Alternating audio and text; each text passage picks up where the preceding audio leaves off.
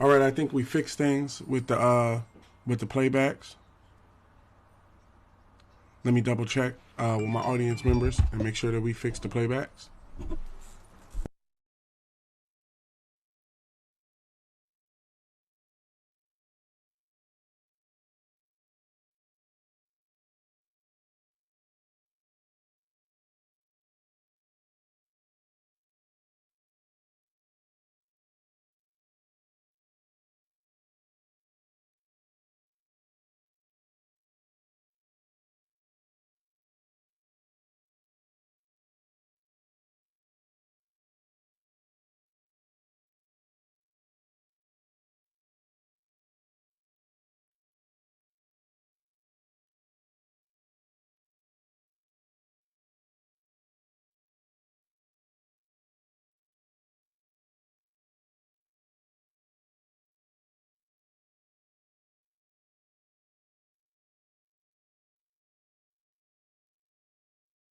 Okay, I'm back. Okay, so the defensive tackle, I don't need as much as a defensive tackle.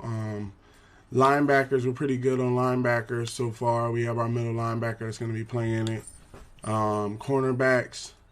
Okay, they got this right tackle that slipped to us. I think it's better to pick him up, so I'm going to draft him.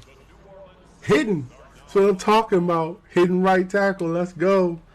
Let's go. Drafted a hidden player. That's what I'm talking about. I was like, I just feel like it's better to go with him because he's a round one talent and stuff. Now, I also could trade away the picks. Okay, I draft next at 26. So let's see what the Saints going to do. I normally let the first round play out. And then what I do is I let the first round play out and then see what happens. They drafted a wide receiver. Okay, we in the later parts of the round, so I could always trade the 32nd pick for like another first round pick next year and be good. Because I play multiple years. Now that I have Justin Fields, I don't have to worry about the quarterback position behind my quarterback. If he doesn't want to play, then Justin Fields takes the field. The Colts took a left outside linebacker.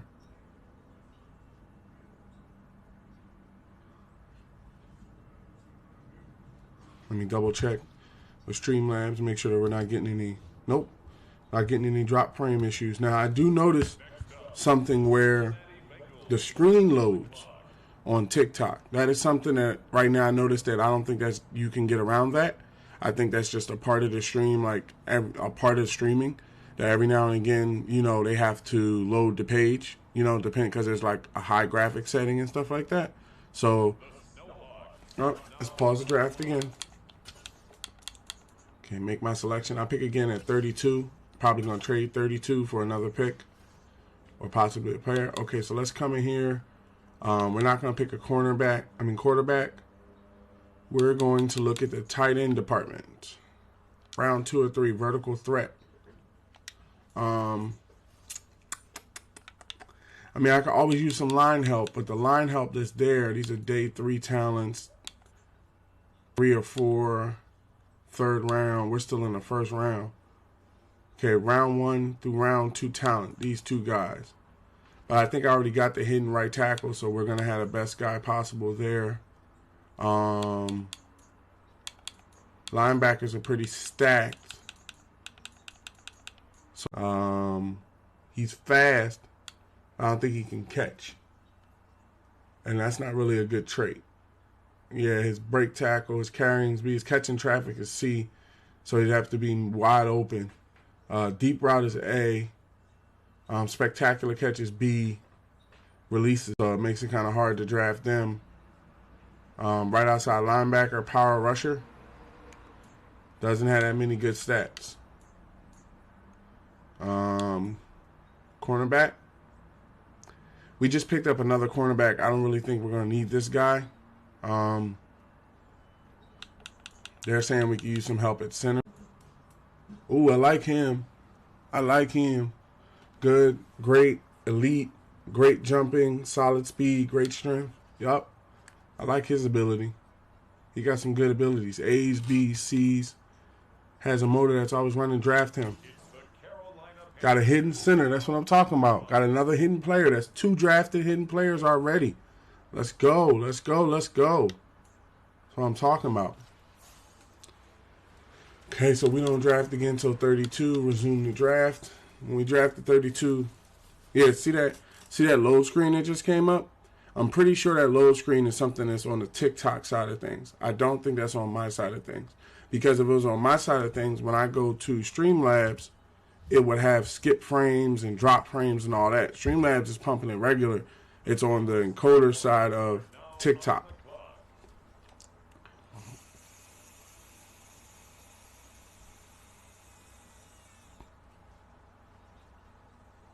I don't want to mess up the settings completely trying to chase ghosts. They call it chasing ghosts, you know, in your chasing settings, you know.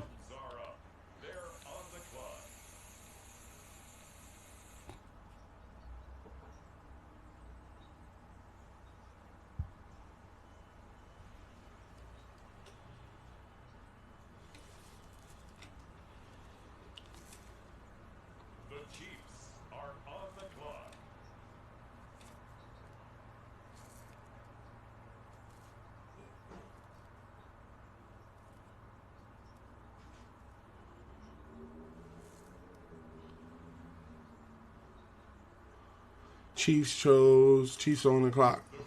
Chose strong safety.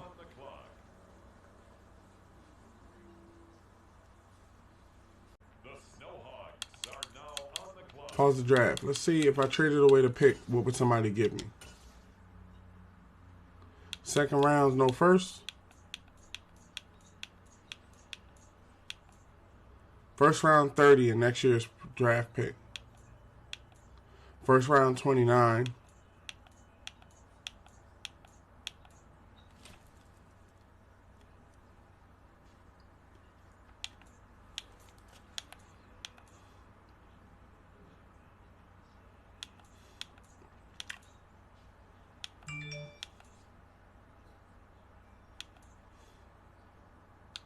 I like the pick from the Raiders.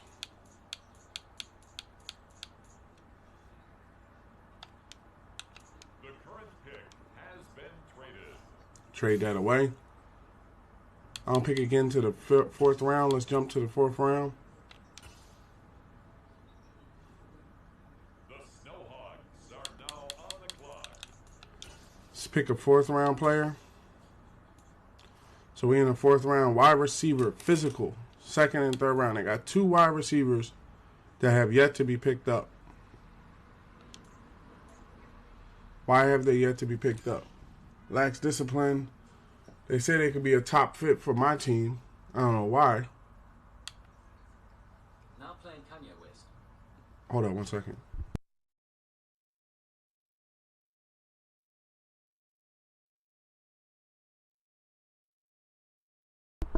This dude just started playing music. Okay, they got some pretty good, they got okay stats. Oh, I see why they're still available. Their catching and stuff is very bad. Catching traffic is C, catching is D, so they have a problem with catching. Right tackle, he looks pretty well. Wide receiver has some very bad stats. What about this right tackle? Let me see this right tackle. I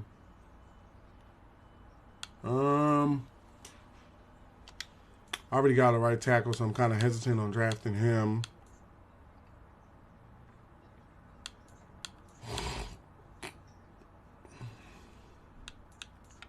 Let's trade the pick away.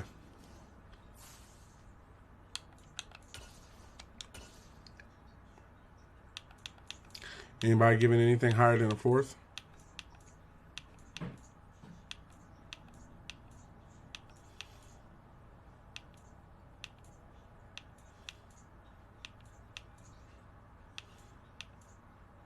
Give it to the Eagles. Ladies and gentlemen, the current pick has been traded.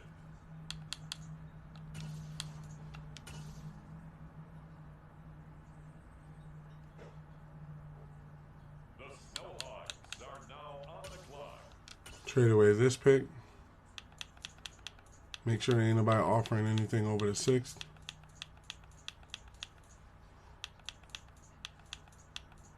Out of all these teams, I'll give it to the Seahawks. We have a trade alert.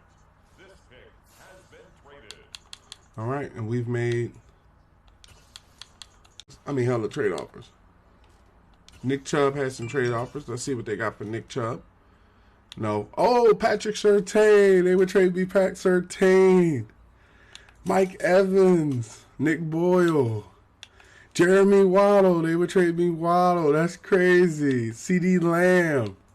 They got some big people up there. I think Pat Surtain is who I'm going to go with. 4th round pick and a wide receiver, Mac Johnson, for Pat Surtain. Yes. Let me see how much Pat Surtain got left on his contract, though. Because, see, you trade for Pat Surtain, and then basically Pat Surtain comes onto the team, and then he's up for a contract this year, and I can't re-sign him or anything like that. Let me see. Pat Surtain is under a 5-year deal. Yo, yeah, that is a definite deal. I'm taking that deal. Y'all can have Nick Chubb for Pat Surtain. We are going to do that. Yes. I like Pat Surtain. Accept. Yep.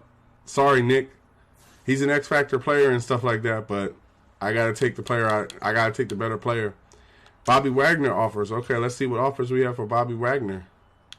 Okay, left outside linebacker, wide receiver, DJ Moore. I think that's DJ Mooney.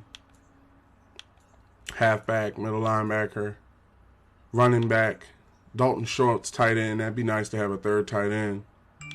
I might keep Bobby. With these offers, Bobby's more valuable than most of these offers. Like, they're offering wide receivers and halfbacks. Like, the Eagles' pick of Dalton Schultz is nice, but he doesn't already have 2 good tight ends, and I'm pretty sure I could pick a tight end up through, like, free agency or something like that. So we're going to hold on to Bobby with his trade.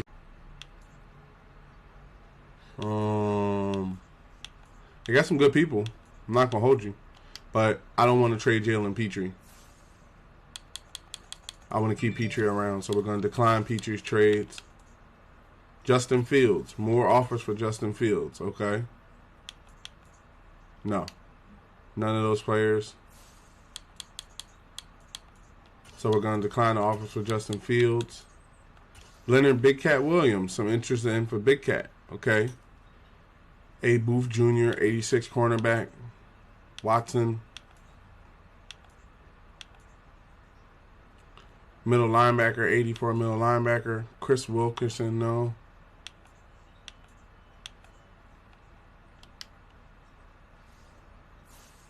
I might hold on to Big Cat with those type of offers.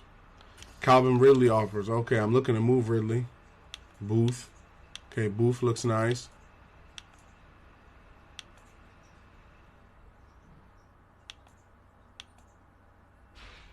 Kareem Hunt. That'd be nice to have Kareem Hunt. Right guard from the Raiders. 80 right guard from the Raiders. 84 middle linebacker from the Jaguars. Odell Beckham from the 49ers.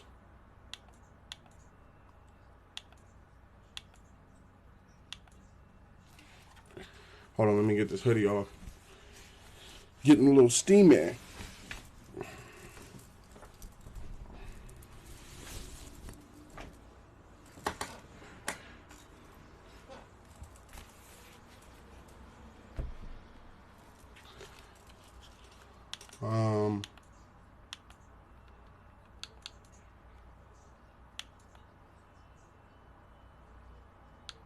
Jerry Judah. I don't think I need a wide receiver. They're offering me a lot of wide receivers for him. I like that middle linebacker from the Jaguars, but also like the middle linebacker from the Lions. But then I like this right guard from the Rams. So let's look up the middle linebackers from the Lions. Let's look up this right guard from the Raiders. From the Rams, actually. Right guard from the Rams.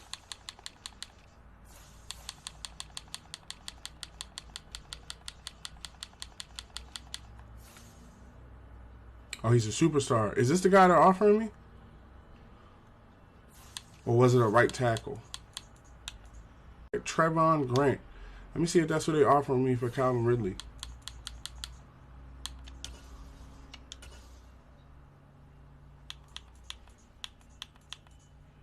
Yeah, they're offering me Grant.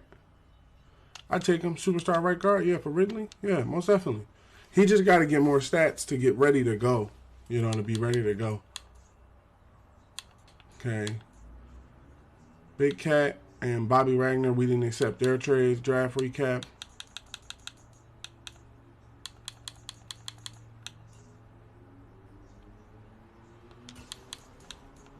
Let's review the offers for Bobby Wagner again, because Bobby in his like 13th year.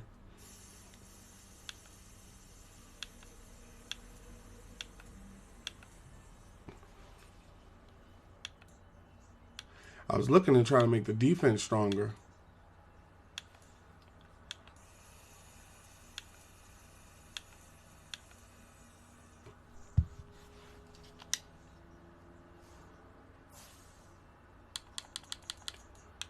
Let's see if anybody came out with from this draft. See if anybody came out with a hidden middle linebacker. What's the position that I would need? Let me see. Got Aiden on the left. Got Shaq on the right. D tackle might need a little bit of a pick-me-up. Right and left end is looking good. Right tackle looking good. Cornerback's looking stacked. Might got to make some room at the quarterback position.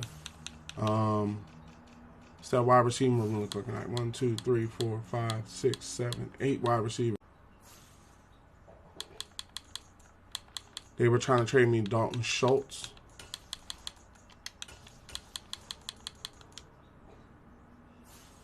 The Eagles were trying to trade me Schultz.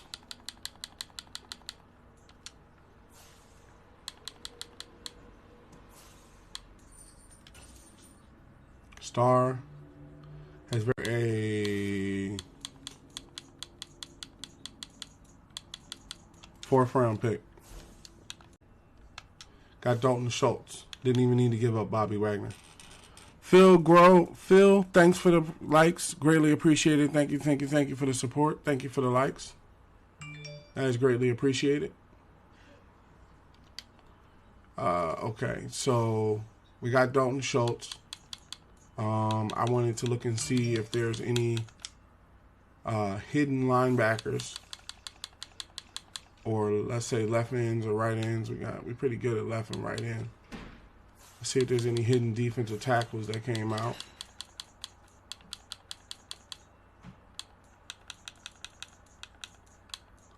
Jordan Davis is a superstar. I know they ain't trading that boy.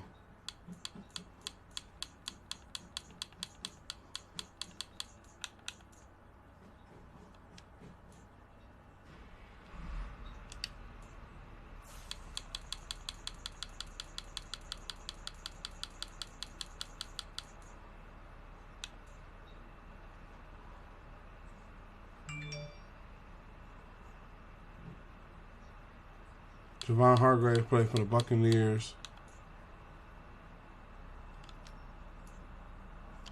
Oh, I'm not looking for the rookie part. I was looking at the years. Let me see.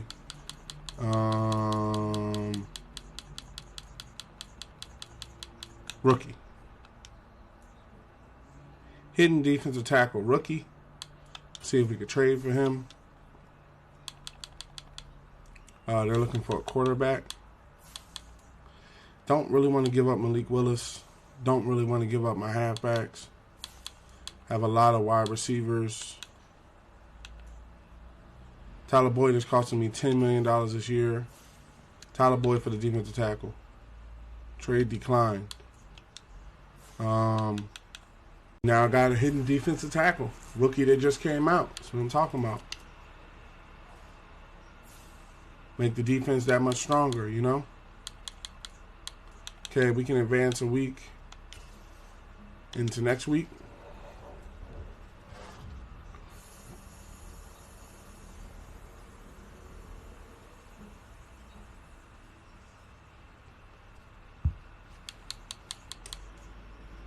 Trade offers for Bobby Wagner have come back. And they put a pick with it. Danielle Mooney, 84 wide receiver. Avonte Maddox. Very good cornerback. Very good cornerback. And a 4th-round pick. Okay. Dalton, Naheem Hines. So the main pickouts are, I have a lot of cornerbacks already, but the main pickout is this one. Darnell Mooney from the wide receiver position from the Saints. 84 and a 3rd-round pick. So let's go see Mooney. Because I don't think Bobby Wagner is even subbing in anymore at linebacker. Let me see. Yeah, Bobby Wagner is like an 81. I have dudes that can play it way better than him, so he doesn't even sign in like that. And then we got Nakobe Dean behind him, so it makes no sense to hold on to him if we're gonna be in a situation where we don't need him. You know, hold on to people you don't need. Darnell Mooney is their number 1 wide receiver. Wow, they're trying to trade me their number 1 wide receiver. He's a star. Okay, what's his stats? His contract. First thing is the contract. He has a 2-year contract, so he's due next year. Very great stats. Very great stats. Man can play games. He can play the game. 49 wide receiver. Might be able to get him under contract. 94 catching. 81 release. Yeah, we're going to do the deal. We're going to do it. We're going to do it. And give him Bobby Wagner. Bobby Wagner has like been in the league 13 years. There's only a matter of time before Bobby leaves and we get no credit for him. And he's starting to slump. So we'll take that from from the Saints.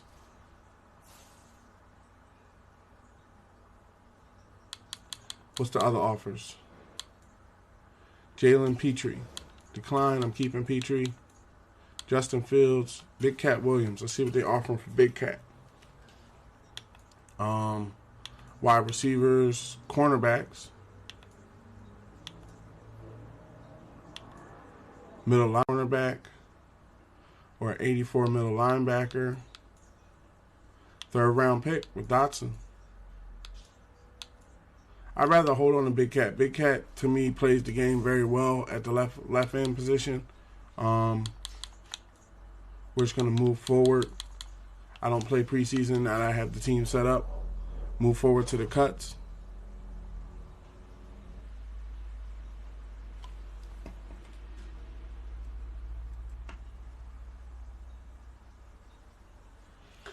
Okay, upgrade players. Max Millard. Pass coverage. He's coming along nice, about to be at 80. Star. We won against the Eagles 38-10. One new injury, who's hurt. Quad tear out 4 weeks, the wide receiver.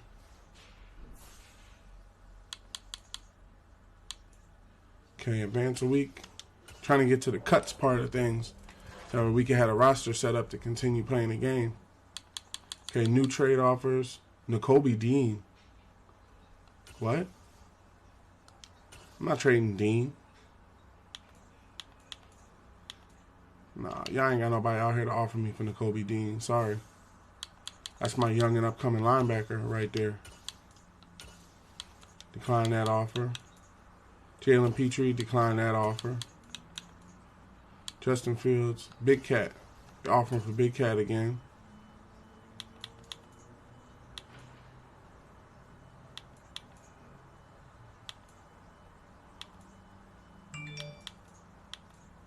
No, I'd rather hold on to Big Cat.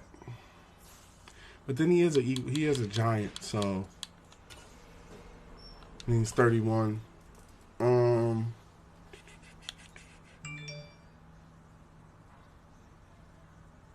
Booth Jr., 86 cornerback from the Vikings. Let's take a look at him. Booth Jr. from the Vikings. He's literally their best cornerback. So the team's trading. Is he in a contract year?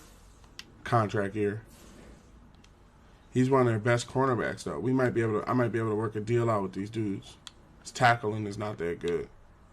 Declining Justin Fields offer. Upgrades. Malik Willis. Scrambler. He's just a born scrambler.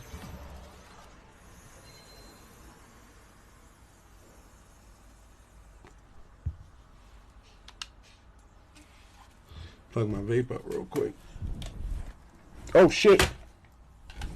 Drop my controller.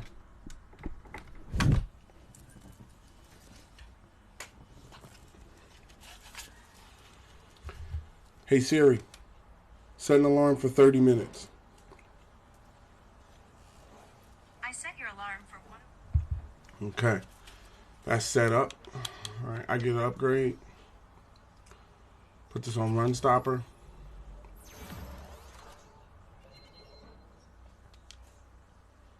Superstar X Factor, the rest can upgrade themselves.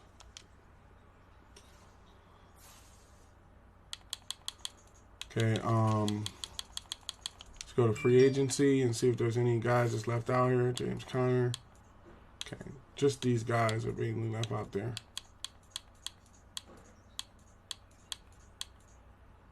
These are all 78 players. So we combed through free agency pretty nice. And so next week.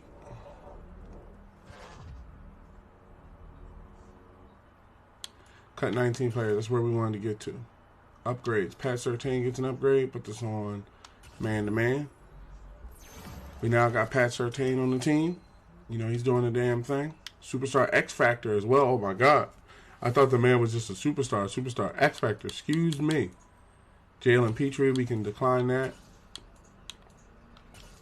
Justin Fields, we'll review.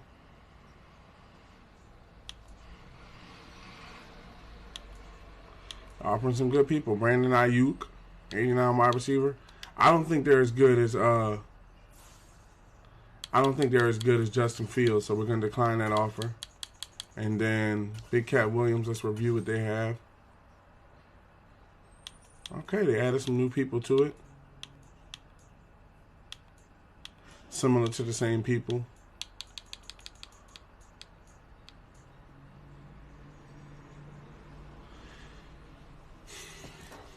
I got $100 million. Let's see who's before I got rid of it. If I picked up Booth, how many people are due contracts this year? Like who? Can I see the re-sign window? Because we're in the I don't know if I can see the re-sign window if they're going to show it to me just yet. Okay. So we got Jordan Mailata, who wants $61 million for 3 years. Justin dude. Oh, man. I might look to try to give him that money. I don't know. I like Aiden Hutchinson.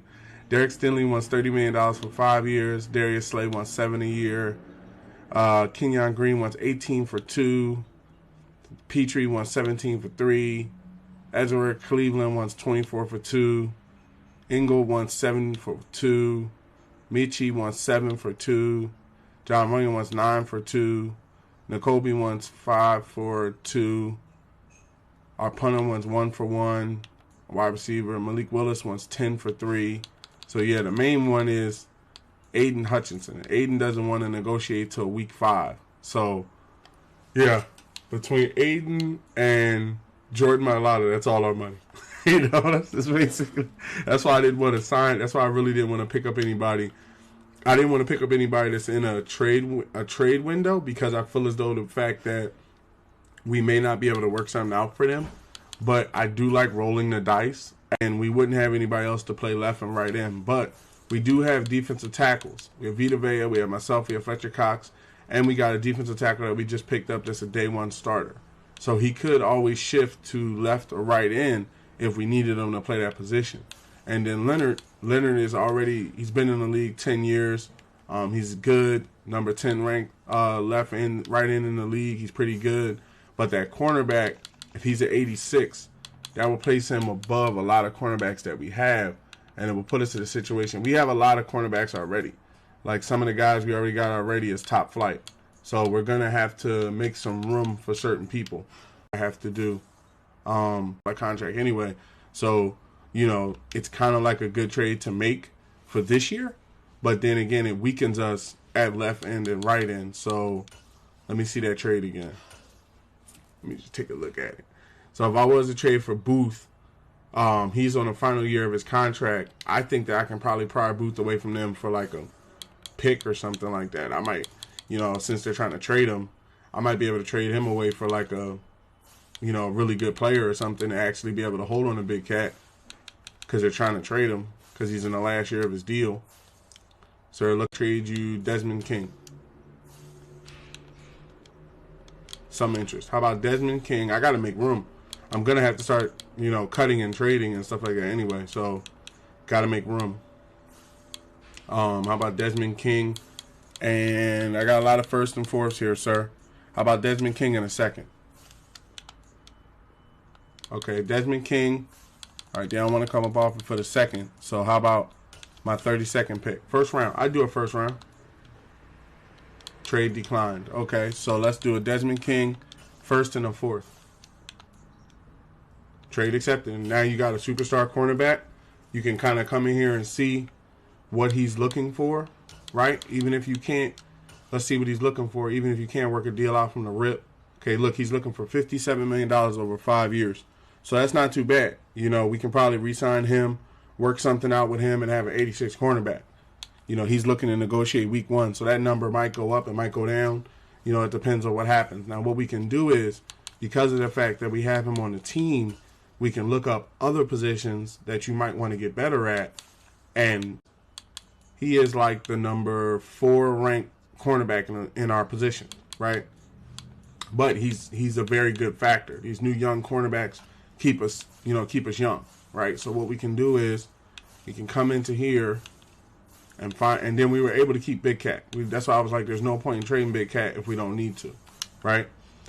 We got to cut. We got to get down 19 players. So the first thing I like to do is come in here and go position by position. Wherever there's people, okay, we got 3 cornerbacks, 3 halfbacks, fullback, wide receiver. Okay, this is where we come in here and we can maybe see how many wide receivers you got. 1, 2, 3, 4, 5, 6, 7 wide receivers. Okay. Is Mooney? What is Mooney on contract wise? See where he's at. Okay, Mooney's on a 2 year, so we don't need to worry about him. Mooney's good until next year. Okay. Let's try to work around the wide receivers. Tight ends. Damn, Ron Harrington came out to be an X Factor too? Oh my God. 2 X Factor tight ends? Oh my Lord Jesus. That is wild right there. That is wild. Sweet baby Jesus. That is wild. Okay, so we got a lot of left tackles right here. We got a star left tackle that we picked up. Then we got this guy. I don't want to really mess with the line like that. We got a lot of stars. Let's see. Center. Okay, we got a hidden center. And Earl Braggs is a superstar center. So now we got a backup center to him. Right guard. Got a lot of right guards. Right tackle.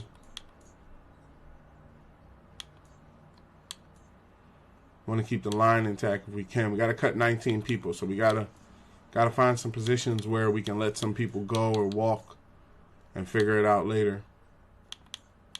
Okay.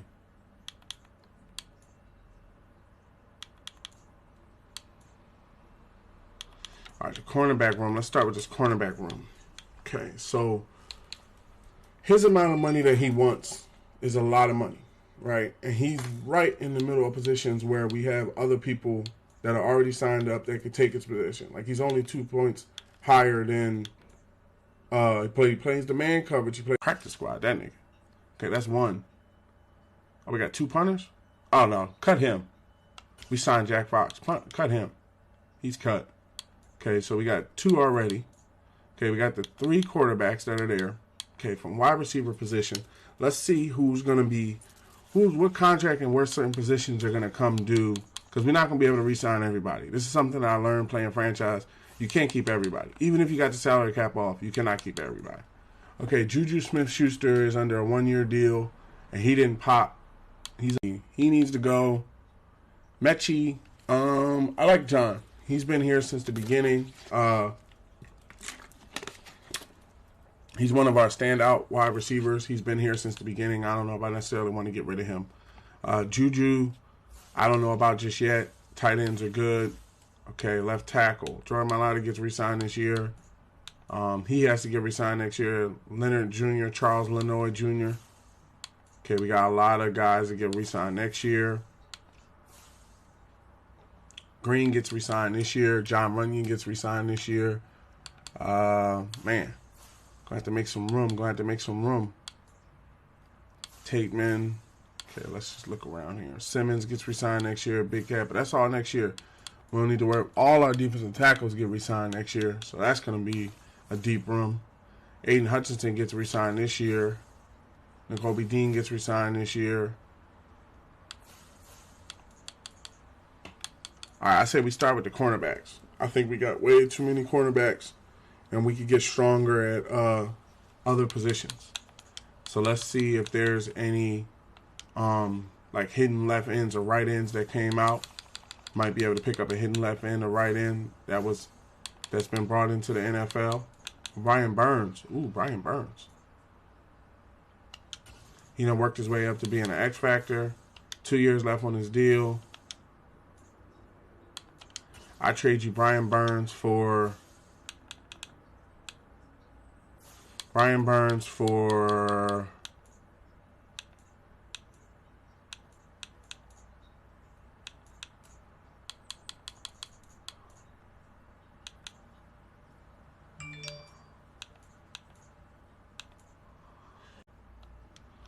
no interest? Okay, what if I put with it a second round pick? No interest. Okay. So we're not looking to move them like that. And then we're moving players for players. So here's the thing about it.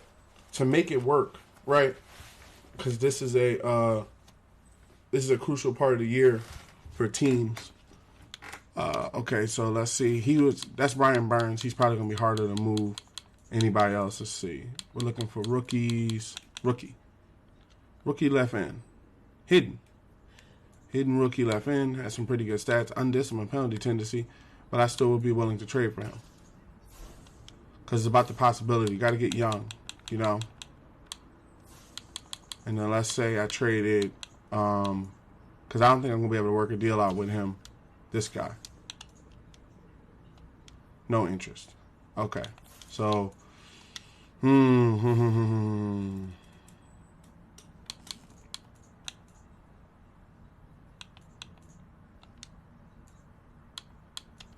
let's see, for Brian Burns, let's bring at the cornerback position, we could do possibly, I could see Booth, and potentially from the wide receiver room, Michael Thomas. I'll be trading 1 for 1.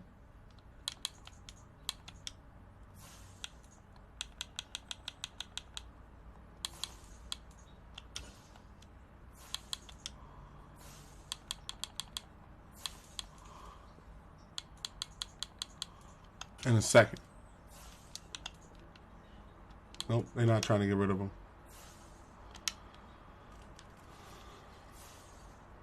Let's see here. We got to cut 17 people. Kareem Hunt.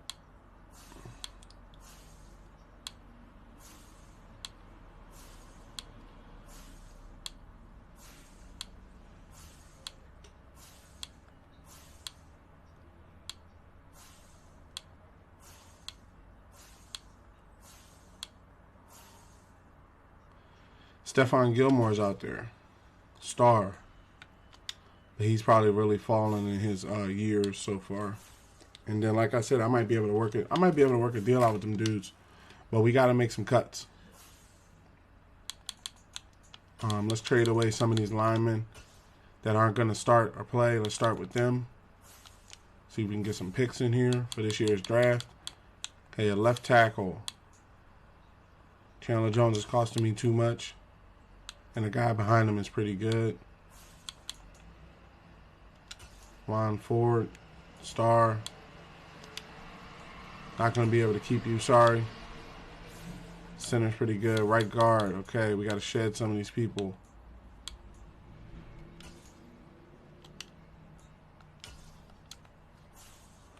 Okay, we got greens. I would want to work with my Eagles. My Eagles really need some help. 2 greens for my Eagles. I would be looking for, let me get your first round pick for all these dudes. All right, we close. I'll take a second for all these dudes. Yep. Okay, we got it down to 67. Okay, let's make another trade of that standpoint. Okay, let me see Michael Thomas's. Michael Thomas is the superstar. His release is a 91. He is not being traded. Juju, I like. Darnell Mooney. Mooney has to get re-signed. Let's get him out of here. Because I got Michael Thomas. How old is Michael Thomas? Michael Thomas is 32. Mooney is 27. I got Juju at 28. And he's costing me a little bit more than him. So, let's see. Okay, tight ends.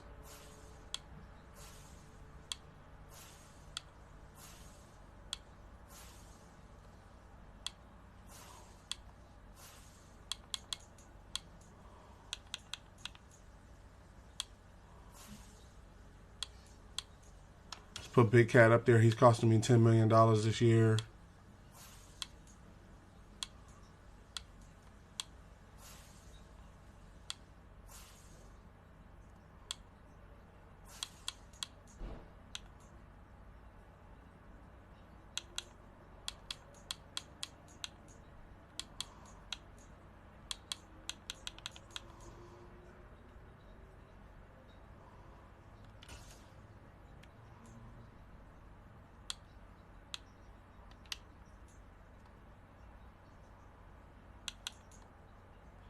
Now that I got Pax Chain, let's put him up there as well. Eagles have interest in all these players. I'll take 2 firsts. You can have all these dudes. They close. They close. I'll take a first-round pick, a second-round pick, and a second-round pick from next year. Okay, first, second, and the third from next year. You can have all those players. I'm just dumping them all on the Eagles because they doing pretty bad over there, man. They doing pretty bad over there. You know, help my Eagles out. You know, 1, 2, 3, 4, 5, 6 wide receivers. Okay, the wide receiver room has been put into a little bit more of an organization. Okay, he is gonna need more. I like his strength and his run block power, but he is gonna need more help than a little bit this year.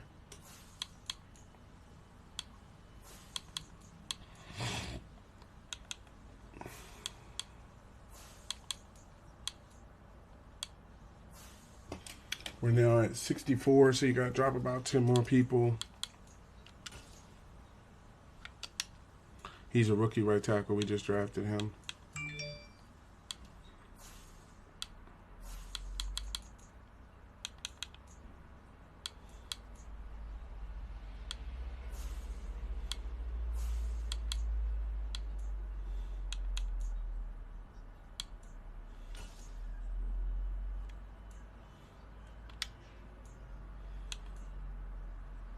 If Hassan Reddick starts and Judon brings the rush, that doesn't leave a lot of openings for Hutchinson, but I don't want to necessarily trade Hutchinson. I think we might be able to work something out. He's not one that I want to trade. Okay, from this cornerback run we have 1, 2, 3, 4, 5, 6, 7 cornerbacks. Okay, so I don't think I'm going to reach a contract negotiation with him because he wants too much money. And we have Shaquille Griffin, Darius Slade, Derek Stingley. Stingley's only like 2 points behind him. So, but then there is always that negotiate at the end of the year thing. Let's take him off. Got to clear some cap. Got to clear some spaces.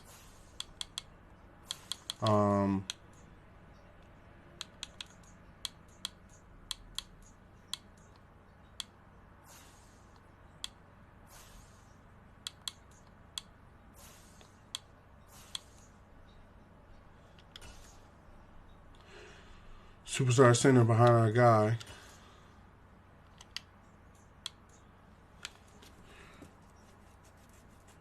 Meadows is doing the thing, but then we got a superstar center behind him. John Runyon's doing pretty good. Right tackles. Right tackles are doing the thing. Okay.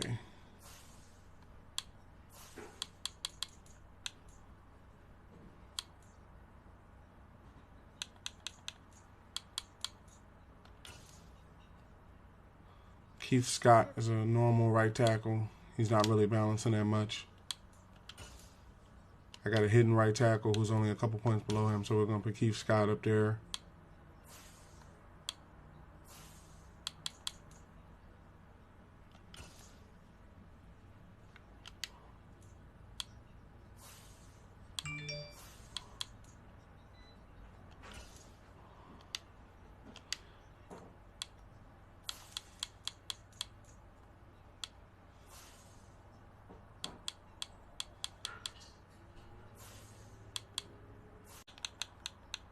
They wouldn't hand him over. I know they wouldn't.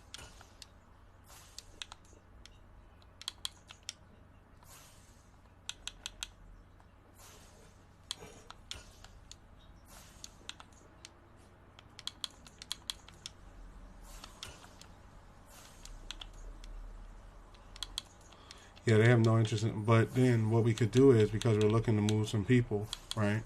Because we're looking to move some people, we can put him up there. And then we could put him up there, and then we could also put Michael Thomas up there, and then we could put a 29th pick up there.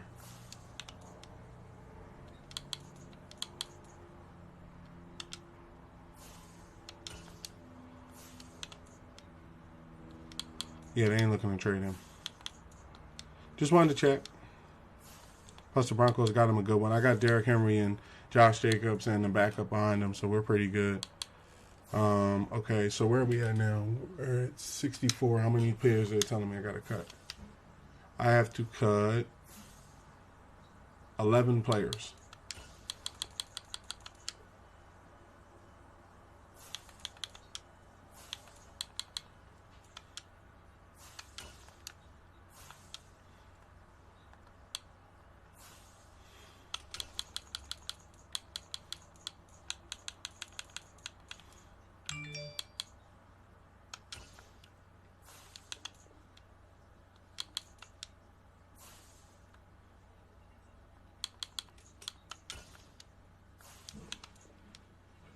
Two first-round picks, got Bradley Chubb back. That's pretty good. And then we can trade this cornerback away for a first-round pick. We'll just get a lot of first-round picks, basically. Let's go to the. I'll also throw in this guy. And I need to make more room, so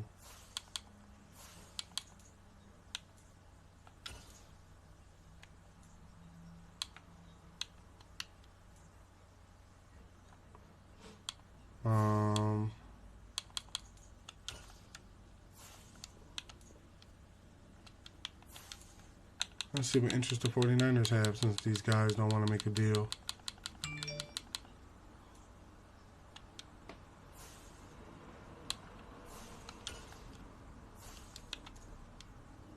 Just got a first round pick and off 3 guys. Okay, that's how you do it. That's how you do it. Got another first round pick. And we got Nick Chubb back on a contract. Got Nick Chubb on like a 5-year contract. He's ready to run. Derrick Henry starting to slip a bit. We don't need to worry about that. We got Michael Thomas, Juju, John Mechie, McNeil, Justin Jefferson. Okay, left tackle. Where we at now? We're at 62. I need to cut 9 people. Okay, let's keep trading.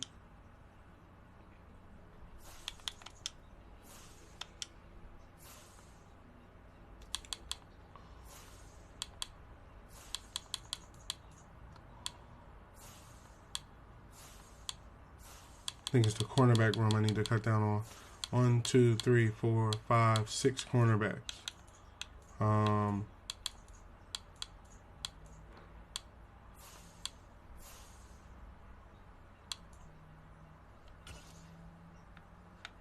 Adrian Phillipson developed himself into a superstar.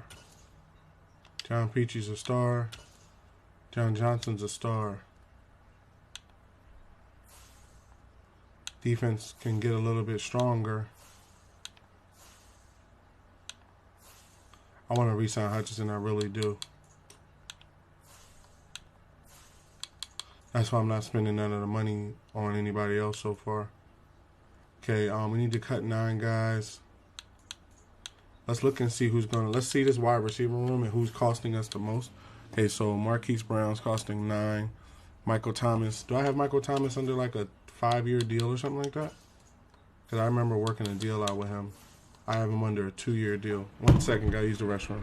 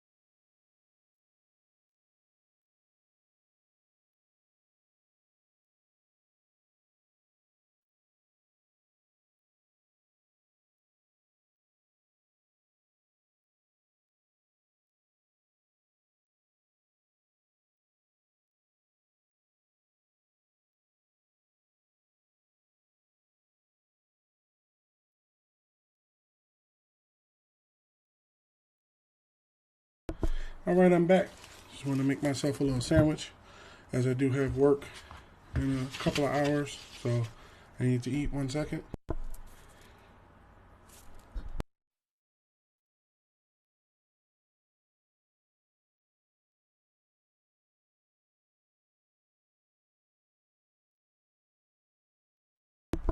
Alright. So the thing about it is you got to look youth. Okay, Michael Thomas has been in the league 9 years. He's about to be going on 10 years as a cornerback. To pick back up a player you did have. Like what I'm going to try to do is I think I sent him. Whoa, what was that? The heck was that? Oh, something from PlayStation. So the thing about it was I think I sent the wide receiver, the cornerback boy that I picked up. I think I sent him to the Eagles. If I'm not mistaken.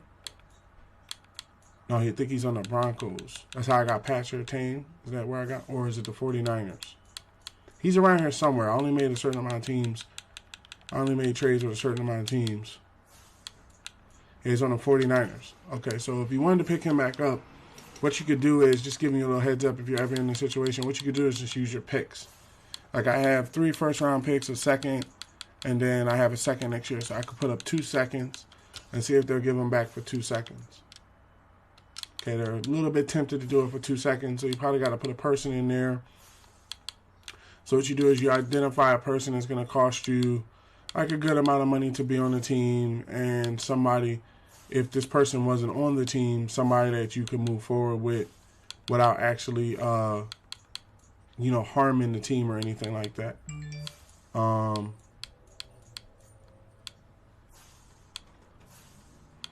I would say, or what you can do is, because you have so many picks and you have a second, what you could do is put a third along with it and see if you can get him with the third. If they're going to hand him over like that. He's a pretty good cornerback. He's in the franchise year of his deal. So they want something for him.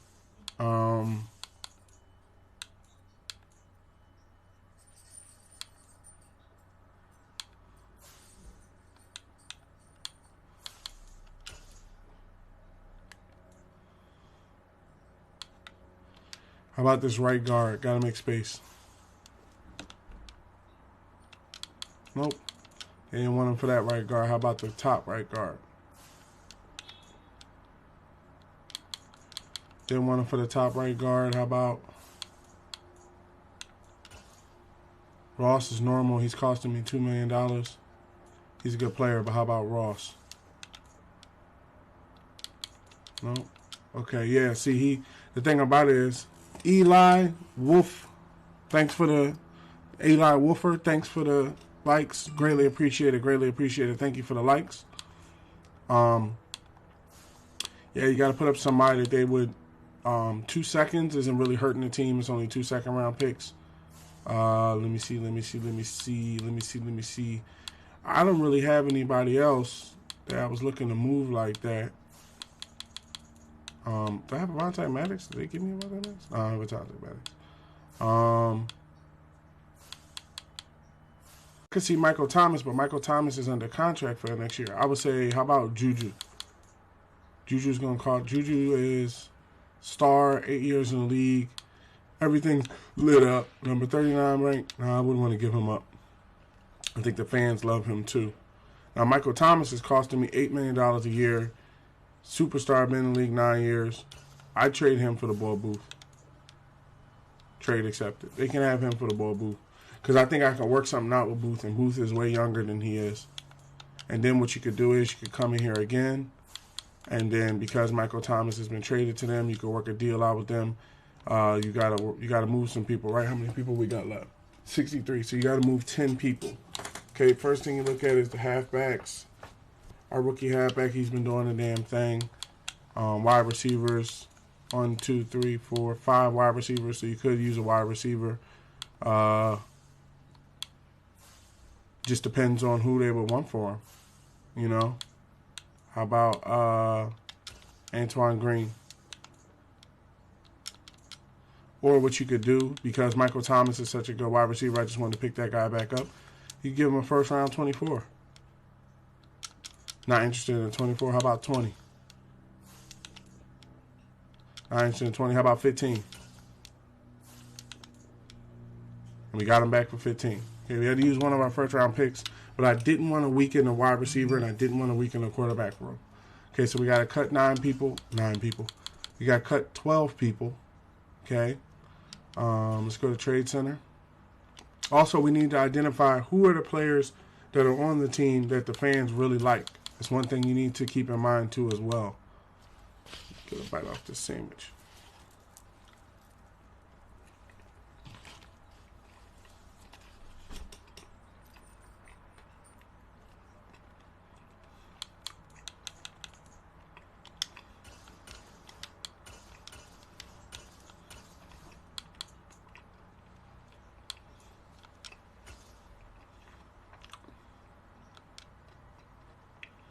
Our quarterback, Josh Jacobs, Derrick Henry, Juju Smith-Schuster, and Michael Thomas. Yeah. See, these guys sell a lot of jerseys. You don't want to trade them and they don't sell a lot of jerseys.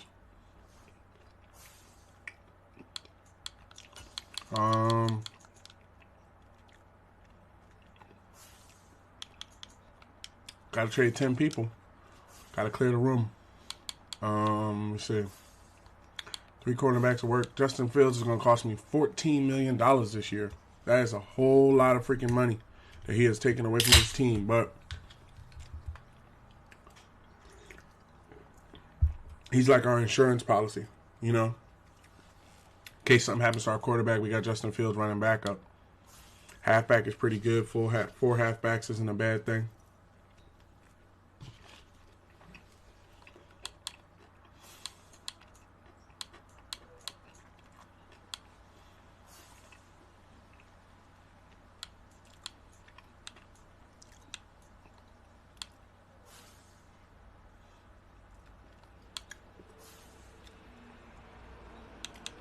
So that fullback, Alec Ingold, star. Richard, star. Maxis 711. I'm playing franchise, which is a closed off franchise mode. I'm in the year 2025. I don't normally play the community. I know a lot of commentators do, but I don't normally play online head to head. Let's see that resign window one more time.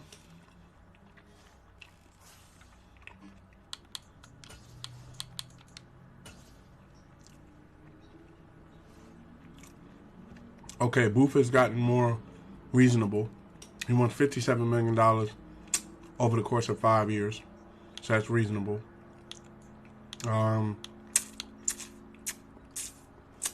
Juju only wants 28 over 3. Hutchinson wants $71 million.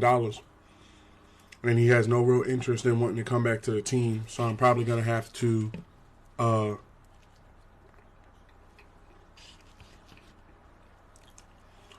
his contract's actually going to be like closer to $80 million.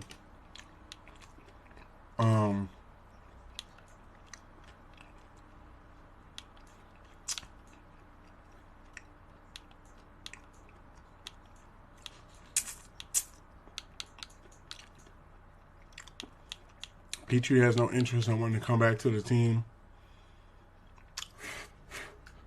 But I want him as part of the team, so I'll work it out with him. Hutchinson is going to be the main problem. Hutchinson is going to be the one we don't sign until like the end of the year.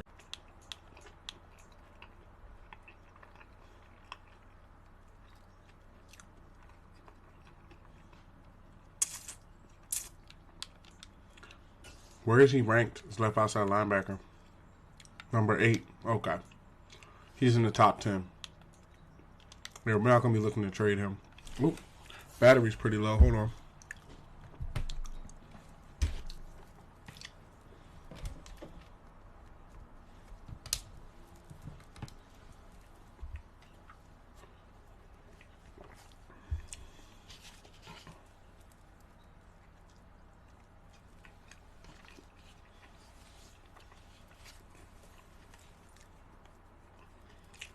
Okay.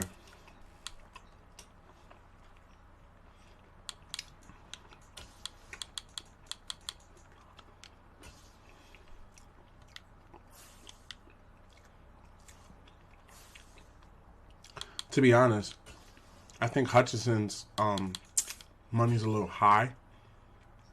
He's number 10, but this is his first big contract. He has some interest in wanting to rejoin the team. Let me see. So the career win percentage, he wants to play home to Michigan, Detroit, Michigan. He wants to play at home and we're a historic championship. So he's only wanting to sign with us because of the fact that we're a championship team and we win a lot.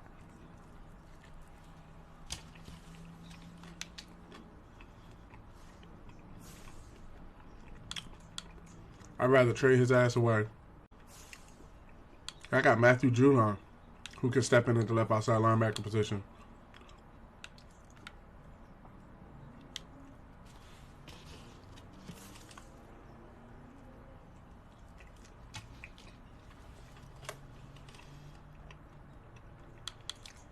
Um,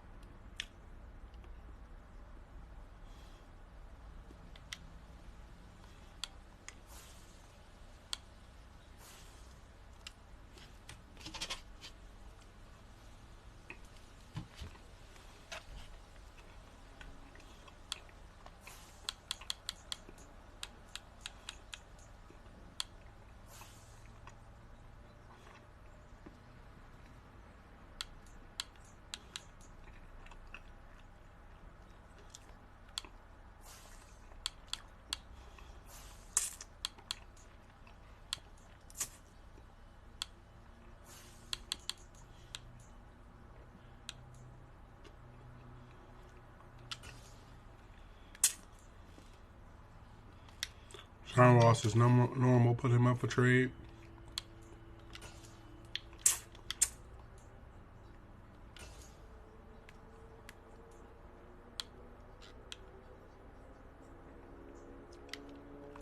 Chambers. They're going to progress at a normal rate.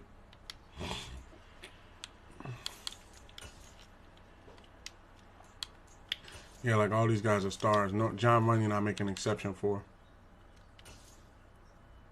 See, he's a superstar.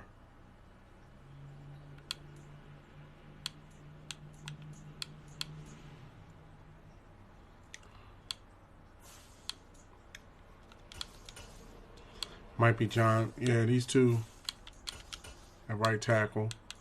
And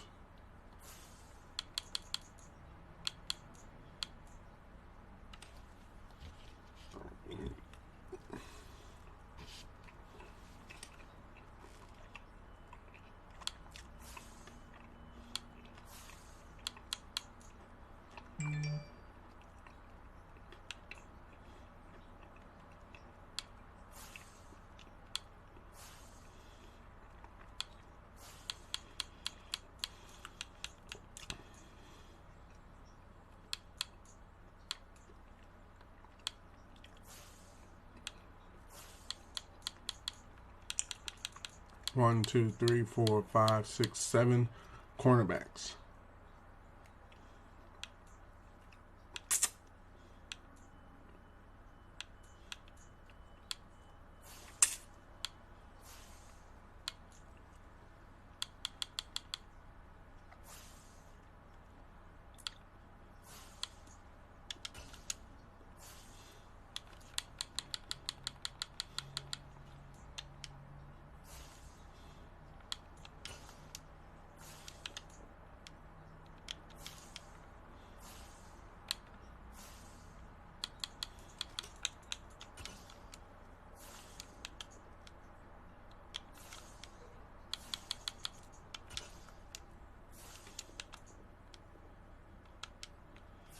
And some good players for a second round pick. Work the deal with the Eagles.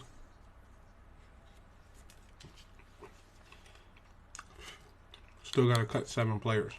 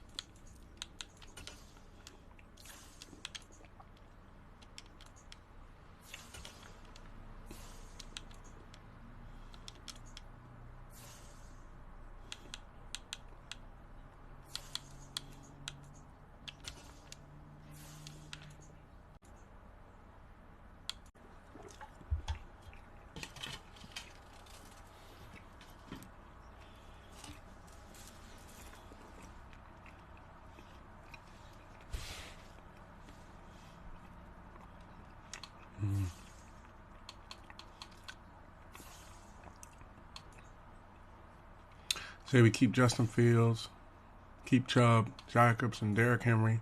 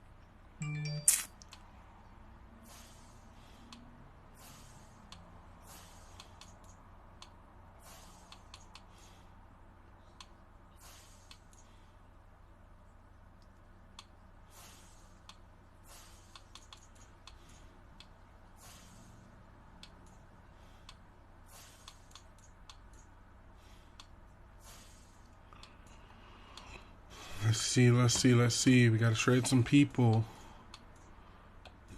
How much is Booth one again? Just to be able to see.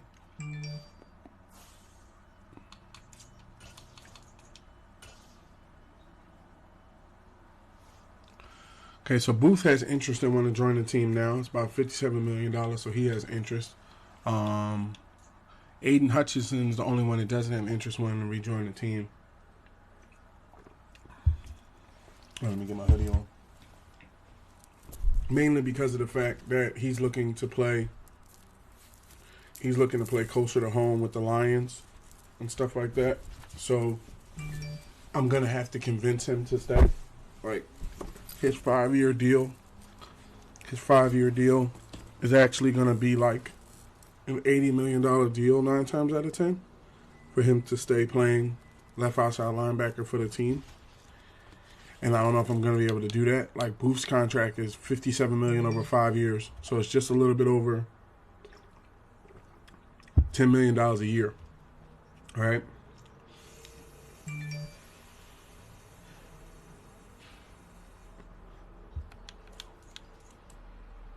He at least has interest to want to come back. Kenyon Green has no interest. But I'll pay. He's only wants $18 million. So I'll pay that out. Jalen Petrie has no interest to want to come out. Come out, but he'll play here. But I'll pay him out. Same thing with Ezra Cleveland, John Runyon, N'Kobe Dean, Malik Willis.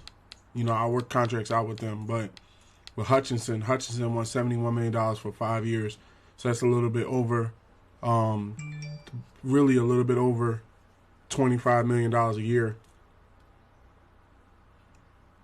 Now, the question of it is what he can become, you know.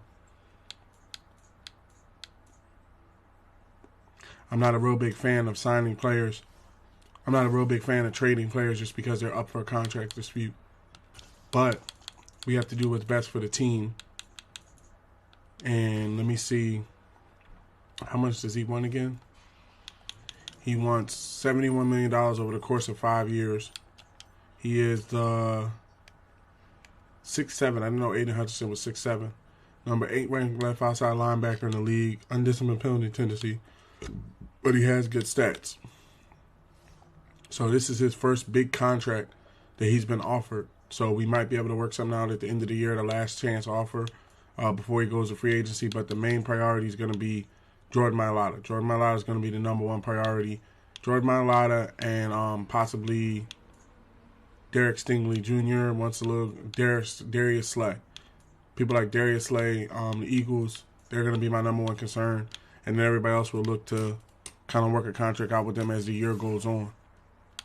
Okay, so let's identify a lineman that we might be able to use a pick to pick up, like a hidden lineman, a rookie linebacker, really a hidden lineman would be great.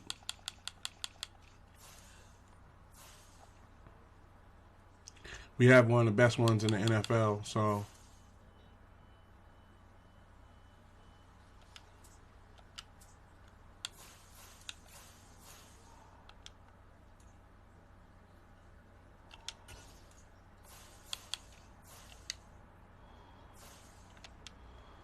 right guard. Would they trade him away, though, is the question. They're looking for a defensive tackle, left outside linebacker. I'll give you Spiller.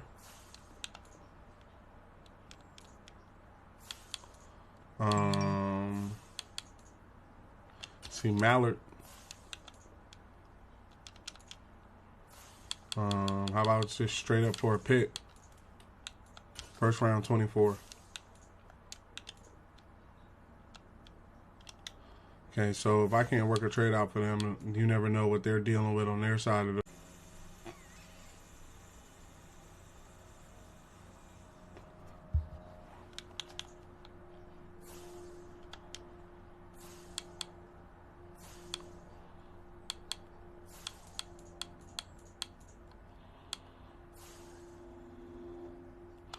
I don't need Schultz.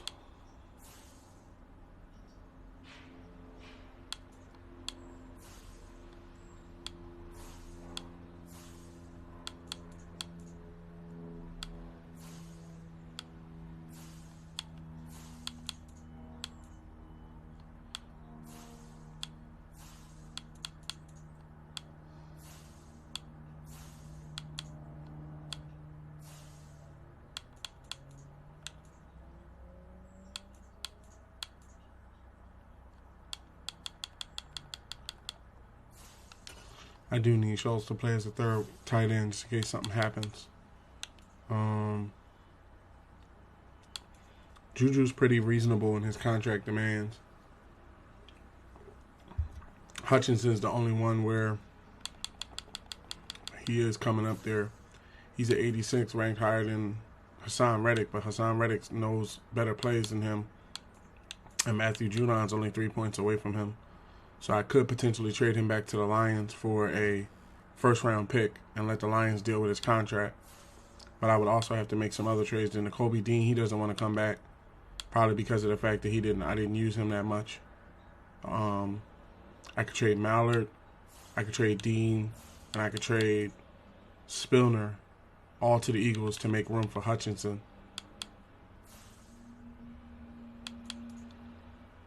Let's go Mallard, Spiller,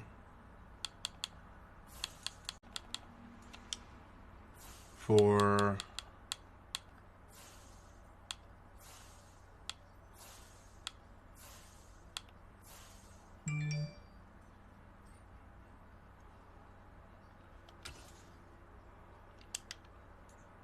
Pave the Lane Johnson. Got Pave the Lane, got Lane Johnson. That's what I'm talking about. Okay. Got a veteran linebacker who can hold down the left tackle. I mean, the right tackle. Put him at right guard or something like that. Where are we at now? We're at 58. Okay. Moving along, moving along.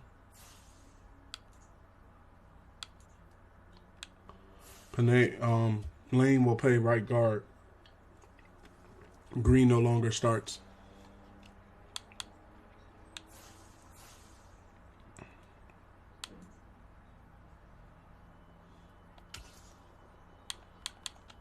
How many years Lane got left? He's on a 1 year. All right, trade him back to the Eagles for Schultz. How many years does Tunsil have? 2. Let's go with Tunsil.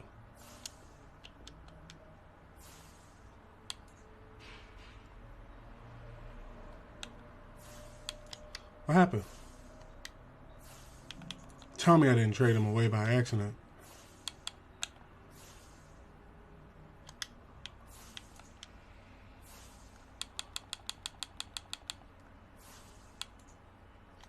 What happened?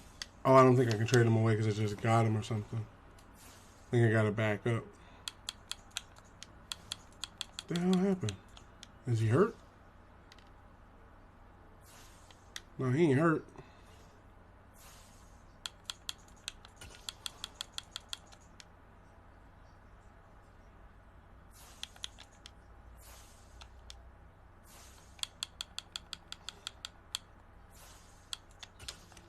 He's an $18 million cap hit.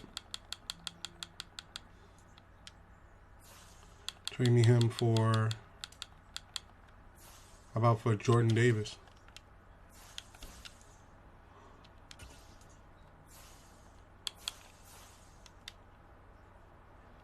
See what Jordan Davis would want.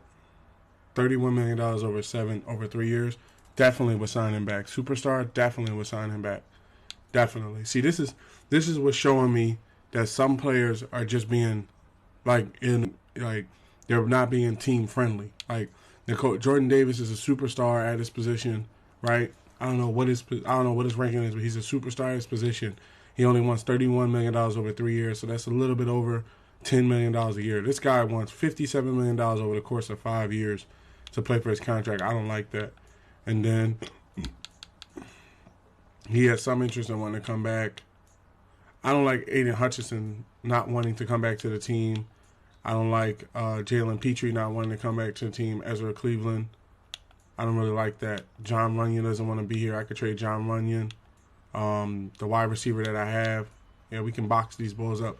Wide receiver, John Runyon, and Aiden Hutchinson. We can box all them dudes up. Why force somebody to stay on the team that doesn't want to be here and pay extra money that could go to other players and team spots and stuff like that? Like, that makes no sense. So, seeing as how he doesn't want to be here, let's put Aiden Hutchinson up there. And then that wide receiver dude, oh, he's hurt. So he's just going to be a release. And then, who else was it? John Runyon. And then it was, no,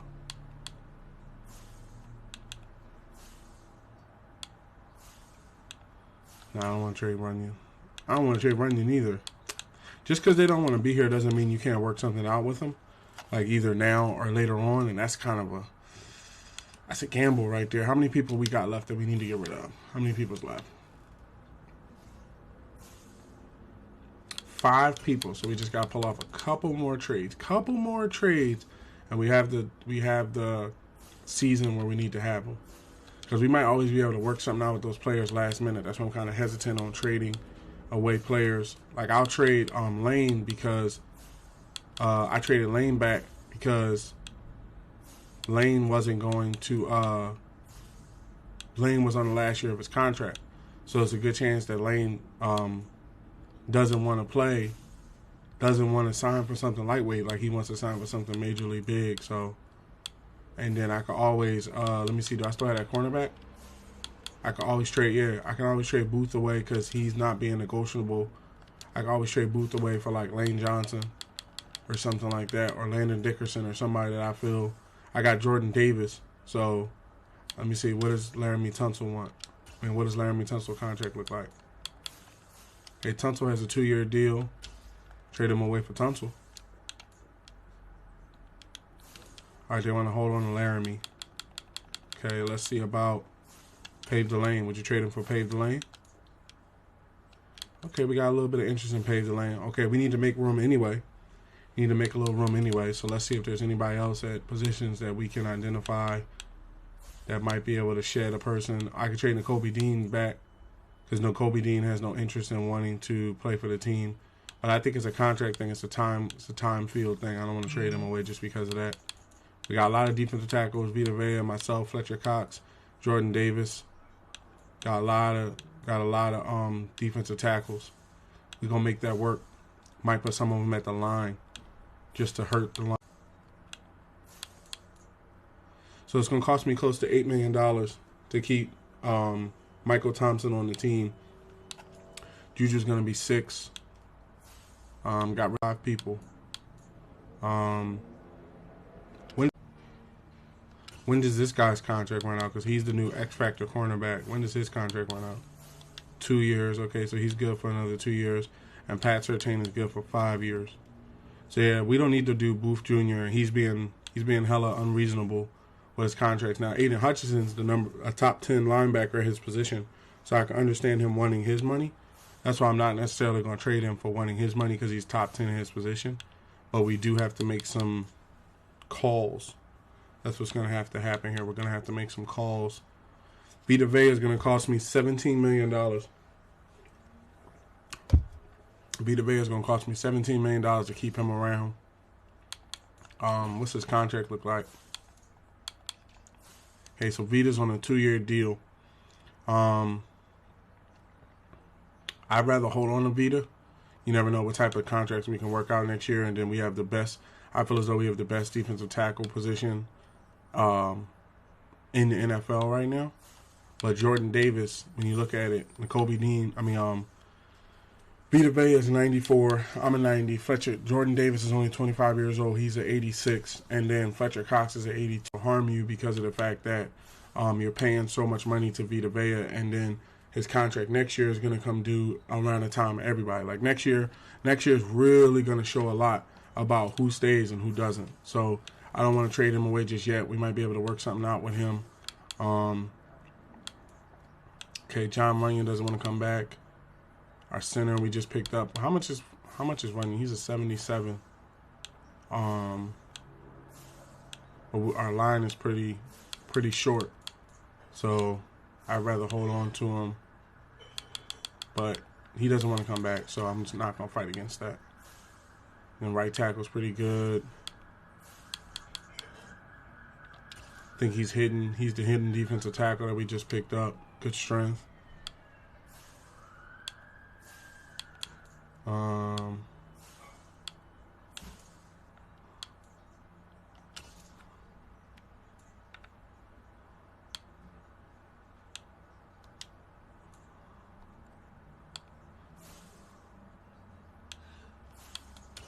Trade him to Kobe Dean for Pave the Lane Johnson. No, it would have to be Pave the Lane Johnson.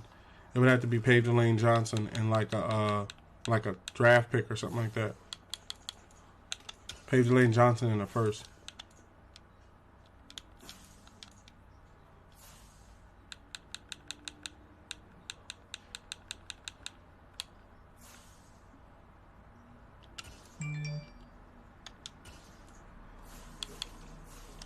Dickerson is under contract for 2 years. How about Dickerson and first?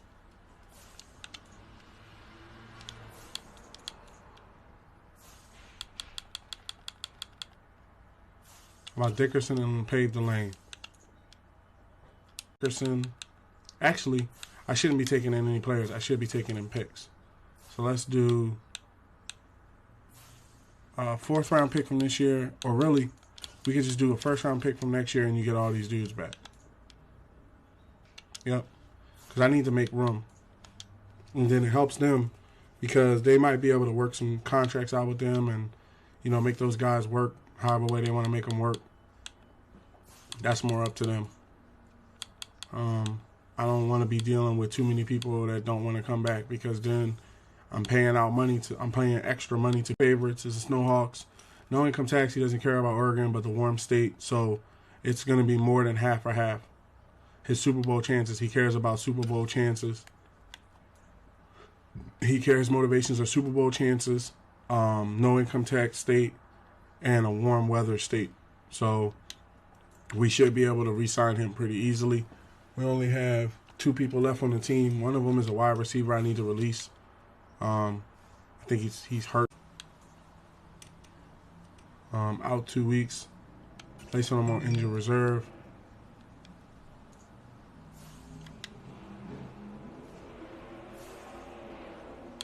Okay, down to 1 player.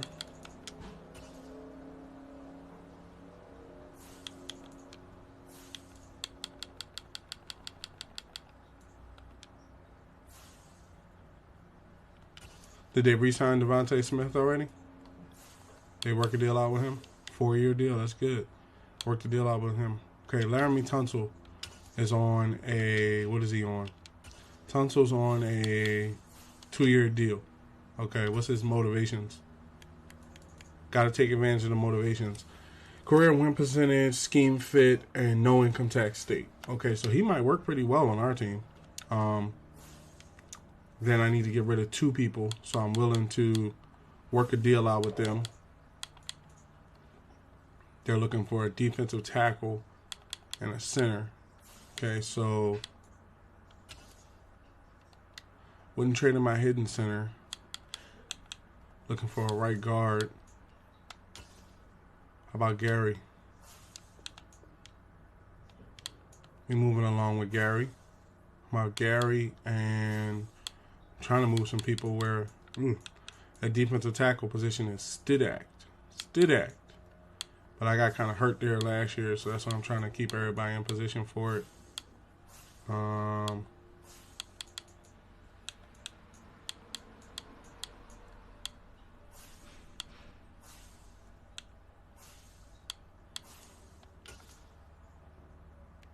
Adrian Phillips in around 11 years. His stats starting to drip a little bit.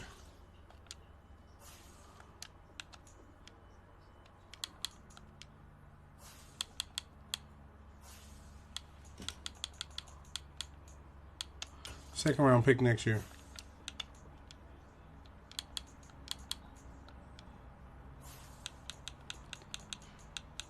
First round pick next year.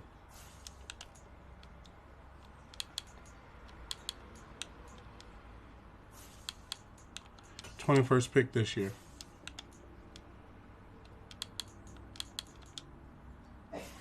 '20th pick this year.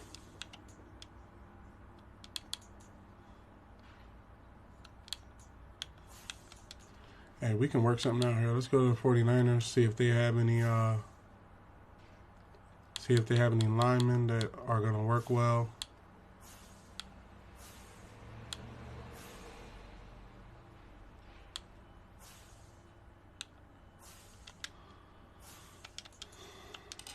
It says one person, just trade one person. Okay, so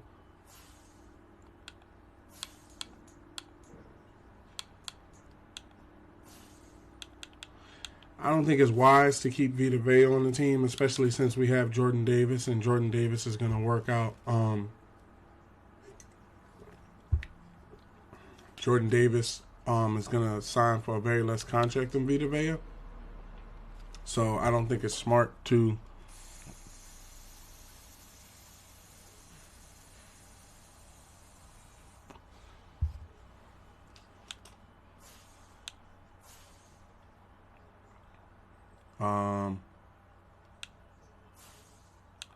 we have a pretty good line so far. We got some good linemen to back us up in case something happens. This guy, I can trade this guy. There you go. Trade that guy to the Eagles.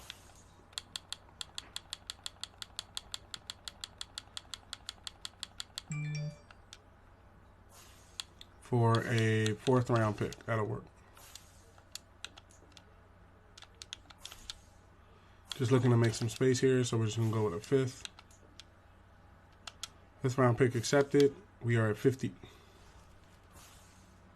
He's a superstar, though. I'm kind of hesitant on trading a superstar. Let me see what his stats look like. His stats have drooped a little bit, but I think that's because he plays a zone cover at 77. Block shedding is 84. Yeah, he could go. His stats have kind of drooped a little bit this year. Let's see what the Eagles, if they have any interest in him. Eagles don't have any interest. 49ers do. Okay. 2nd round pick. Got him for a 2nd. We now got a 2nd round pick, and we are below the 53-man roster. We have done it. We have done it, people. And then I traded Big Cat away. I wanted to see if I could maybe reverse that, because I'm looking kind of light on left end and right end, so I wanted to see.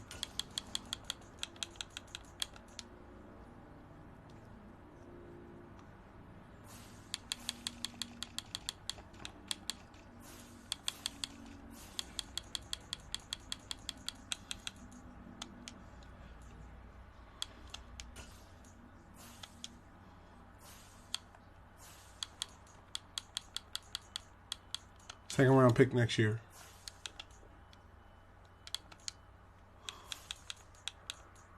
second and a fourth next year.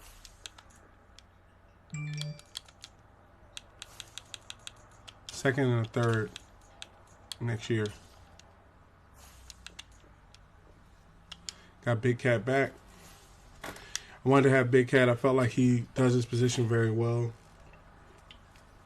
and helps us on defense.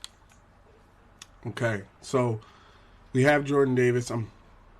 I have a priority where I would want to trade. I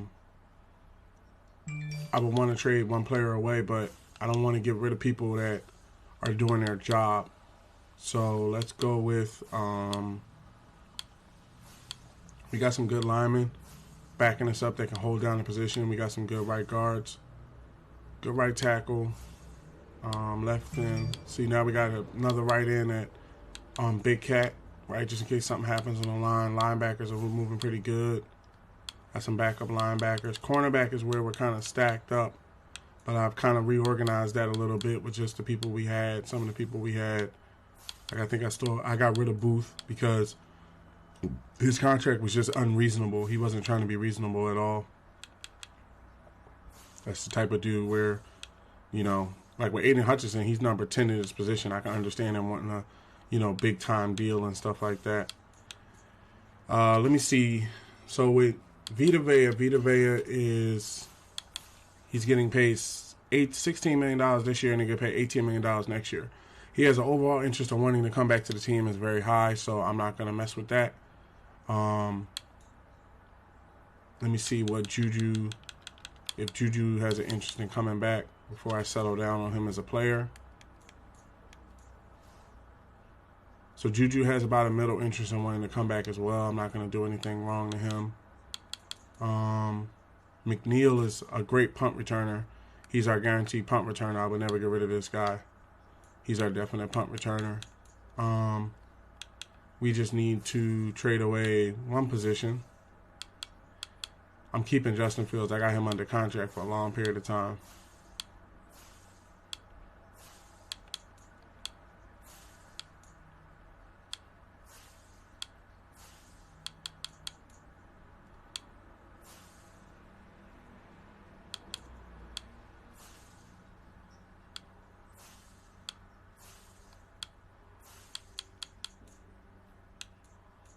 For him, because of the fact that I feel that what I'm doing is the $75 million leans into next year's money.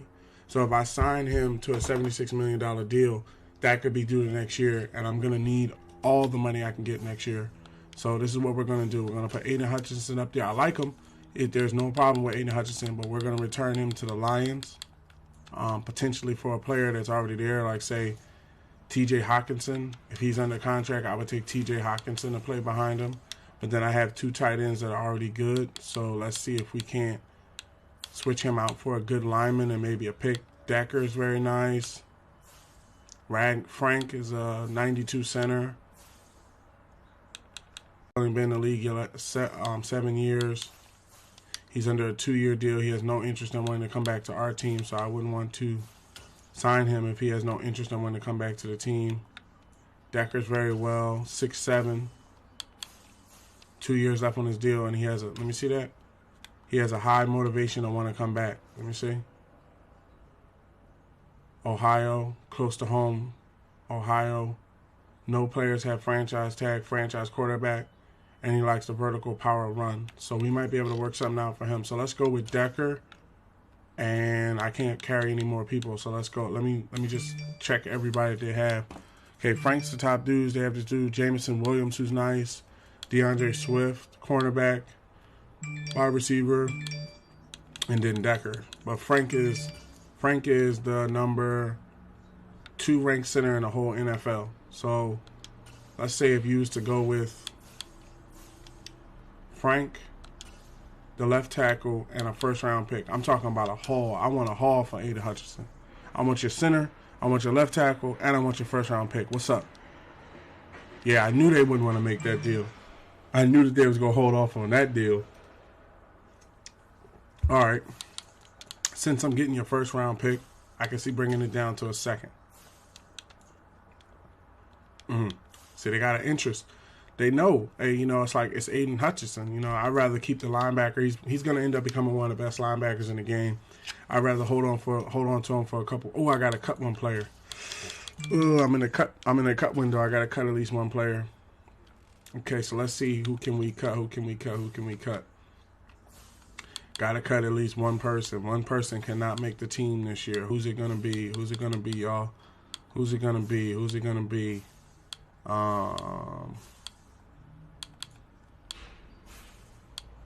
Let's see. Who's it gonna be? Who's it gonna be?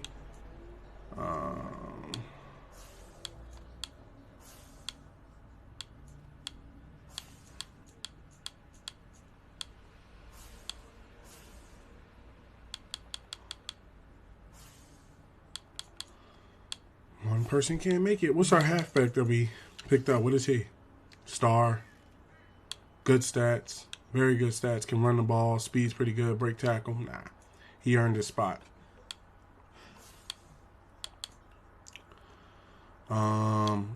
Michael Thomas is the third highest paid cornerback on the team.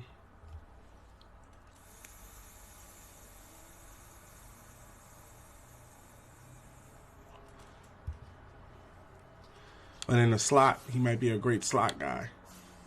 Damn, one person, huh? Who's this? Oh, it's a middle linebacker. Meadows is an 82.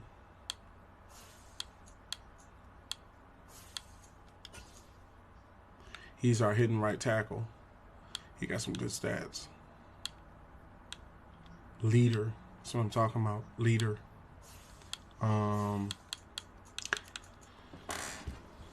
I don't know whether it's a good idea to have Vita Vea stay on as one of the starting defensive tackles. He is coming into a contract year, but then when I come to his motivations, he has a lot of information that wants to come back to the team. So he'll probably want a big contract, but then he's in his third. Hold on to the players you can, because next year is the big re-sign window. That's the window when everybody comes out. Okay, free safeties.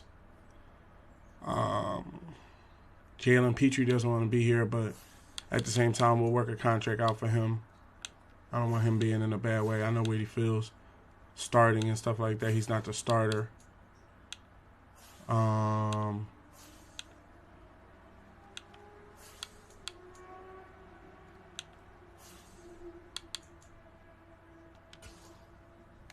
Hidden center. Pretty good stats. We just picked him up.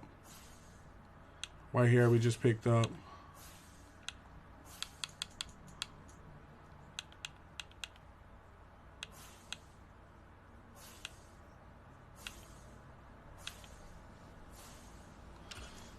John Johnson. John Johnson played pretty well, but here's the thing about it. When's his contract run out? Yeah, see, he's on a 2-year contract.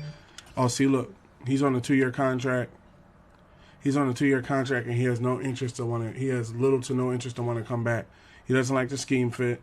He likes that we're a Super Bowl chance, and he likes that we're historic champions. But he doesn't hold like a want to come back interest. So what we can do is flip John Johnson to say the Eagles for a first-round pick. Or y'all have their draft picks. Like when you look at it now, right? When you come to look at it now, I have. Let me see the draft picks. I have 2 first-round picks coming up, a second-round pick, a fourth-round pick, 2 fifths, like 4 sixths, a 7th, and then next year we still got our first, second, thirds, and fourth and fifths and everything like that. So we're in a good position, and we have Justin Fields. Next year is going to be the big sign year. So, you know, good thing we was able to get under the 53-man roster. I would have liked to keep Nakobe Dean and others, but hey, they didn't want to stick around. Quarterback Justin Fields decline, and Jordan Davis. Jordan Davis just got here. Who y'all offering? I ain't gonna take it, but I just want to see who you're offering. Brooks, Kareem Hunt, Thompson, Leighton Vander Esch. I would never trade him to the Eagles. To the Cowboys. That is not going to happen. Decline. They signed 2 of my practice squad players. Hire and assign scouts. Okay, you got to hire the scouts and you see who we're scouting. I might keep the same scout depending on who scouts. Who's our scouts this year? Let me see. Defensive end, offensive tackle. We were scouting wide receivers and tight ends. Yeah, we're going to leave it as that. And then the next one up was inside offensive linebackers, defensive ends. Yeah, we're going to keep all our scouts. We don't need to be firing and re-signing our scouts every year. Because our staff decided to leave at the end of the year. Boost release for wide receivers. Defense, let's boost catching for free safeties. Stamina for linebackers. Tackling for cornerbacks. More of it will be able to be put up as we move forward and stuff like that. But these are new defensive coordinators and offensive coordinators. So I think our defensive coordinator, offensive coordinator left to be coaches somewhere else. One player ready to negotiate. Who's that? Jordan Davis is ready to negotiate. Okay, so I don't want to piss Jordan Davis off because Jordan Davis, oh my God, Jordan, Lord Jesus, sweet baby Jesus. Lord, Jordan Mailata wants $86 million for the next 4 years. Oh, man, I don't have that money. He has a real big interest in wanting to come back to the team, but my God, that's a whole lot of money. I had him for a couple years. I might have to send him back to the Eagles. I might have to work a deal out where I send him back to the Eagles for... but then I want Jordan Mailata on the team, but my negotiate week 1.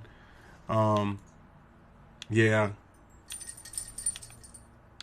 And then everybody else, the big name contracts. Where's what's his name? Aiden Hutchinson. Aiden wants $71 million over the course of 5 years. And Jordan Mailata wants $86 million over the course of 4 years. He wants a $40 million salary with a $45 million signing bonus. My God. I have $112 million before we get into next year. All right, so let's do this. Let's start the negotiations with Jordan Davis because we know we can probably work something out with him. So we'll raise that to 5, raise it to $36 million. I'm happy to sign for a great organization. Okay, cool. So we have $90 million left. So who knows? We might be able to work out something for Jordan. Let's not trade him away just yet. But I know, we got Jordan Davis signed up. Cool. He's on the squad. We'll see what happens with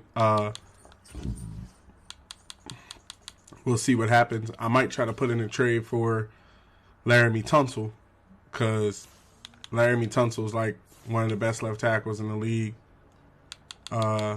Pretty good left tackle if I wasn't able to work something out with the Eagles for Laramie Tunsil. Laramie Tunsil's rated as the number 7 ranked right outside linebacker in the league. His contract takes him into next year. So, yeah, I would have him for 2 years. Let's see if I can pick him up for like a first-round pick or something like that. Second-round pick.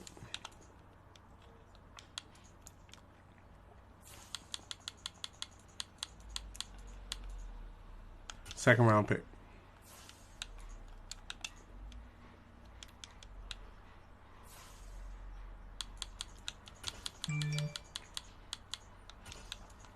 I can see my first from next year to pick up Tunsil.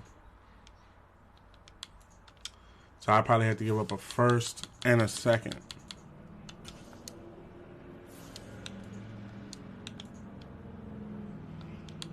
First, second, and maybe a fourth.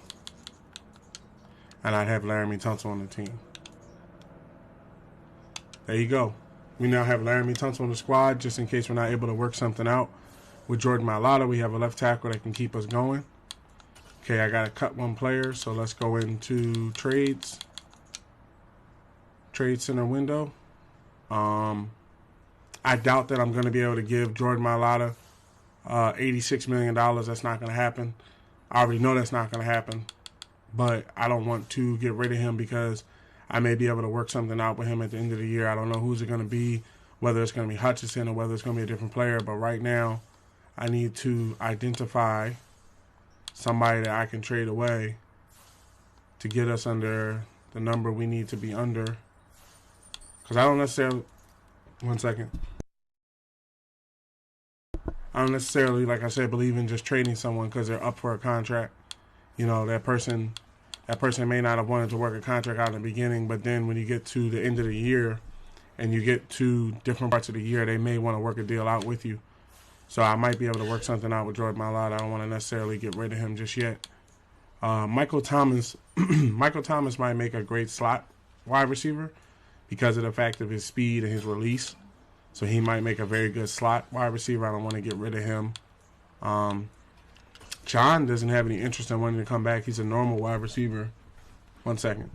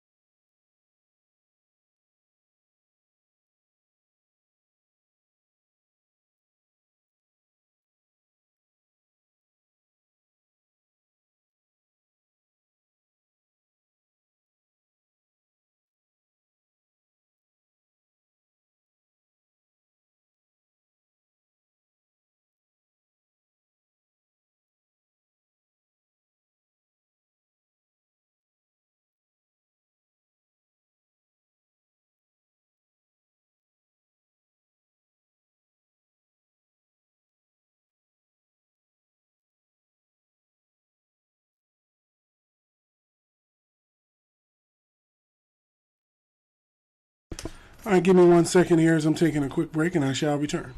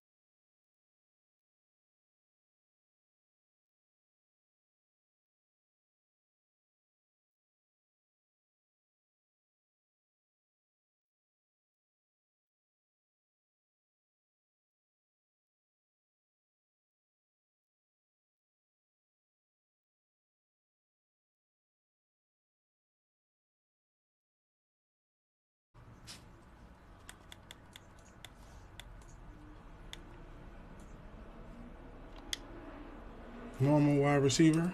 Yeah, so we gotta pick one person. One person cannot join the team this year. Who is it gonna be?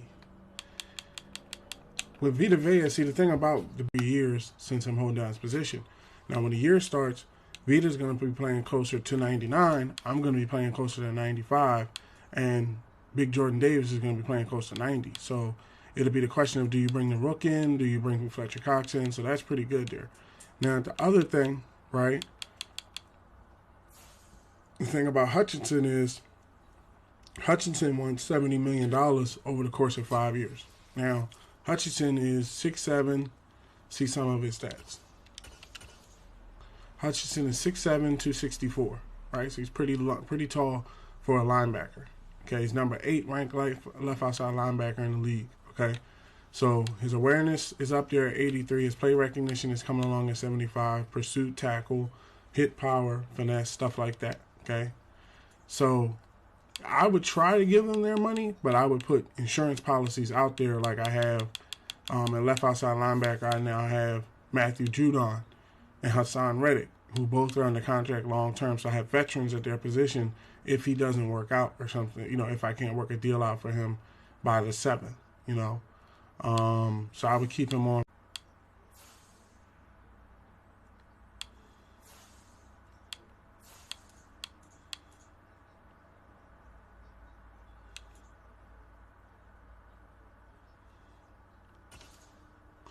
And this is, so we added Tunsil.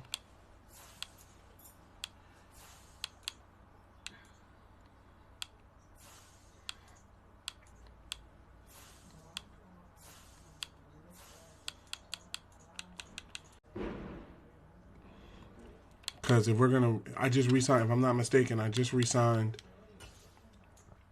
Jordan Davis to a 4-year, to like a 4-year, I think, dev trait regression. I forgot to turn off dev trait regression.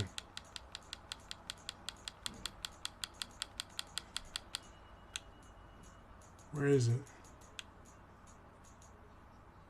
No, it's off.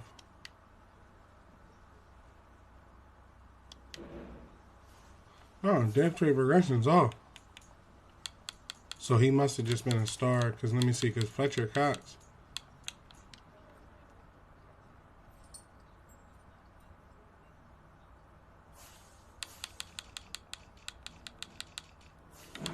Fletcher Cox was an X Factor, and he's still an X Factor. Yeah, Vita Vea was a star. That's just what it was. 2 years out, I think you make room. He might be one of those big name contracts that because he's older now and because he's a star and not an X Factor or anything like that, that he wants to maybe work out a deal. Aiden Hutchinson be a 1 point better and be in the league. I like Hassan Reddick. He's my Eagle. He's only 1 point rated below Aiden Hutchinson. And I think Aiden Hutchinson, with his amount of money, is wanting a lot of money that I don't have on hand. Like I have, let me see. I have to re-sign. I have to re-sign as good as they are and stuff like that. I don't know if I'm going to sign them. And I need the players behind them to actually play to see a game.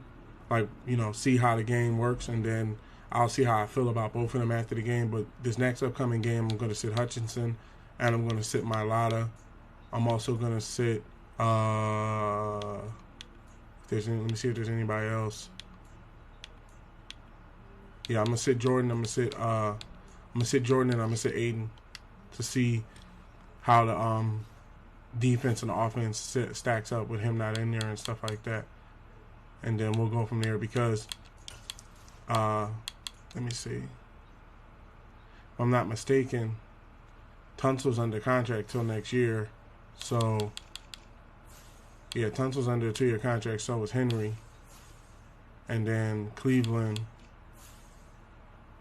And then if it came down to it, we got our backup right tackle who's starting. He's starting to progress. So, and now we have a right guard who can match this. So we can put him at left tackle if we had to. So, like I said, Jordan Mailata is the #1 priority. And then we would, we'll work it out from there. But who knows? I may have Hutchinson's money. They may not take the whole 90 right away. they may take out of the $80 million, because I just signed Jordan Mailata for $30 million, and they only really took like $10 or $20 million. So sometimes the numbers are off a little bit. How'd I get cut one person? Okay. I guess because I picked up Tunsil, but oh yeah, I think I just picked up Tunsil through a trade.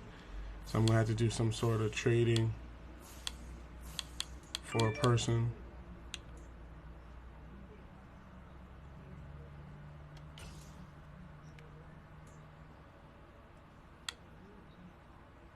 John Mechie drops passes. I need to make room. He's young, 25 years old, but I got a lot of other people ahead of him. But I want to keep him. He's an original Texan from the original team.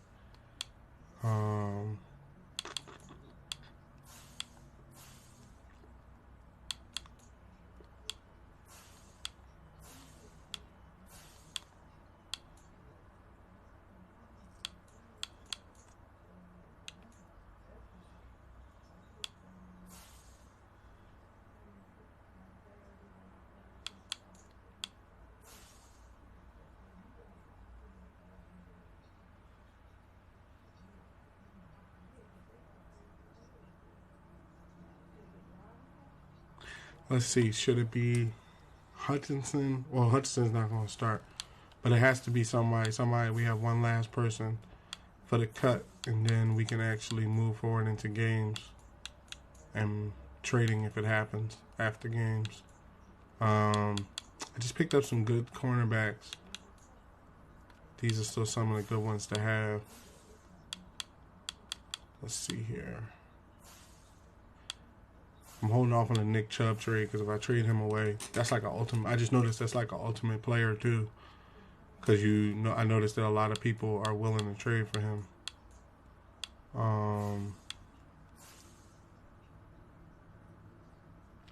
What is Jordan Mailata rated as? Oh, he's a superstar now. That's another reason too. Number 5. Yeah, you got to pay him that amount of money. He's worth that.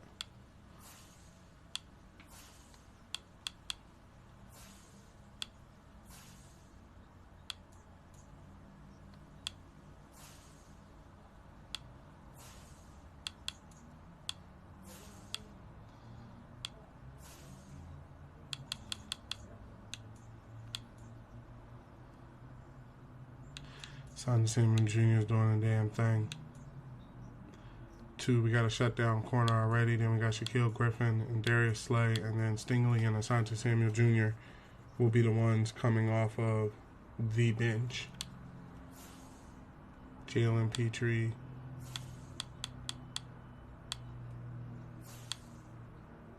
Let me see how the lineup lines up, and then I can tell you where.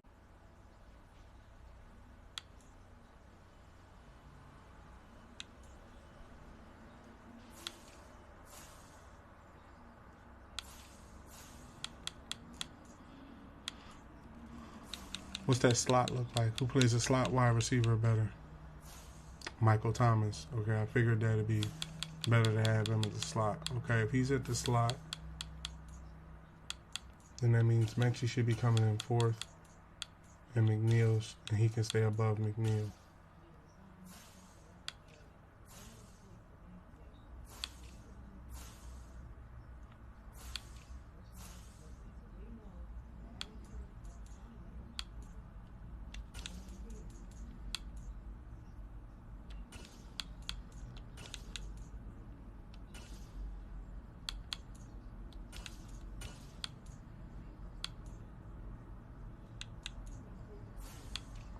Center.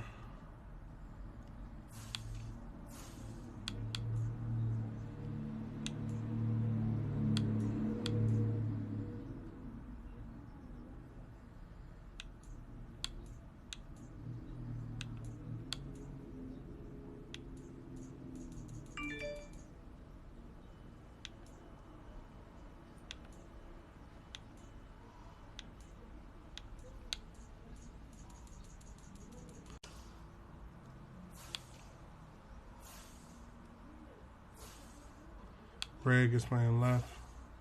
Simmons is playing right. Myself and Vita Bay are up top with Jordan Davis and Fletcher Cox. Hutchinson to the left. Miles at the middle. Hassan to the right.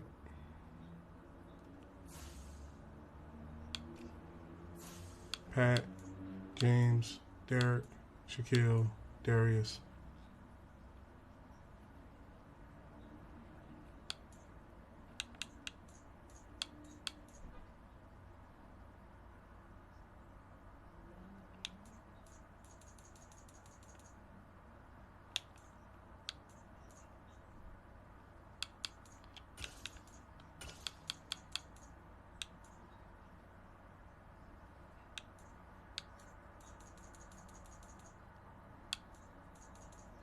And we still got backup cornerbacks.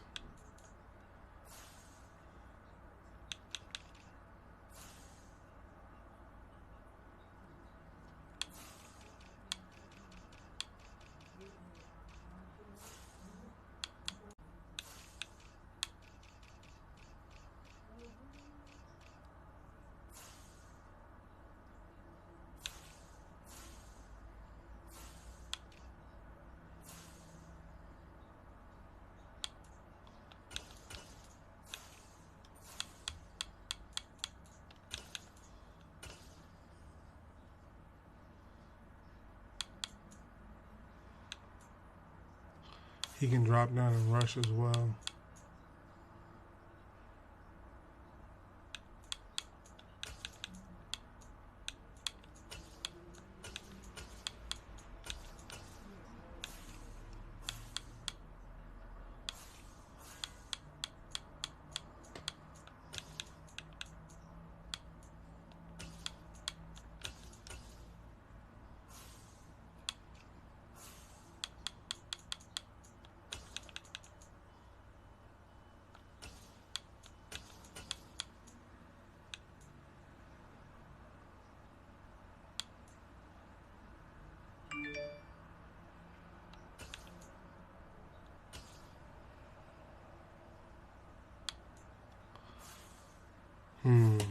So who stands out is Hutchinson and Vita. I noticed them two stand out.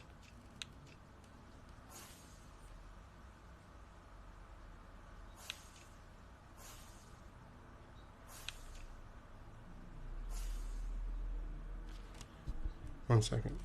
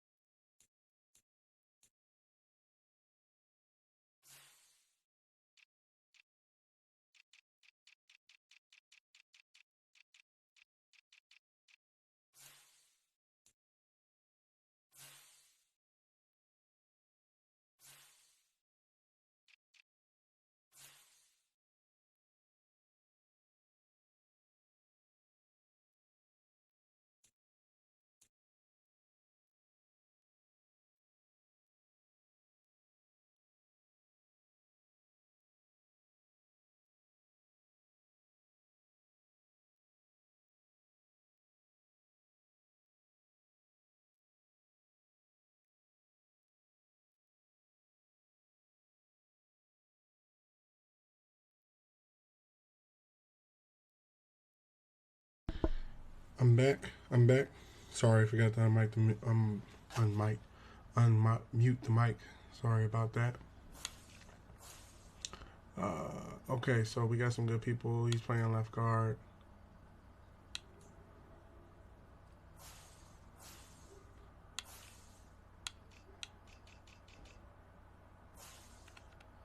Gotta cut one person.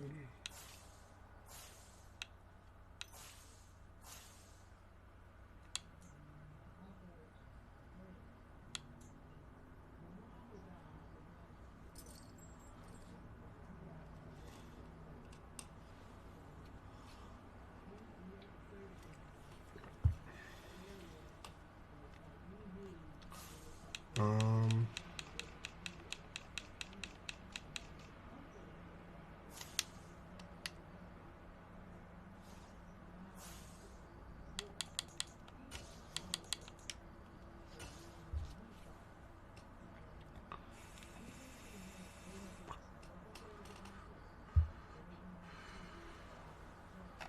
um,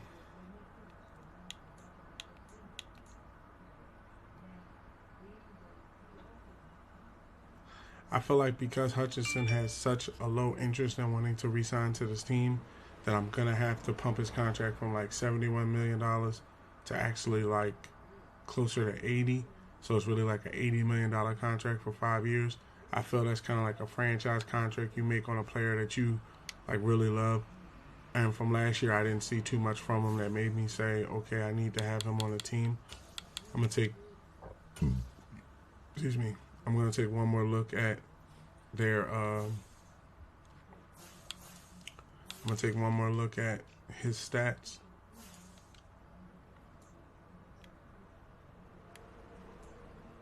Okay, pretty good. You know, he has finesse moves. He's not a power guy. Finesse moves, block shedding's pretty good. He doesn't play the zone very well. His play recognition is still down, and he has undisciplined penalty tendency. So he's a good linebacker. He's going to turn out to be a very great linebacker. He's a star right now. He has the potential to be an X factor or higher. But as it stands, I'm not going to be in the back to the Lions, and then maybe we can catch him in free agency over the year if the Lions don't re-sign him. But I would rather focus in on Jordan Mailata. If I'm going to pay anybody $80 million, it's going to be Jordan Mailata because, you know, he's like top of this position and stuff like that. So, and I have a lot of other linebackers. So I would trade him back for the first round pick this year, the first round pick next year, and a second round pick. No value. What? 2 firsts. 1 first. Are you serious? No, that's not going to happen. Hell, I could just pay him the 70 out of the money and keep him. That's not going to happen. If y'all don't want to take him back, I'll just trade somebody else and we'll work a deal out. We'll work a deal out with somebody else. How you not going to want to trade him back for like 2 firsts? See, they know what he's working with. They know his contract. They know that his contract is out of this world. Once we get that $300 million from winning the Super Bowl, if we win another Super Bowl, we can always put it towards something like that. Let's see what we can work out here, because I don't think I'll be able to work that money out with them. So they won't give up the first. What are you willing to give up? I'll take a first round next year. It don't have to be a first round this year, because I know you got your first round this year.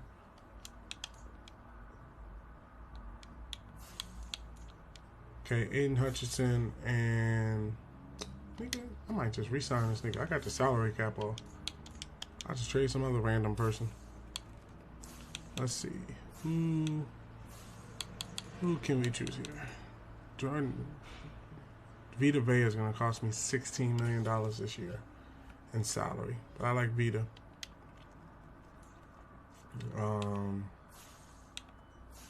I like all my players too. Put that out there. I don't want anybody to think that I just don't care about these dudes or something and I'm just flinging them around. Like, no, I care about the players. I just am trying to put us in the best position to win as a team. Now, John Mechie can actually play the slot. Okay, let me see what his...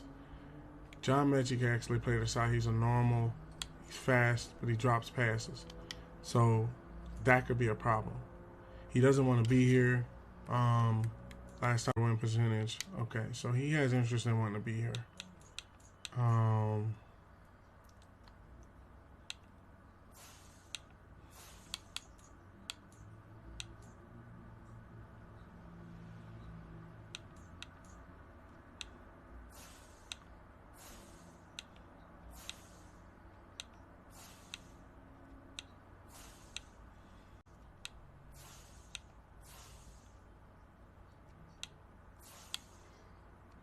2, 3 backup linebackers.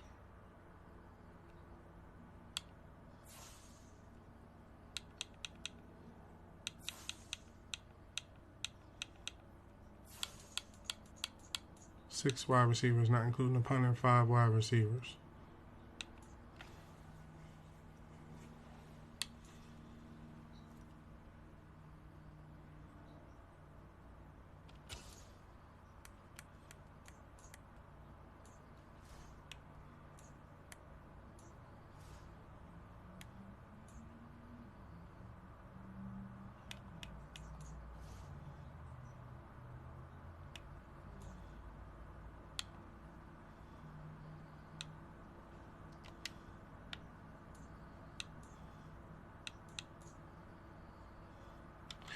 How much is Julio looking for?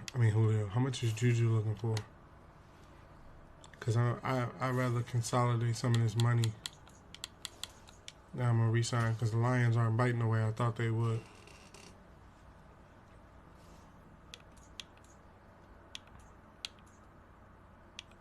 Juju is good.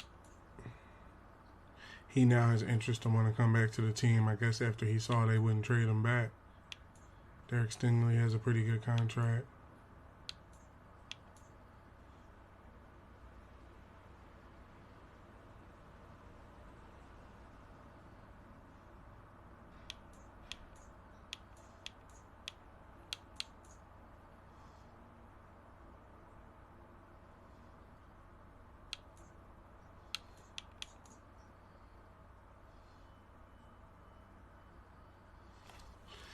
Ezra Cleveland has no interest in wanting to come back, and he already wants $20 million a year, so then he's going to want like a $25 million contract a year. So let's see if we can move Cleveland. Let's see if we can move Cleveland for like a hidden rookie.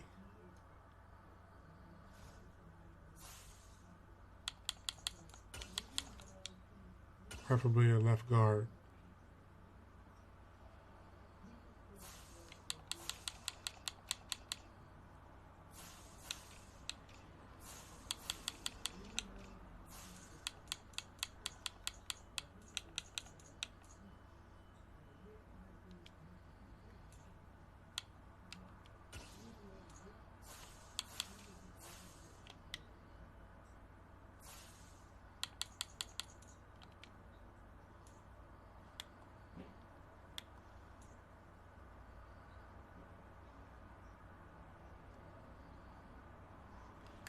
So he has no interest in wanting to come back to the Eagles, Landon Dickerson. And he's under a 2-year deal.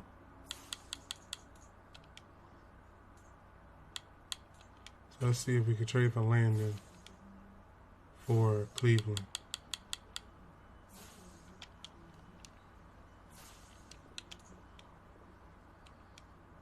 Got Landon Dickerson now. I'm pretty sure I'm still under the cut window. I did that already.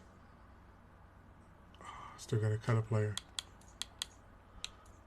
Okay, let me see that re-sign window one more time. So that's a little bit like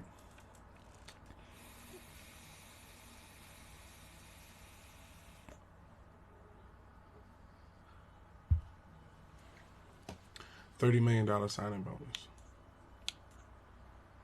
Derek Stingley's contract's pretty reasonable.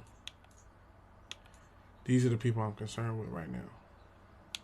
Like Petrie doesn't want to come back. Kenyon Green has no interest. He already wants a $20 million contract, which that means that he's going to want like above $20 million to come back and play at right guard.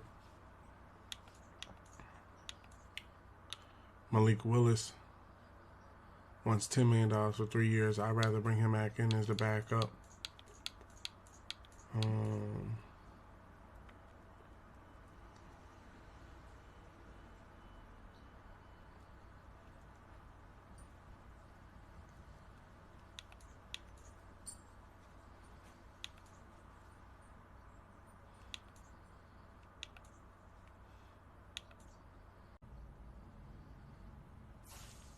see here. I went to the depth chart.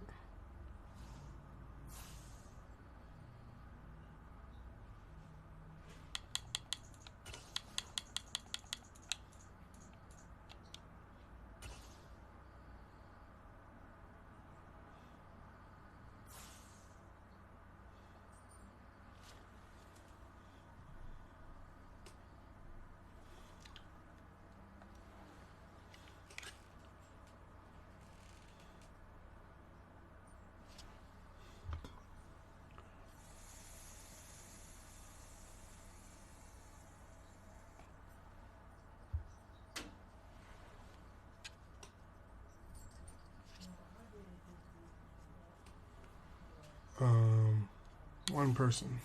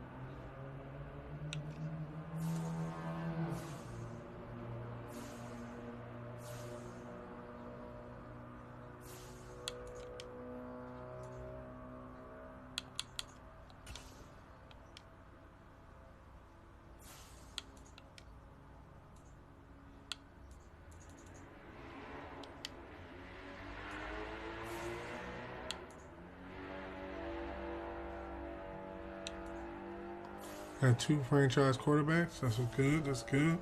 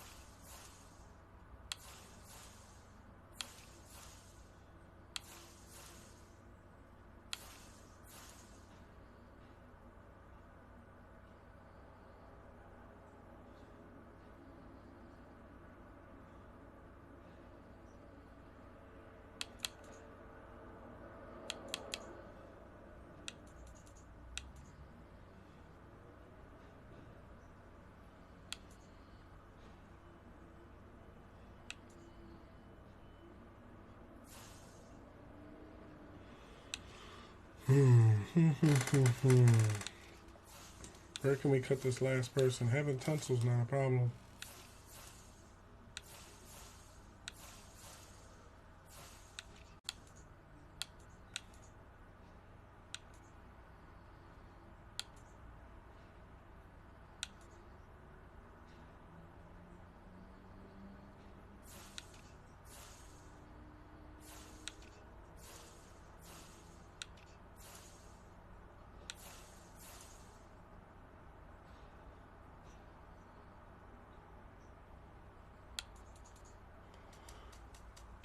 So Michael Thomas is going to cost me $8 million this year, but I think he's really going to be able to turn around the slot position.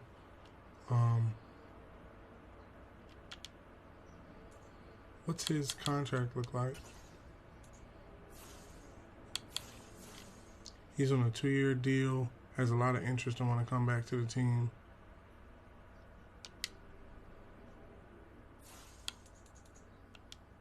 Let's look at Mechie.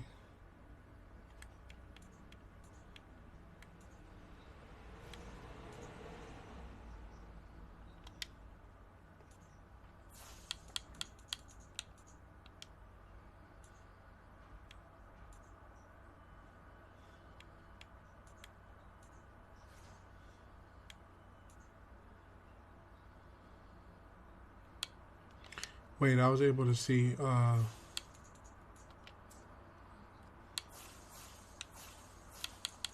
Michael Thomas's.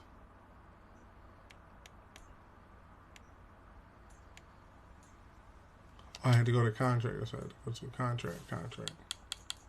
Went to the wrong thing.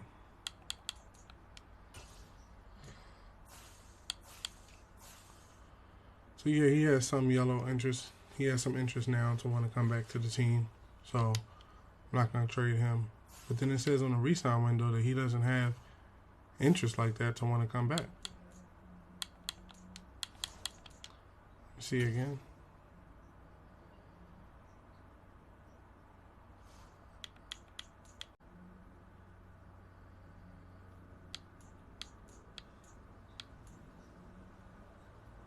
Jordan Mailata wants way too much more than I can offer him.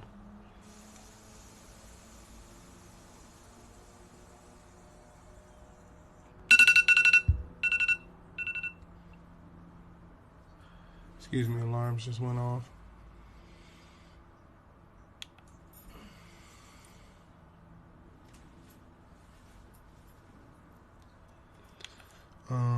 We're gonna go with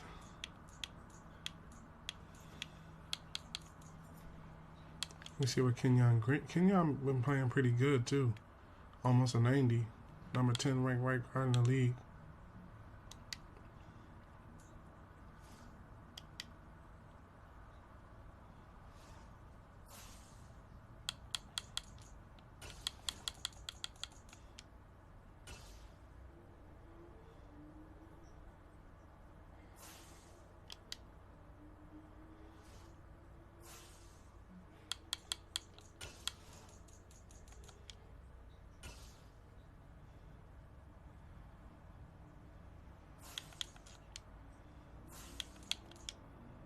One person trade. Let's see. Who's it gonna be? How many years is left on Derrick Henry's contract?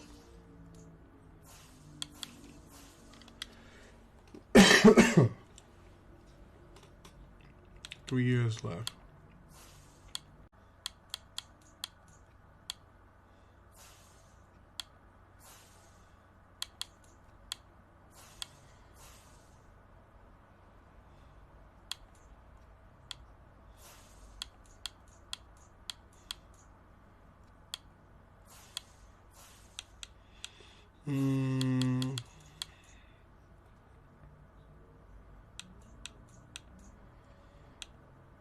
I have some of the baddest people out there on the field, man. That's the thing about it. I have some of the baddest people to play their positions. That's why it's kind of hard. It's not easy to come in here and just say, okay, I'm going to trade this guy away. I could trade Big Cat back to the Giants to do him right. That way he goes back to the Giants and I get a good pick for him.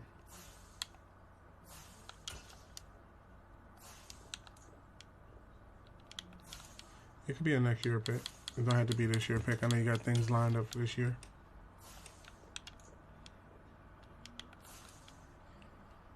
Okay, he's a little older. I'll give you for a second. Do it for a second. That way he goes back to the team where he originally was. You know, I ain't gonna do him dirty or nothing like that. Make room for other people. All right, we're ready. We're ready for the first week of the new game. First game of the new season. Let's do this. Set this lineups up.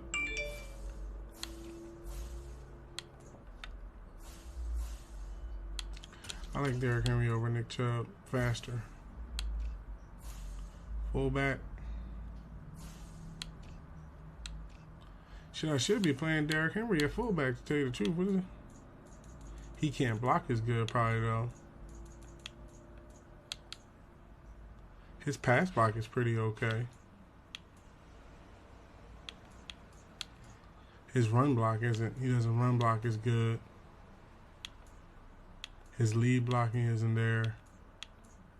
He'd make a nice backup fullback, though, if we got into it. If we get into a problem, I know that I could put Derrick Henry as my backup lead fullback. Okay, so it's going to be Justin Jefferson, Hollywood Brown, Juju Smith-Schuster, Machete over Thomas, and there's no other wide receivers.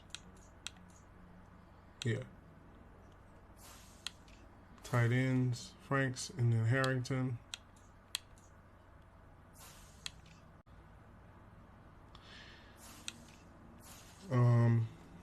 I really don't want to not sign back Jordan Mailata.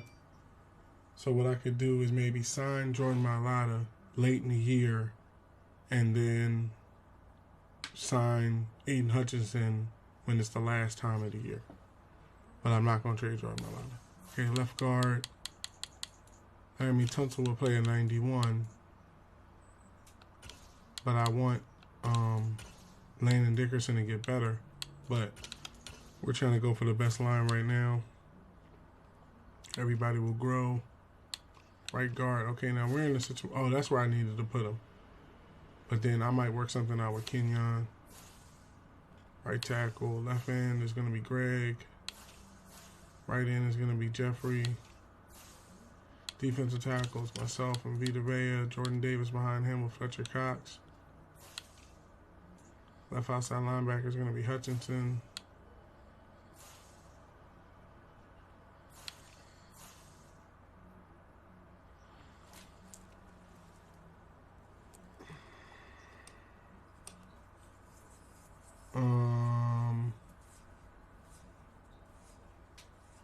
Yeah, because I'm shuffling in people left and right. I just wanted to see who plays play recognition. Okay, so Judon has better play recognition. He knows what the play is going to be.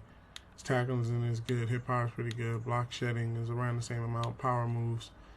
So Hutchinson is finesse. Judon is power. Pursuit is about the same. Man coverage is way better. Zone coverage is better. He's a vet. He's been around a long time. So I could go with Hutchinson. Hutchinson's more of a free safety kind of guy. Or I could go with Judon. But let's go with Hutchinson to see how things line up with him. And we'll see if the ball comes his way and he's not paying attention. So Surtain, our shutdown quarterback, James, Stingley, Shaquille, Darius Slay. Then, of course, free safeties is free safeties.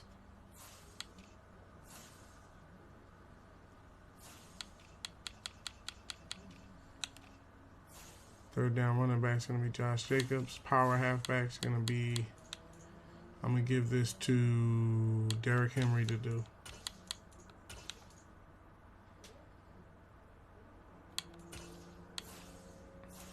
Slot wide receiver is going to be Michael Thomas. Rush left end is going to be, got this mixed up. Rush right end is going to be Justin Simmons. Rush left end is going to be Greg. So I could always I can't bring them defensive tackles off the left and the right. They won't let me do that. Rush defensive tackle is going to be myself, and then Vita Vea is already doing it, so it's going to be myself and Fletcher Cox. Big Jordan Davis will only do it as a 78.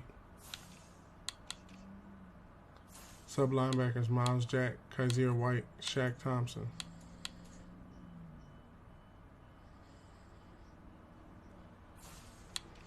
Slot cornerback Shaquille Griffin. I don't want Shaquille guarding the slot, so we're going to give the slot to Asante Samuel Jr. this year. He plays a very high man-to-man, plays a pretty good zone. So we're going to give it to him and see if he can't hold down that slot position. Yeah, we're good so far. I think we could have had some. Just looking at the team, I think we could have had some backup at. We could have had some backup at what's the name of that position? At strong safety and free safety, but I put more into the defensive tackle and the wide receiver position this year because that's a lot of times where you can end up getting hurt. So, kind of glad I did that. Let's push forward in the game. Pretty sure there'll be more opportunities and things that I can get to trade people and pick people up with. Look at that. They already got a bunch of X Factors on the Colts team already. It's going to be an X Factor game here. Upgrade players. Let me see here. Okay, Demarius Franks gets an upgrade to start the year off with. Let's go possession.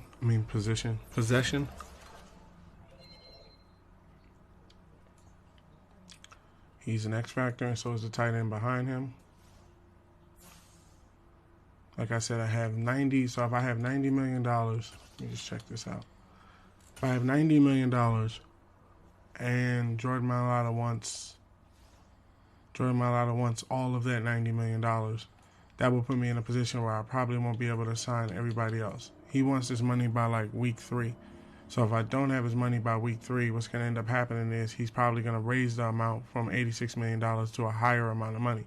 So if I try to negotiate with him later into the year, it might not work out. Now with Aiden Hutchinson wants his money around week 5. Now with Aiden Hutchinson, because Aiden Hutchinson only wants $71 million for 5 years, whereas Jordan Mailata wants $90 million for 4 years. So after the 4 years, I would have to negotiate again at a higher percentage, and it's harder to find linebackers than it is to find linemen. You see what I'm saying? Linemen are in the type of position where I can put somebody in his position and probably get away pretty well. But a linebacker to play pretty good and start, I'm going to see right now about possibly trading him back to the Philadelphia Eagles, because I wouldn't do him like that, like trading him into the regular, what's the name? And then I know next year I need all the money. I can't spend next year's money this year because next year is our quarterback and other people's money. So this kind of generally happens on teams where when it comes time for them to start negotiating for trade accepted. Okay, he's now back on the Eagles. We have one open position already. So now that we have one open position, what we can do is we can come over to something like free agency, right? Take a look over here. See if there's anybody that's out there on free agency that maybe we want to take a look at. On the position I was looking at was possibly another wide receiver, somebody that's probably already proven, or somebody that we had previously, or somebody that I know about as a player or something like that, you know. One of those players, was he a rookie? No. One of those players where you never know what you might get. Future starter. Why is he labeled future starter? Oh, he has some pretty good stats. Sergio McClin to be that high up. Spectacular catches at 78, agilities at 92, releases at 70, jumpings at 78. Yeah, he looks pretty nice. What's his motivation tags like? What would he want to do to be on the team? What would his motivation be on the team? Big market Portland, historic championships, and Super Bowl chance. Player will be available above similar rated bridge players on the depth chart. Increased bonus XP during weekly training. He'll be above bridge players. That's true. Yeah, let's pick him up. Signed to active roster. Yep. So by trading Jordan Mailata away, we opened up another position. And I also think, to tell you the truth, that I'm not going to have Aiden Hutchinson's money as well. Like that 9 times out of 10, that sort of money. The wild part about it is all that money that I would put out across these players could end up paying for everybody else. Let me see look at the wide receiver. He's like 2 years, $5 million. I just want $5 million for 2 years. You never know what he might end up becoming, right? So Aiden Hutchinson wants closer to like $80 million. So what I would do is, I've decided, especially when I just had to, kind of keep it in mind for a little bit.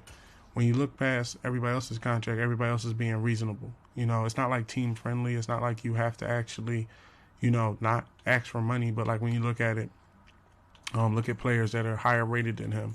You got Derek Stingley Jr. high in his position, wanting $36 million for 5 years. Darius Slay only wants about close to $8 million a year. Kenyon Green wants $16 million over 2, 17 over 3. Even with, that's ridiculous right there to ask for $71 million for 5 years. Now, it's not ridiculous like he's not worth it or something like that. It's ridiculous in a sense because, we're a Super Bowl winning team and we're trying to continue winning Super Bowls. So I don't want to put myself in a situation where basically, I don't want to put myself in a situation where I'm stuck on money and it messes the money up for future generations. That's not good. So we're going to pick up Aiden Hutchinson. We're going to see what we can work out with the Lions. We're going to come over here to the Lions. I don't believe we have 2 tight ends, but both of our tight ends are X factors, so I wouldn't need Frank. Jameson Williams is new. He's been in the league 3 years. Let me pull a chart on Jameson Williams and see if I can't find out where Jameson comes from.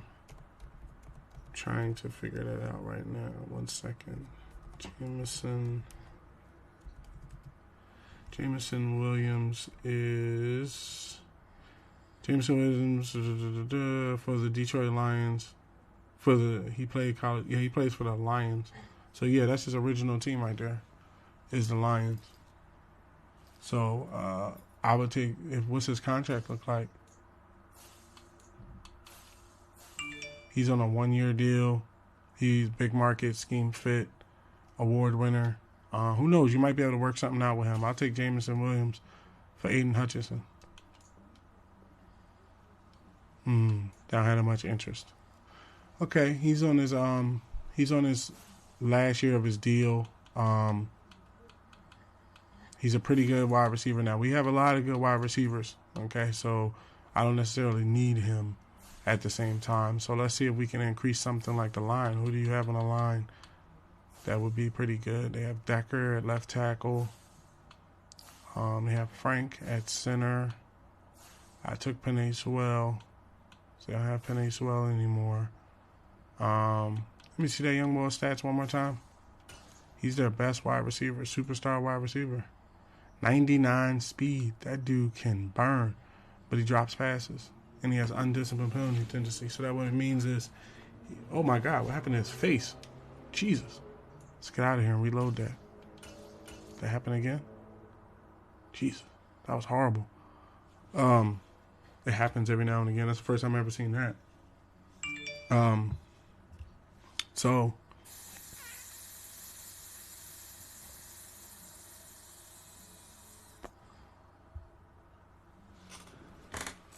with a 99 speed, I wouldn't mind trying to work something out with him. If I can't work a deal out with him, I'll just send him back, or send him to a different team or something like that and move on. That's if I can't work something out for him. Put a second with it, and I'll go for Williams. Okay, how about I can do 2 seconds. Another second. I got another second round in the bag. Okay, so they're really looking for a first. I feel like they're kind of underballing me a little bit here. So how about these 2 seconds this year? Trade declined. Okay, so they don't want to necessarily give up their best wide receiver on the team. So I can kind of understand where they're coming from. And I have enough wide receivers as it stands. So it was just kind of like a let's see if we can make it happen trade. Now Decker's in a real good position because Decker knows how to play the position. Plays a little undisciplined penalty tendency, so he might pull and tug every now and again. But he seems like he can hold it down. He has a 2-year contract. So let's do Decker for Hutchinson. Actually, I need a pick to go along with Hutchinson. It can't just be Decker. So we're gonna do let's do a second in Decker. Trade accepted. So I got a second round pick and a lineman, Decker, and they got Hutchinson back. And then what can happen is they can sign Hutchinson. If they don't, I'll see him in free agency, but the line just got that much stronger. Okay, so now let's run through the lineups and make sure everything is straight because we moved a bunch of people, so things might have changed. Halfbacks, yeah, it can be Nat Chubb over him. Wait, what? They got Derrick Henry at fullback. Is he going to play full? Yeah, you know what? Put Derrick Henry at fullback. That's true. Put Derrick Henry at fullback. That way when I want to go run fullback plays, it'll just be like handing off to either Derrick Henry or what's the name. Yeah, do that. That's going to be pretty tight for a little bit. Okay, Brown, Schuster, Michael Thomas. Mechie's over top of Thomas. And I don't have any other wide receivers that need to get any time. Tight ends. Okay, tight ends are who they are. Left tackle. All right, it's Tunsil. Left guard is going to be Dickerson. Yep, it's going to be Dickerson. Then we're going to bring Decker over here. Then right guard is going to be Kenyon. Right tackle is going to be Panay. Left end is Greg. Right end is not going to be Yannick. It's going to be Simmons. Oh, you got Jordan. They got Jordan Davis over here. No, it's going to be Simmons. And then Yannick. Defensive tackle is going to be myself and Vita Vea with Jordan Davis and Fletcher Cox backing us up. Left outside linebacker is going to be Hassan Reddick. Right outside linebacker is going to be... Right outside linebacker is going to be Shaq Thompson.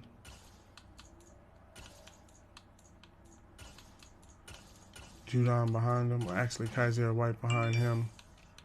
And then Matthew Judon behind him. That way he can upgrade. Middle linebackers, Miles Jack. Cornerbacks, Pat, James, Derek, Shaquille, Slay. With Asante backing him up. He's now, I think he's going to be the slot cornerback. So that's why he's backing him up. Strong safety should be set. Kick returner as well as McNeil. And the punt returner. Long snapper is going to be Green. Third down running back is going to be Josh Jacobs. Power halfback is going to be the job to, let's see, who is better trucking. They both have better trucking, but he has a better stiff arm. He has a 99 stiff arm.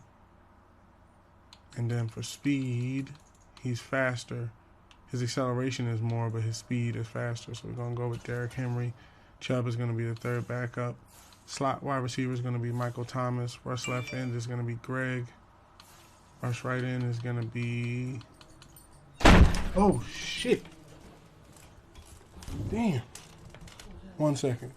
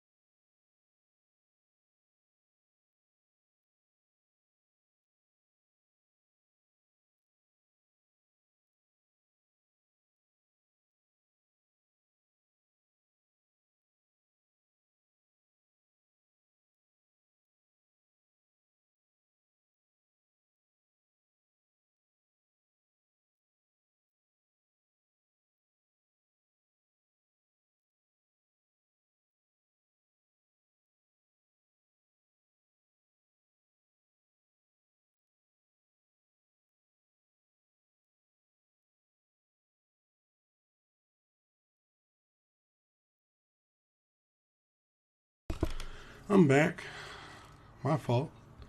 Damn window in my house is open and it just power slammed the door closed. And I got up to make sure there was, what was going on. Noticed that the stream's not dropping frames or anything like that, so that's good. Okay, so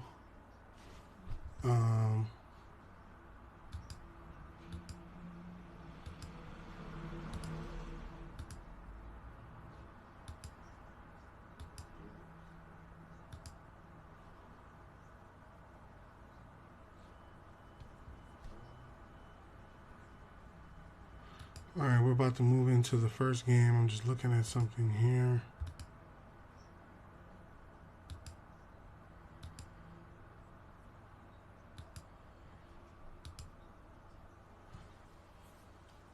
Okay, so we'll need to hire and assign scouts. Staff is set up the way it needs to be set up. Yeah, I think the offense is already set the way I want it set. Okay, let's jump into this game. The first game of 2025.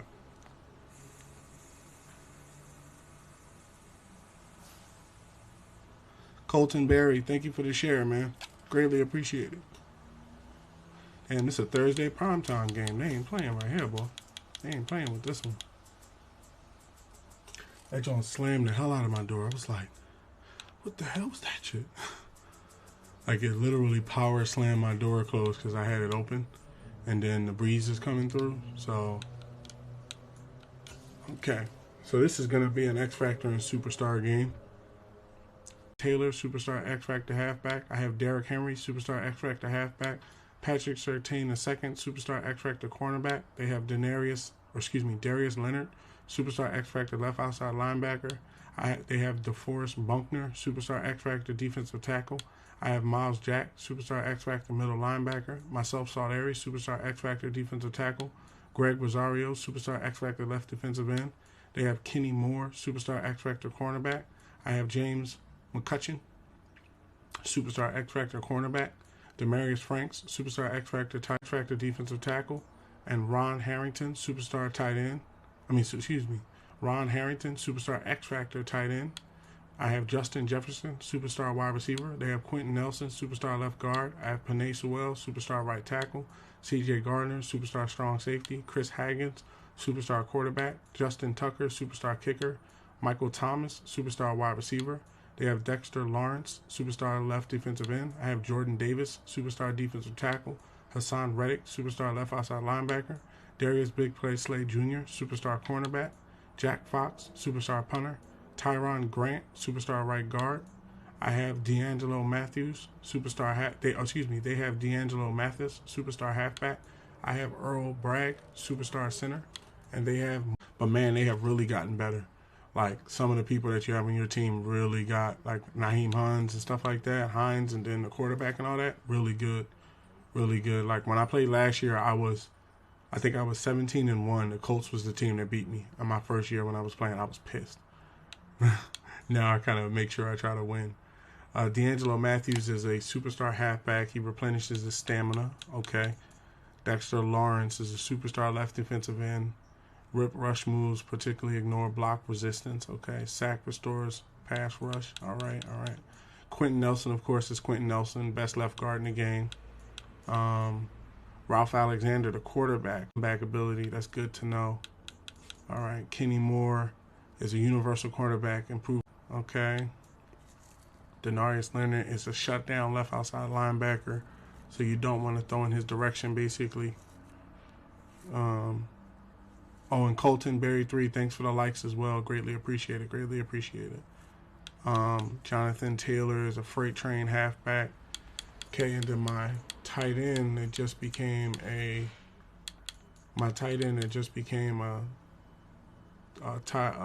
X Factor, high success rate on stiff arm and truck post catches. Okay, this is gonna be a game right here. I'm a 92, they're 88. We're pretty close. The one thing. Oh yeah, the what do you call that? The quarters should be set. So let's get this jumping. This is gonna be a game right here. Watch this one. I know this is gonna be a game. It's week 1 of the National Football League, where we'll see a brawl inside the AFC South. It's the Colts let me and get my the headphones. Super Bowl champs on Thursday night. I got the damn volume playing through the daggone TV. Echoing on you guys. I forgot I ain't playing PlayStation.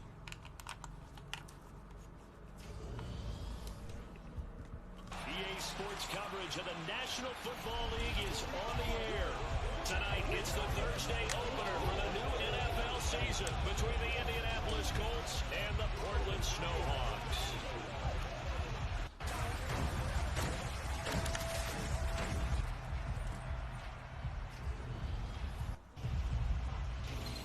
The wait is finally over. All right, the wait is finally over. NFL season, and we kick it off with a bang on Thursday night. What's interesting about these Thursday night games is oftentimes we hear people say, is it really fair for players to play on Thursday night? But what did we hear from both of these teams going into this one? How excited they were to have the spotlight on their teams, their franchises, the rest of the Colton Berry 3, thanks for the follow. Welcome to the 51 Dynasties community. Welcome to one of the best online communities out there. Thank you for the follow. Welcome to the community. Hopefully you're enjoying yourself and you're having a good day. Thanks for the follow. Welcome to the community. You're greatly appreciated.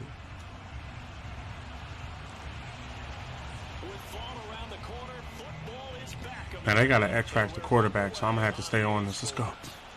You gotta run it off. It's the first kick of the new season. Oh. It's almost on it. So out comes this offense to take over for the first time. And they'll be led out by a guy who has a couple years under his belt in the NFL, their third-year quarterback.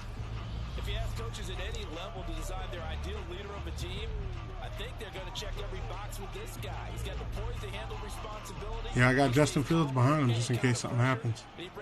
Inside zone. Each and every week. And they got the X Factors and the Superstars stacked to the right. They'll begin on the ground with Jacobs, and he'll get about 6 up to the 27-yard. Let's stretch him. 6 yards on that last play. Here's 2nd and 4. Go. Off the play fake, he'll look to throw. And that one into the hands of Brown. Stretch him again. Stretch him again. They're not ready for it. And inside the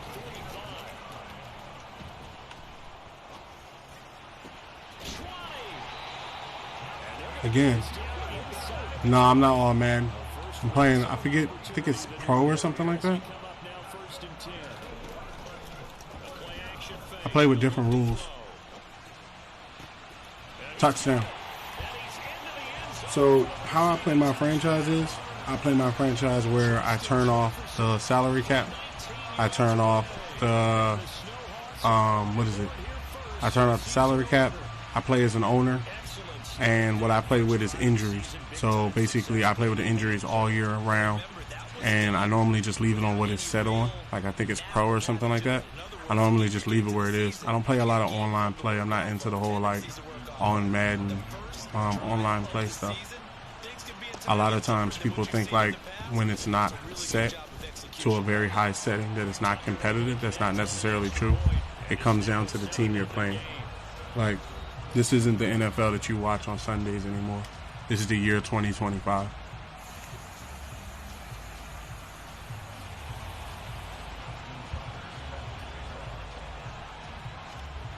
Like most of the dudes I got, like Justin Jefferson and stuff like that, I got through free agency. You know, the off season. I didn't, force a trade or there's no like illegal activity. Hit them. There's no like illegal activity like, where you necessarily like force a trade or force somebody to trade for you. Oh, he's in his 2nd year. Good dude. This man is X Factor. Man, there's no joke right there. All right, so let's see. They have a good halfback. They got an X Factor quarterback. I didn't hear a lot about the wide receivers. So let's go cover 3 from the rip. Wait, I'm not in there? Hold on. They must have put Fletcher Cox above me. Yeah, they put Fletcher Cox above me. That's cool. We can run out. Go, get in there. Get in there on him. Damn, he was purely open. He was wide open. So, yeah. What ends up happening is, let me double check. Okay, we're not getting any drop frames. So, yeah, what I like to do is I like to play it as close to what, owners have to deal with if you're an owner player. So what I found is even though you don't jack the setting or anything like that, teams don't like just lay down and lose. Like they're not going to come out here and throw a bunch of like, I shouldn't say interceptions because we might get some interceptions because I got good guys, but they're not just going to come out here and just let me do what I want to do, Oh, I almost had him. Take that. Oh, my God. The hell was that? Who was guarding that man? You know I'm going to lean towards the defender, right? You know I'm going to do that. I know. That's a tough situation for him as I see it. Yeah, it was. But the truth of the matter is, it was. That ball was not streaking towards him. Had a little arc on it. He's got to find a way to get his head around. Cover 6. Let's go. I didn't put a high cover for you. That's my fault. Damn, they got an X factor. Look, he already juiced up. Oh my God, he can scramble.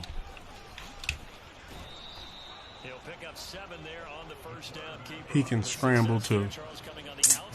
Let's go cover Robert 1.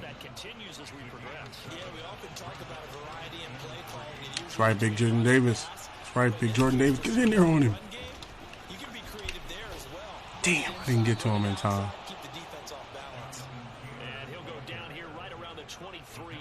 He got to me. He got to that line. Okay. Vita Vea, a little tired. I'm a little tired. I thought that was Vita. Get him, Vita. That's right. That's right. That's right. Yeah, it's about more decision making and stuff like that. Like this year's Madden is not. One thing I could say is this year isn't as. Let me turn this down a little bit because the volume's kind of loud in my ear. This year's Madden isn't as easy as it was previous years. Like previous years, you could just loft it into the air. The defender, you know, he probably wouldn't see it coming. But now, these dudes go for interceptions. These dudes go for knockouts. I feel like the offense plays smarter. They hit the holes better. Like they don't actually fall for stuff. You see, this is 3rd and 10, so he's probably gonna go to the air. Finally got him.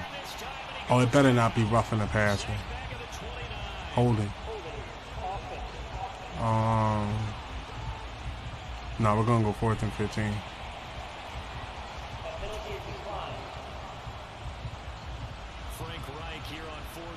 So they still play competitive and stuff like that. Like only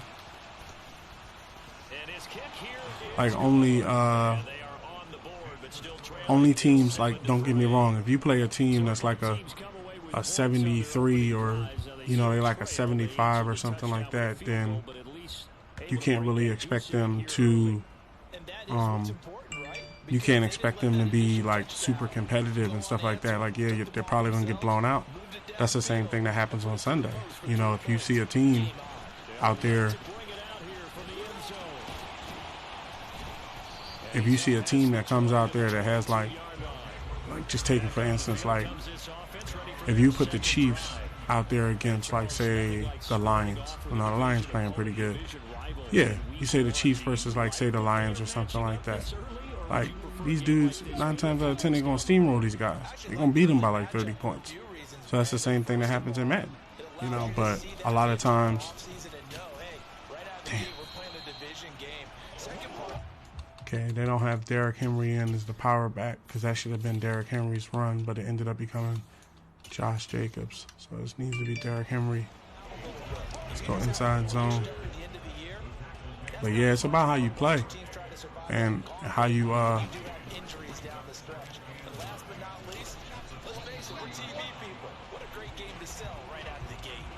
thing of it is you got rivalries and stuff. Okay, Thomas, Michael Thomas. All right.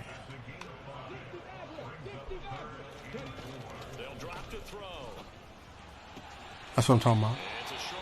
That's what I'm talking about, Franks. That's what I'm talking about. Yeah, I know. I know this is your favorite team. They're playing it pretty tough. They got some good defense on them. In the year 2025, you guys have an X-Factor quarterback. So who, you know, what's coming for you in the future? You never know. This is why I like playing franchise. You know, it gives you like a window on what possibly could happen over the next, you know, 2 to 3 years. And then I plan on playing it the whole 10 years. So.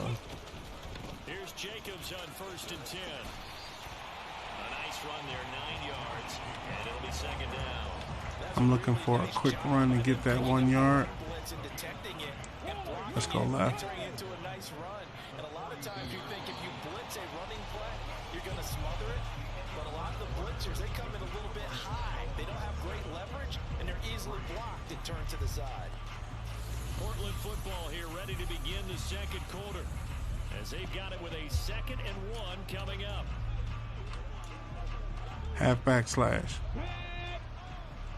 Okay, now they're spreading the line out a little bit more. It's going to be a little harder. Let's try the left.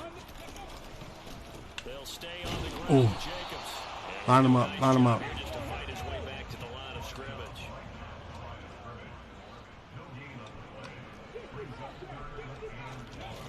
On play action, they'll throw. Oh. And he's going to have to eat this one as down he goes. Quiddy Pay. Nah, what I did was I started up as an owner, and what I did was I relocated the Texans because it's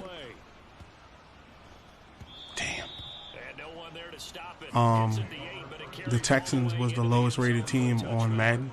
So what I wanted to do was I didn't want to take over a team that was already basically a Super Bowl team, like say my Eagles or something like that, where they don't need that many people. So what I did was I took over the Texans, which was the lowest rated team in Madden, and then I relocated them to Portland.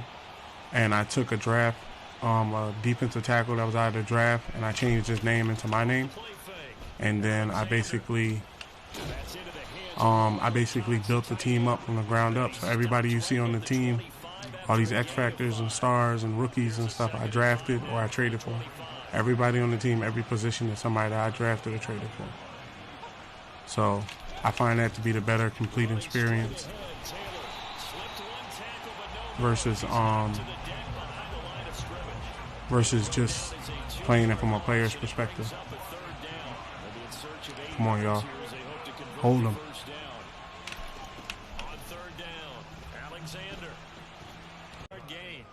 Well, he and his offense were staring down what was likely a Damn it. out. He just shook the whole line. Never doubted for a second they pick up the first. He's ready to pull the trigger on a keeper the moment it revealed itself.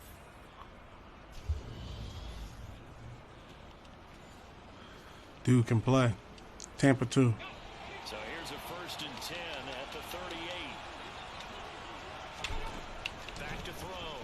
Alexander. Good pressure, good pressure. Cover 3 Skywalker. Not sure what happened out there, but look, they'll get only 3 there, so it leaves them with a 3rd and 7 ahead. The goal of a wide receiver screen is get enough Cover in 6. front to create a wall and let him pick his spot to run the football. How about the defense there, swarming to it and not allowing that to happen, did not let him get downfield. To the right side, complete to Taylor. Good stop. Big time stop. Big time stop. Calling a gain of 6 on the play, and that's going to bring out the 4th down. How about that strategy there, Brandon? 3rd down. They just said, So what I did was I traded away basically the first year, all the picks from the first year except for the 1st round pick. I traded away a good amount of the team. I fired the front office except for Lovey. I kept him on as a head coach. But I fired the offensive coordinator, the defensive coordinator. I drafted a quarterback. I got some backup players to play behind certain players, and then every time I was able to make a draft, make a trade, I made a trade. Snuck a couple hidden round picks players on the team.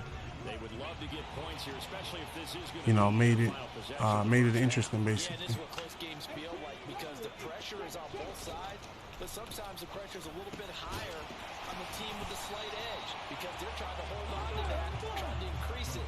Let's see how this one continues.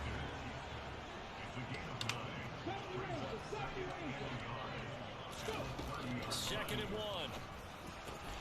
They swing that out wide to Jacobs. And he gets this up across the 30. Got the first.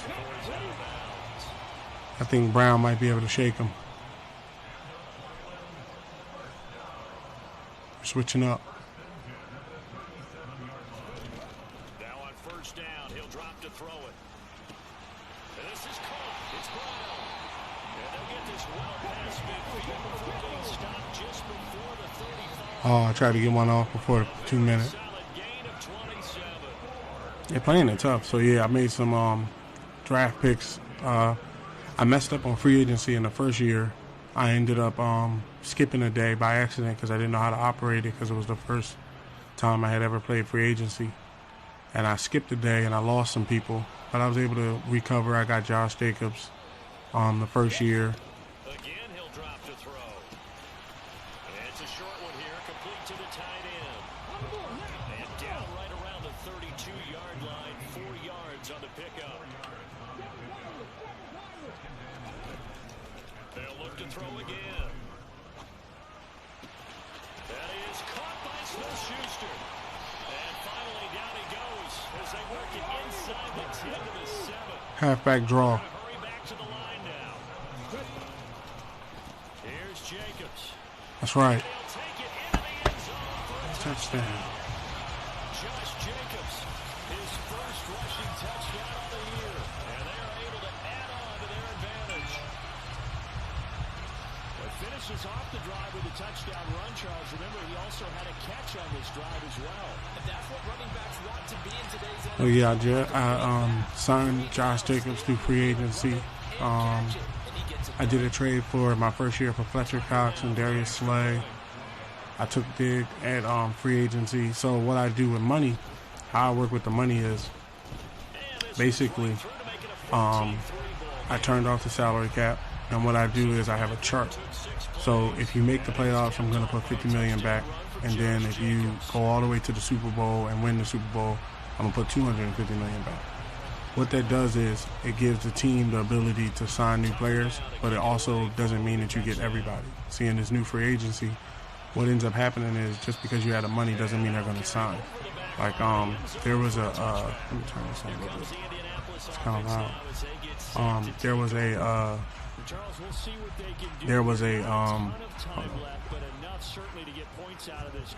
was a wide receiver that was available, really good wide receiver, and I offered him more than the other team offered him, but he went with the other team because it was closer to his home and good hit.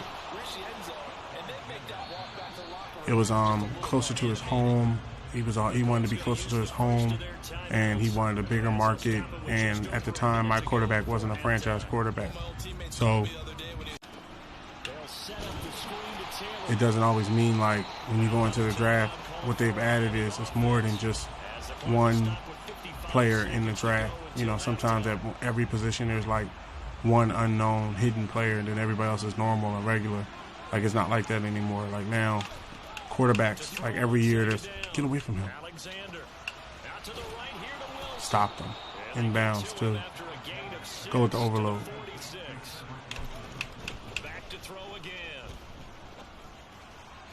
Good pressure, good pressure. So yeah, I like trades.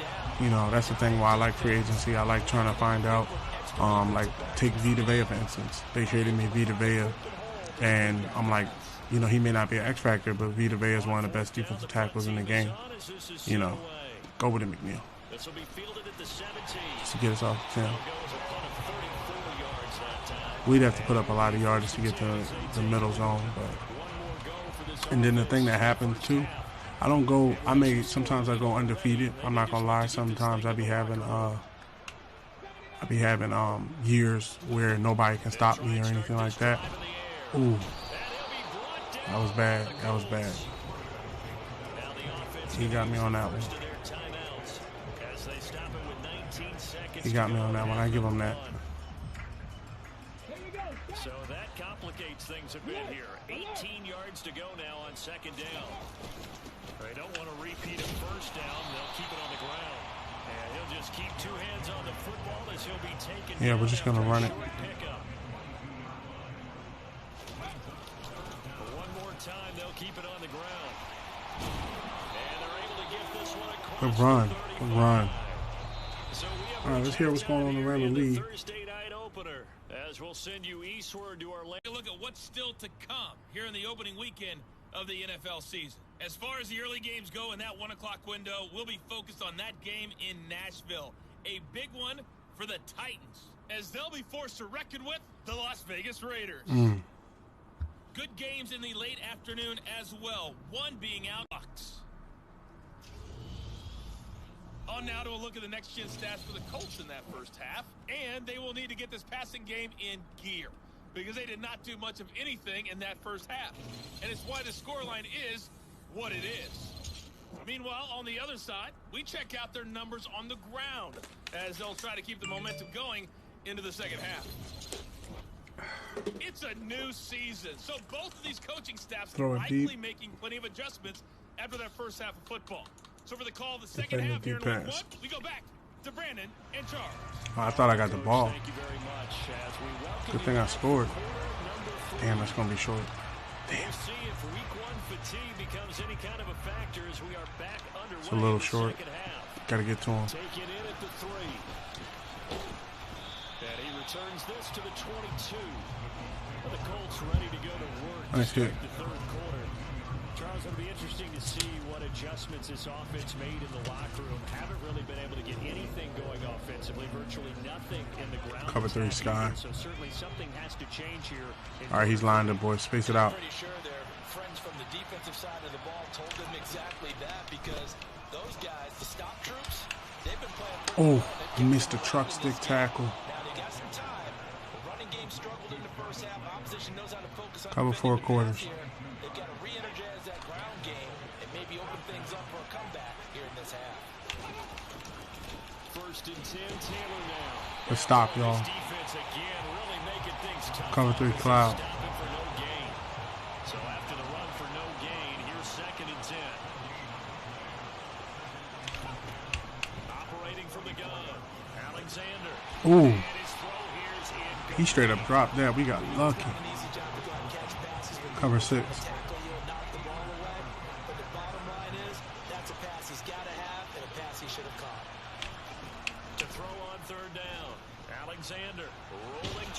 Got to him this time. That rollout. He went to that rollout. I'd say it's not panic time yet, but let's be honest about it. Empty possession here, not what you're looking for when you're down a couple of scores. Absolutely not. Trying to start the second half off on the right foot. Unfortunately, going to give the ball up. Man, I tell you one thing, I always be trying to trade for Quentin Nelson because one year I had got him 3-4 years ago on Madden. They never trade me for that guy anymore. They're like, no, every time, no. I think I offered him 2. Oh. And he'll be out of bounds just shy of the 30. Good blocking there, nearly sprung him as it is. I tried to trade for Quentin Nelson like several years. They're like, no. Take a glance at the offense as they work their way back out for their first possession of the second half.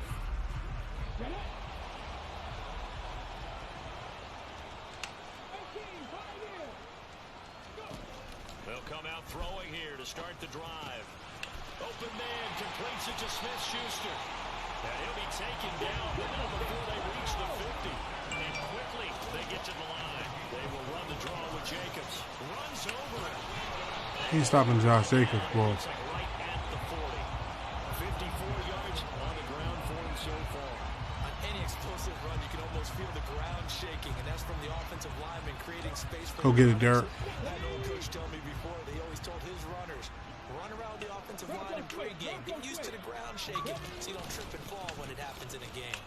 And he'll go down here at the 35-yard line. Ball up to the 35 now as they come up on first and 10. Here's a play fake as they set up to throw. Oh, Frank's almost had him. He didn't just deny a big throw there. He broke that one up in the red zone. An excellent play, one that may help save points on the board when this drive is over. They will run out of the gun with Jacobs. And some strong running there as he's down just shy. Nope, somebody's down. And hold on here, because on that last run, it looks like we have a player who was shaken up. Boy, you always hate to see injuries, especially like Justin Jefferson speaking about it. Justin. First down. Touchdown. He will take it in for the touchdown. From 21 yards away. And the Snowhawks are looking good here in the season openers. They're able to extend their lead. So what ends up happening with injuries, like prime example, last year we made it to the playoffs. Both of my defensive tackles got hurt in the same game. 2 of my cornerbacks got hurt in the same game. and my left guard and my right guard all got hurt in the same game. I was out for like 2 or 3 games during the playoffs. It's all on footage. Check out my YouTube and my website. Like, basically, it was crazy. I couldn't believe it. But a lot of people don't play with injuries. Like, a lot of people will play. A lot of people think, like, oh, it's just Madden. That's the only thing you got to worry about. Like, man, what about the injuries? What about the salary cap? What about relocation?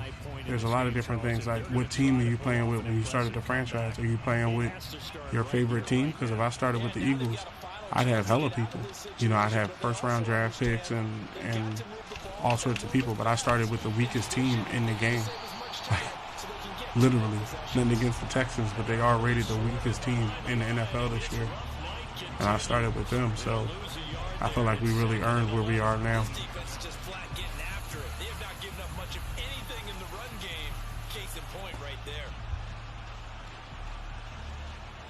Like, I remember our first year in free agency, not that many people wanted to come here.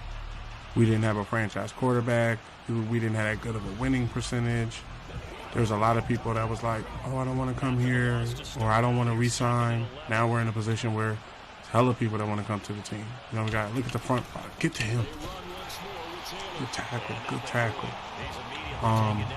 You know, I made trades, you know, and then a lot of teams, what I like about what I like about franchise is a lot of players get moved because there's other players. Get to him. He's going to run. Oh, my God, I straight woofed that. I woofed that tackle. That was horrible. I missed that tackle. He juked the crap out of me. I should have went with the basic tackle. But, yeah, you know, the superstars and the X Factors, I didn't just, like, get him. Yes! And we got the ball. Let's go. Let's go. Let's go. Yeah, it's not one of those things where, like, it's easy because basically when you don't have a Super Bowl winning team or you don't have a franchise quarterback, what ends up happening is basically players will say, oh, I don't want to come to the team. I don't want to sign up. You know, you don't have X, Y, and Z. So it was pretty fun building a team to where we are now. Next year is going to be crazy because everybody's contract come due next year. So that's why I'm looking at the draft. Here's Jacobs from the gun.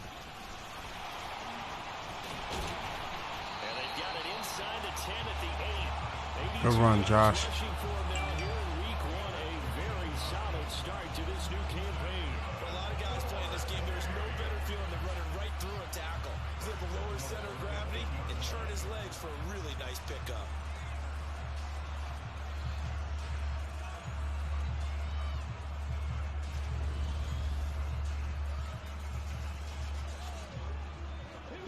See if we can hit him with the draw. On first down, they go with Jacobs again. And he'll work his way closer to the goal line as he's got 5 down to the 3. So the ball position now at the 3. Here's second and goal. Back to throw here. And it's caught. Touchdown. A great play there. Already a successful kickoff to their campaign as they add on here. And partner, you know NFL coaches, they're on the sideline thinking about all the little things that need correcting. So I'm in the AFC South. So the Colts, I think the Colts have just as much a good time, a good chance with Matt Ryan as anybody else does. A lot of people underrate Matt Ryan. Matty Ice been out here for a long time. I'm surprised the Falcons got rid of him like that. The Colts got him a good quarterback now. He's definitely better than Carson Wentz. I think you're going to have a better season than what you did with Carson Wentz. I think you're going cover 3 seam. Are you saying that you feel like people are starting to think about getting out of here and maybe beating the traffic in order to get home or to their final destination? Yeah, I don't think there's a whole lot of reason to hang around, especially if they can't score here. Yeah, you're right. Cover 6. Because it has been pretty clear who the better team has been in this one. And in a league that we talk about every game being a one-score game as we go into it, watching this blowout, let's just say it's been unusual. And he's going to be stopped up right at the line of scrimmage. That helps the completion percentage, but not much else, and now it's 3rd and 10. As a defense, you're more balanced when you're in zone coverage because you're able to keep your eyes on the quarterback and see the play develop in front of you. They're able to keep the quick pass in front of them. Cover 3 seam. Stop it right at the line of scrimmage. On third down, Alexander. He's got a man, complete. A first down and then some, 36 yards. They'll stick with the passing game as he looks to throw. Holding. Finding Williams once more, complete. And he's going to be taken down. Plus, there's a penalty flag in the backfield. They may get 15 more on top of this.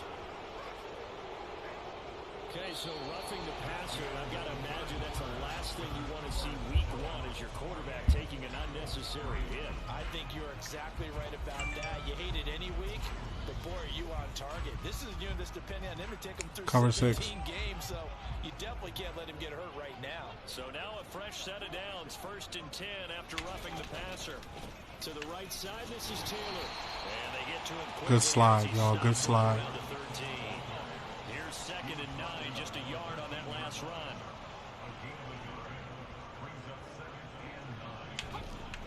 Looking to throw. Alexander steps away. He about to run it in. This dude, he can scramble. That boy can scramble. Good scramble, young boy. Good scramble.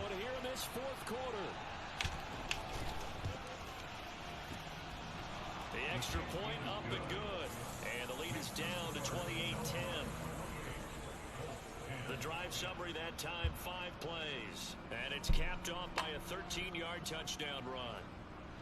Set now to kick this one away, and off it goes. Takes it at the 7.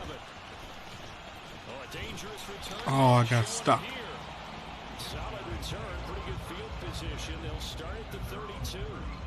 Portland's offense now about set to take over. And they've got to be feeling very comfortable and confident here with this lead in the football here in the 4th quarter, Charles. And I don't think that they need to score again, but it seems like this offense is just getting better as the game goes on. They scored on their last 2 drives. Certainly feels like a chance for them to continue to have some fun out there, doesn't it? Game's already decided, as you noted. Halfback smash. Play loose, break out some other concepts, maybe run a few trick plays, get other people involved. Heck, even go deep on one of these first snaps just because they can. And he'll get this up to about the 40. The offense on 3rd down tonight, they've been okay. 2 for 3 thus far. Here it's 3rd and 2. Got an open man finding Jefferson. And he'll be taken down, but he does have first down yardage. It's a gain of 8, and it'll wind up moving the chains. Altogether, a pretty shaky start to the year for this defense as they defend another 1st and 10. Now a man open down the middle of the field. And he'll go down, but not before getting this inside the 30. Looking to speed things up here, going with some tempo. They go play action here on 1st down. Oh. At least offers them a glimmer of hope here in the 4th quarter. It certainly does if their offense goes out now and makes it pay off by getting into the end zone. And if it does, then they get a chance to get back out on the field and try and do it again. Maybe they can force that offense into more and more mistakes and give them a chance to get back into this one totally. They have still a 3-score hill to climb. We'll see if they can do it.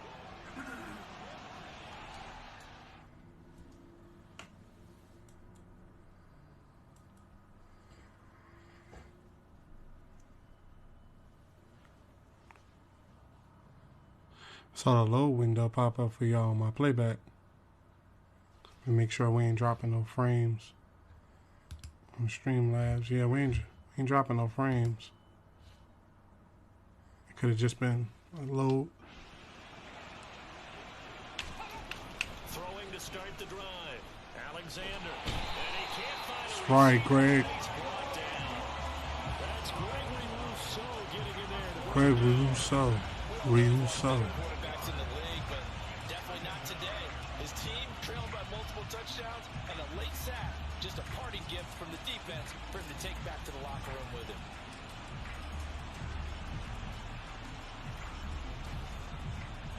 Pass protection has been a problem all night long as they come up facing 2nd and a bundle. Back to throw. Alexander. He's got Wilson, middle of the field.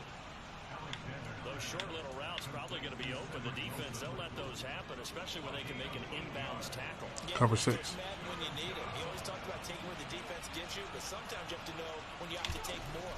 That was one of those situations. And able to catch it on the left sideline, but they're going to rule him out of bounds. So it'll be incomplete. Certainly one they'd like to have back as it brings up 4th down. At this point, down big, you'd have to imagine this defense are just going to sit back, blanket the field as best they can. And this is actually the easy part of the game for them because, just as you noted, they can sit back, keep everything in front of them. But they've blanketed the field the entire game using a variety of coverages. And Wilson with it, complete. And he is going to have a Colts first down as this defense, boy, a little too loose there. They give up a gain of 19 on 4th down. Operating from the gun, Alexander. He'll check this one down to Taylor. And they'll get him down on the other side of midfield. I think the best offense. They're putting up some good passes. To their running backs in open space because they have the ability to make people miss, and they also have the ability to run over people. And if you do that throughout the game, after a while, they might just run through something. And the ball is free. Taylor lost it. And the defense will get their hands on it. Going the other way. Past the 20.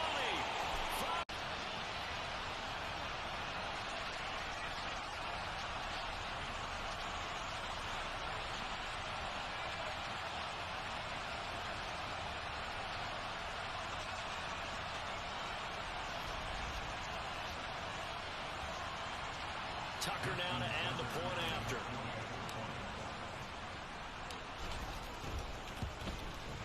And he's been a busy man, 5 for 5 now as he knocks another one through to extend the lead.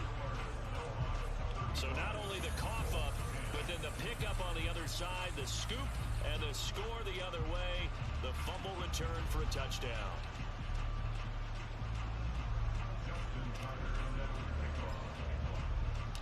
So here's the kickoff now as they'll get it again following that fumble return for a score. And this will be a touchback as that sails over kick, the end good line. kick. Here comes the Indianapolis offense now as they get set to take over. And they knew coming in that this would be a tough place to go in and win a season opener. But this has just been a performance, to be frank, not to be proud of here as they trail big in this 4th quarter. This pass finds its way to Williams, and he's upended at the 33 following a good pickup of 8. Here's a 2nd and 2 now from the 33. Looking to throw. Alexander will get that one to Taylor complete. The Colts going to use. That's right, Kaz. You're a good hit. Good hit. As it comes with 1:25 left to go in the contest.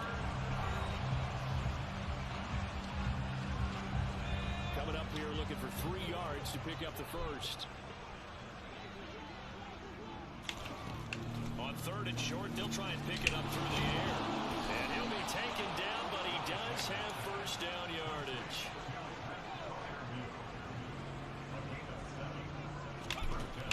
Throwing on first down. Alexander. And the timing a bit off that time as that one falls to the ground. So now 2nd and 10. Cover 4 quarters. On first down. Throwing again. Alexander. Got his man. It's Williams. And they're going to get this up to midfield. Offense for them has been at a premium. You wonder where plays like that have been all game long. They're thinking the exact same thing themselves, but they're also looking forward. Good pressure. Good pressure. These plays are really for next week. Incomplete. Cover 4 quarters. Painted the picture of this game overall. It's been a blowout. It's been continually fueled by big turnovers and stops from one side and an inability to advance the ball from the other. And able to catch it on the left sideline, but they're going to rule him out of bounds. So it'll be incomplete. Cover 6. One they'd like to have back as it breaks up 4th down. Got to try it here. He's back to throw. He's airing it out for Williams. And this is Great defense. Oh, it's incomplete. That's what I'm talking about, Petrie.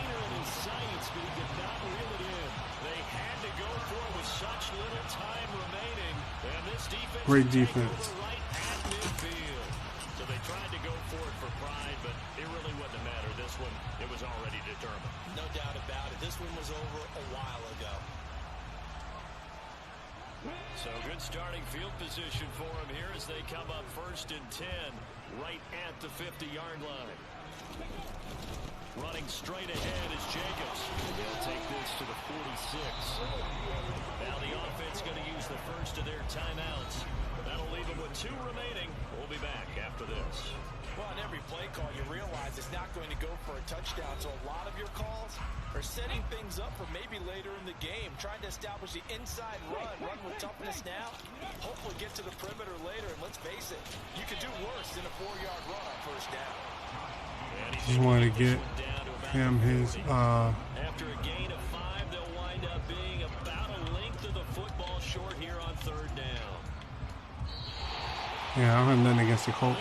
I'm not gonna like try to score on them in the end. Good game though. These guys can play. Gives you a little something extra heading forward for the rest of the season. Yeah, let's pile it all into one game, right? Opening the season, and you open within the division. You knew the motivation was going to be there on both sidelines. One just executed better and earned the win. So for the home team here, they begin the new campaign with a victory here in front of the home crowd in the Thursday opener. And they'll get a few extra days to get ready for next week where they take on the Pittsburgh Steelers. Meanwhile, for the Colts, they obviously fall to 0-1 with the defeat. And they'll be at home next week for a date with the Arizona Cardinals. All right. So what I like to do when you trade people away, right? A lot of times when you trade a person away, typically that following week the team works out a trade with that person, or the team works out a contract with that person, and a lot of times you might be able to work it back. So who did they sign? They signed one of my practice squad players. I don't have a problem with that. Let's come over here to salaries. We want to go to the Lions and see if they signed Hutchinson. And they have, let's see, they have signed him to a 6-year deal. So what you do is, now that they've signed him to a contract, you come back in and see if you can offer him something to get him back. I have hundreds of draft picks. I have a 1st-round pick next year. Let's see how close we are to a trade. Okay, for a 1st-round pick, I can have Hutchinson back under a 4-year contract. So we're going to put a 5th-round pick with this. And we now have Aiden Hutchinson under a contract. Okay, so then we go over to the Eagles. And then we see if they have re-signed Jordan Mailata. And they have to a 5-year contract. And then you will come into a trade. Now, they may not let him go as easily because he is a star, superstar left end and stuff like that. Superstar left tackle. So they may not let him go as much. So we do a 13th round pick. We're almost close. We're close to picking him back up. Let's do a 2nd round pick. Double check his contract one more time just to make sure that he's under what we need. Yeah, he's under a 5 year. So let's trade him. Let's trade for him. Let's put in a 13th round pick and one of our 4ths. See if we can make it happen. Okay, so the 2nd was really what was doing it. So the 2nd round pick. And then we should be able to put in like a 7th from next year. Okay, they don't want the 7th. Try a 6th. And then if we have to, we'll jump into a 4th. And now we have both players back without actually having to sign them to their contracts. Right? So now we're 2 players over, so you got to cut 2 players. I noticed that Bradley Chubb, well, even though Bradley Chubb is a great player, I noticed that Bradley Chubb wasn't really doing as much. So what we can do is to identify those 3 players. We can come into where we are. So Bradley Chubb, I like him as a running back, wide receivers. Michael Thomas was okay, but I want to give Mechie the time. But I want to keep him as well. So let's see if we can't. Now that we got Jordan Mailata back and we got Laramie Tunsil and all these other people, the line is pretty much better than where it was. So we can start to peel away, some of the people that mainly can look at some of the positions we have. Like we have the defensive tackles was working pretty well. You have to get rid of 2 people. So mainly I would be looking for positions where people are kind of stacked up. So Nick Chubb is a great halfback, but he's going to cost me about $5 million this year. I signed him to a very nice contract and stuff like that. I don't really want to get rid of him. I think Hawthorne is smarter to get rid of. He's only 24 years old. He's a little bit younger than Josh Jacobs. But if I could, I only need 2 people, right? So Michael Thomas is going to cost me close to $8 million to keep on the team. Got to get rid of 2 people. So how about Michael Thomas and a 3rd round pick for your 1st round pick this year coming? Not done yet. How about I give you one of my seconds, you give me your 1st. Now I got a 1st round pick for Michael Thomas. Got to make one more trade. I'd rather give Mechie the time. You know, he's been here for the longest and stuff like that. Like 1, 2, 3, 4, 5, 6 wide receivers. If we needed to, we could always sign another wide receiver. And then we got the young ball behind him, the Bo McGlynn. That might be starting off to be pretty nice. And then what we could do is come over here to left tackle. Identify some people. Green, we might be able to work a contract out with him. Backers. Cornerbacks are pretty stacked up.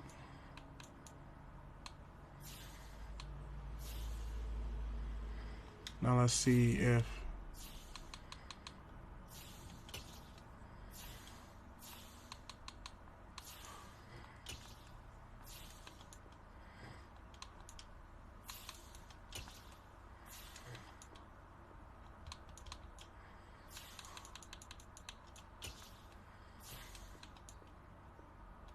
pick them back up because we needed a receiver at the position.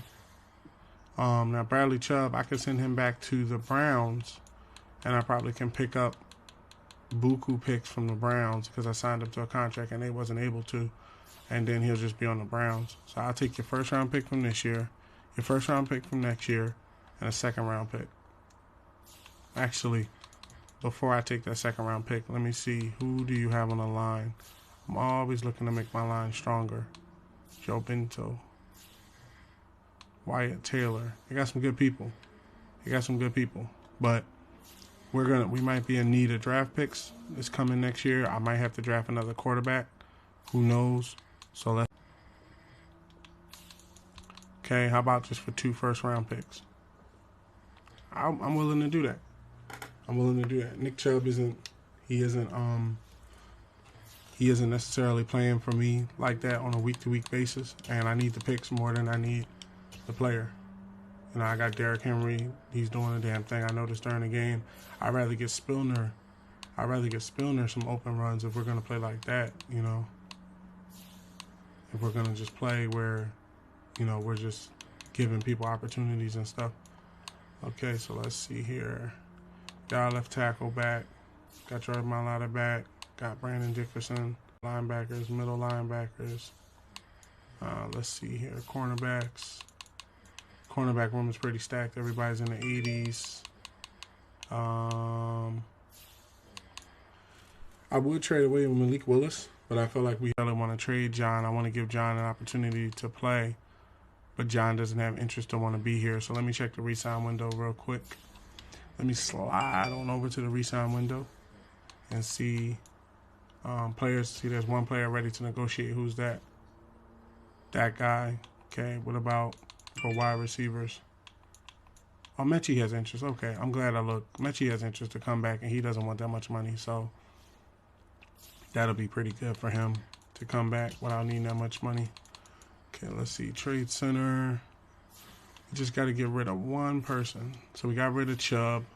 That was pretty smart. I feel like, you know, we had him under contract and stuff, but at the same time, we needed a wide receiver over him. We could trade. Let's see if Henry for Chubb and a 31st round pick. No interest. Okay, for a 9th round pick. No interest for a 7th round pick. Yeah, see, they got Bradley Chubb locked in.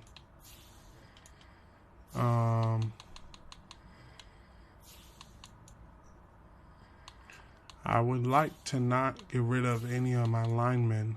The rookies I have are really working out pretty well. Let me see him. Yeah, see, he's hidden. He has some pretty good stats. Longest, so we don't need to worry about him. Miles Jack.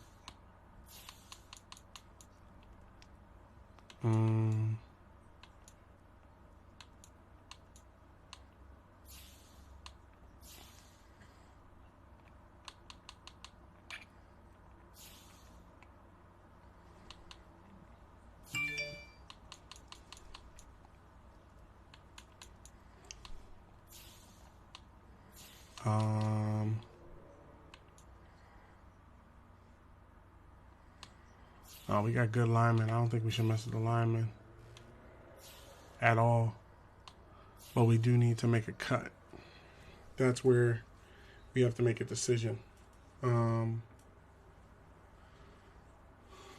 see. The Colts are really looking for a center. The Browns are really looking for a center or a free safety or a defensive tackle or a left outside linebacker. I don't have any of those that I'd be willing to give up.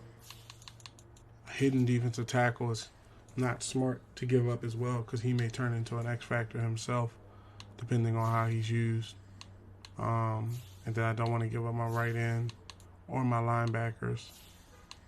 Don't really want to give up anybody, but I got to make room. So let's make room on the line because I feel like we got a lot of guys over there where, like, see Decker.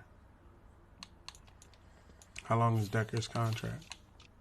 2 years, and he doesn't have any. It's close to home, team franchise quarterback. So Decker doesn't really have any interest in wanting to come back. So we can make that happen for Decker. Let's see if they'll trade me Chubb for Decker. How about Chubb, Decker, and 31st pick?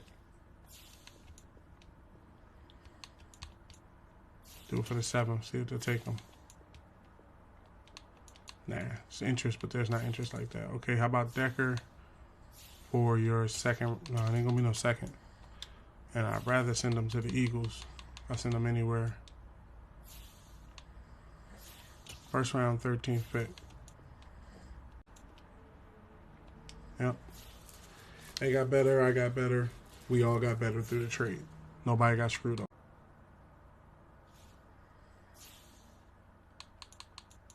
Upgrades. Justin Tucker, our kicker, put this on power.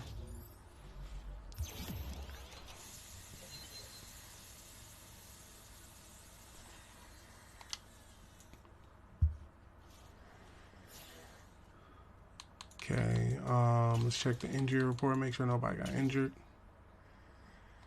Everybody's healthy, which is great.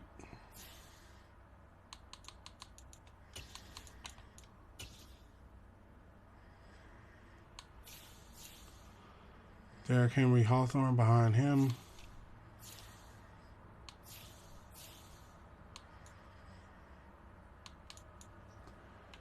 Juju Smith-Schuster, Michael Thomas. Let's go.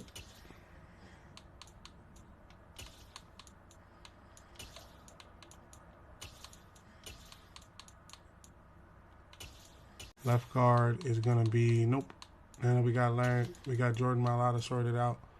It's gonna be Laramie Tunsil, Landon Dickerson behind him. Center's gonna be doing the damn thing. Right guard's doing it. Right tackle's Penei Sewell. Left end is Greg. Right end is Jeffrey. Defensive tackle is myself and Vita Vea. Jordan Davis backing us up. Fletcher Cox behind him. Left outside linebackers, Aiden Hutchinson. Miles Jack to the middle. Hassan Reddick to the right. All third down running back. Power halfback is going to be Derrick Henry. Slot wide receiver is going to be Michael Thomas. First left end is going to be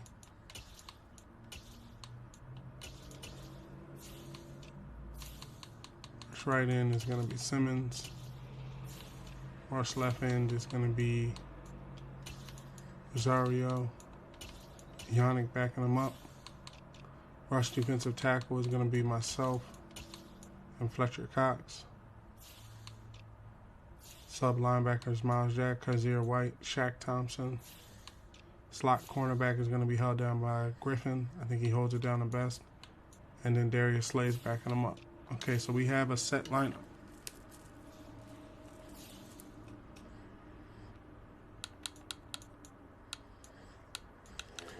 Got some staff points, not a lot. Some staff points, okay. So let's get this together here. Get the playbooks together.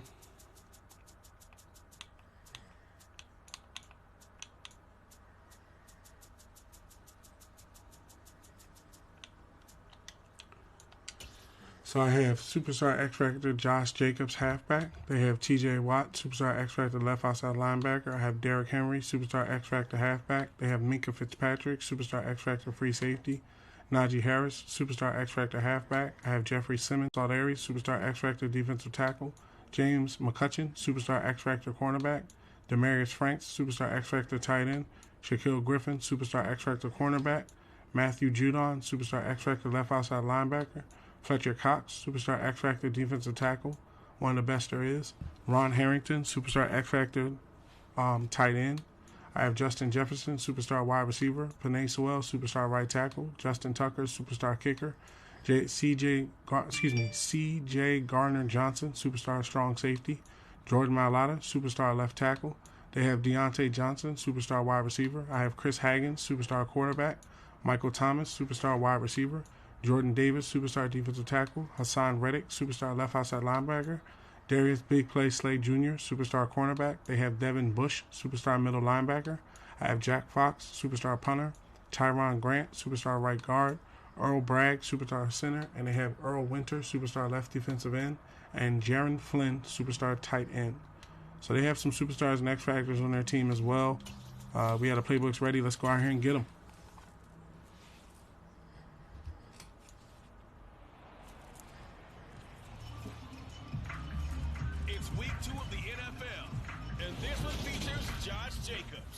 He was steady for them on the ground a week ago, reaching the century mark and adding a score.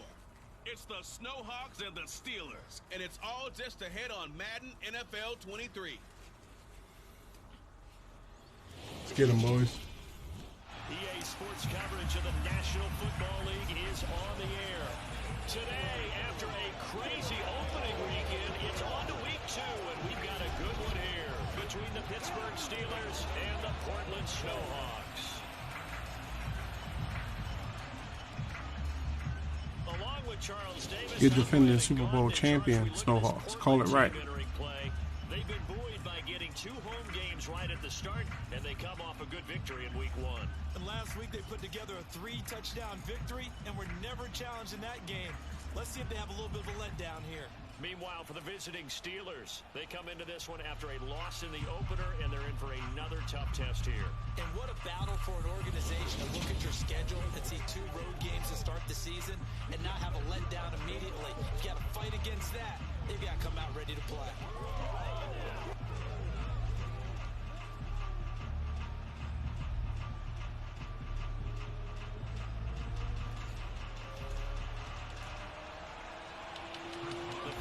Out of the way, time to buckle down for the long season ahead, and we're off in week 2. I kicked it over my head, They wuss. will not get a chance to return this one as it's through the end zone for a touchback. So out comes this offense to take over for the first time. And they'll be led out by their third-year quarterback. And he was terrific in the opener, threw 3 touchdown passes, and make no mistake about it. He was eager to get right back out and do it again. So I think we'll see him try to test the secondary quite a bit as this game goes on.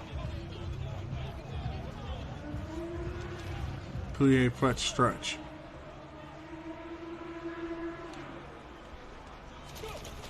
Off the play fake, he'll look to throw. And that one into the hands of Brown downfield. And they work this well upfield across. Had to throw it early. 23 yards on the play. Good catch. Marquise, good catch. Looks like they want to get that vertical passing game going early. And they did. And what a warning shot they just fired. If you're not going going to back up and play coverage deep, we're going to attack you all game long. And once you adjust to that and you start to back off, then that opens things up underneath. A really nice start for them. Great way to get the game going. So one play, and they're already just shy of midfield. First rep of the game for Josh Jacobs. And he's going to take this. The leading rushers in the league. I think that they continue to feed him the football and continue to establish the running game so they can get to play action and throw the ball deep later on. The play action fake. They'll look to throw. He's got his Great catch, Franks. Great catch. 16 yards, a first down. That early game script that they drew up is working pretty well here on this first drive. Great catch, Franks. Great catch. Knocking on the door of the red zone. You know, Brandon, when we met with the coaching staff, they kind of predicted that they would come out firing like this. I think you and I were a little skeptical that it'd be this easy, but they certainly knew what they were doing in scouting, in preparation, and understanding what their team was capable of. Jacobs going to try the middle. Give him 5 on the carry there, and it'll be second down. Can Jeffrey take him off the line? They'll drop to throw. And he's got this to Jefferson. Touchdown. Justin Jefferson, his second touchdown. Justin Jefferson shook him. Look at this. On the board first here this afternoon. Good start to the season for him. He had the touchdown last week in the opener and a second one in week 2 now. How about the pace he's already established, right? Not sure he can keep it up for an entire season, but don't burst the bubble because he thinks that he can. Do guys go Good throw, into good the catch. season That's what I'm talking about, Justin. touchdown scored or yardage? What do you think? I think every single one of the guys who's going to touch the football, they all have those types of goals. They all have those types of. He almost blocked that. They just have to see how the season unfolds if they can stay with it. Unfolding so far so good for him. That time 75-yard drive, 5 plays. And it was all capped off by Justin Jefferson's touchdown reception. Tucker down to kick it away following the touchdown. Oh, no short. Get to him, guys. Fielded just outside the goal line. And good coverage there on special teams as they'll get him down shy of Right. 20. So out come the Steelers now for their first drive. They're led out by a former number 2 overall pick in the draft from Zach BYU, Wilson. Zach Wilson. Oh, Would you man. say that last week's performance by him, workman-like in terms of numbers? 1 touchdown, 1 pick, but obviously a loss. Yeah, that's the bottom line for him. All he cares about is They got how do we Wilson. find a way to win the game. Maybe leans on some few other parts of the offense. Cover 3 Sky. Hopefully springs a receiver or 2 free. They coming with the run. It's going to be Najee. They'll start on the ground with Harris. That's right. Second wave of tacklers is going to get him as they stop him behind the line. Yikes, a 4-yard loss really sets him back now for second down. How about that, partner? That happened in a hurry. Sudden, explosive, gets into the backfield and spills the blood. Yeah, he was AFC Good play, Defensive good play. Player of the week last week because of plays just like that. Cover 3 Cloud. Well, the first play of the drive lost 4. Now they'll look to move it forward here on 2nd and 14. Now Wilson. Setting up the screen, Harris. And he'll lose yardage. That's right, on this Fletch. one, back to the 13. Just a 1-yard loss that time, but that's not what they needed. Now they're dealing with a 3rd and long. This defense, Charles, really played well in that win a week ago. I have to admit, I was extremely impressed by what I saw on tape because they stayed in the face of the quarterback the entire game, ended up getting 4 sacks total. Cover 4 quarters. To step up and find receivers downfield. Also made it hard for him to escape the pocket and run. Now on 3rd and long, they'll look to throw. Finding Harris on back-to-back plays. And that's not going to get it done. Big hit, Miles. Big hit. Short of the first at about the 21. They'll get 8, but they're going to have to punt here on the opening drive because that's not enough. Brandon, it certainly looked like they had that play. They'll get 8, but they're going to have to punt here on the opening drive because that's not enough. Brandon, it certainly looked like they had that play defended well, but it still almost worked. Got it to the running back. He wound up getting really good yardage out of it, but it was 3rd and long, and they were able to rally and stop him before he could get to the marker. Here's Aaron Sipos out now to punt on 4th down. He punted 4 times in the loss last week as he gets a 10. It's seen. Good starting field position for them here as they come up 1st and 10 at their own 43. They'll try and start this drive in the air. I knew it was an interception when I threw it. I threw it in the double coverage. That was my fault.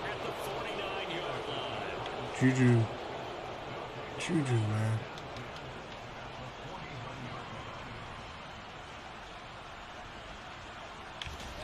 On 2nd and 4. Play action. It's Wilson. Toward the right sideline, but it's incomplete. Cover 3 cloud show 2. Beyond the first down marker to his receiver, but they just couldn't connect, and that will send them back to the drawing board. To throw is Wilson.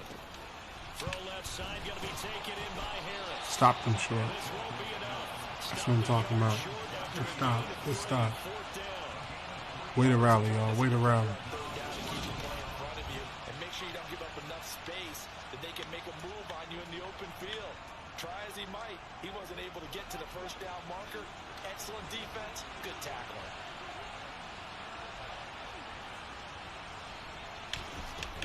They run for it with Harris. And boy, this is going to be close. He didn't get it. Big time defensive stop. He didn't get it. But they come up empty on 4th down. And as a result, possession switches hands.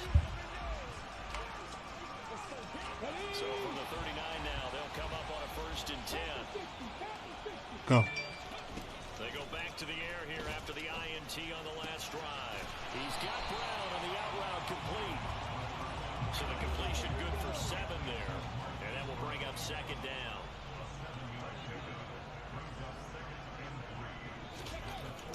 They're going to look to throw. And his throw is going to be... TJ was floating with him. Receiver coaches preach to their guys all the time. Separation, that's what's going to make the play successful. That time there was very little, and I think they were actually fortunate that it was only knocked away and not intercepted. And able to catch it on the left sideline, but they're going to rule him out of bounds. So it'll be incomplete. Certainly one they'd like to have back as it brings up 4th down. Jack Fox out to punt here on 4th down. He was only asked to punt once in the victory last week as he sends this one away. Stop him at the 20. Punt that time, no return. And the Steelers will go on off. We're watching tape to prepare for this game. One thing you noted that I totally agree with, great complimentary piece in the last game. You know, they're able to throw it pretty well. He ran it exceptionally, and they hope to continue that same. Yeah, we missed the middle on that. Complimentary with an E, not an I. Cover 3 sky.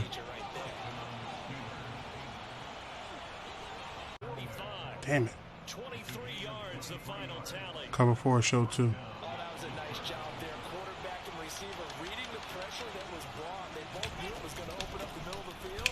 Nice little shake and Nice one-on-one tackle, Hutchinson. to his route. And the quarterback hit him in stride. He was able to run free after the catch. Officially, it's a 1-yard Cover 3 loss. seam. It's going to bring up 2nd and 11. After 1, 7-0 on EA Sports. Steeler football here to begin quarter number 2. As they've got it Cover 2 hard flat. 11.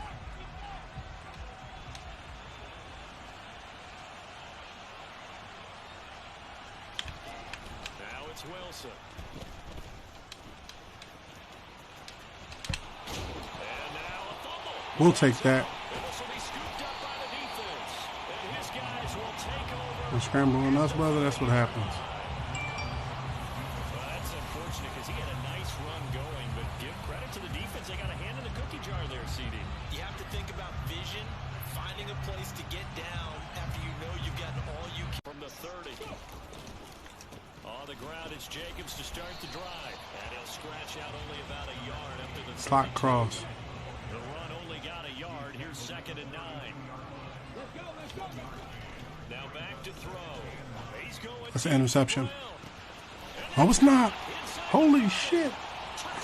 Touchdown. Marquise Brown, his first touchdown here of the new campaign.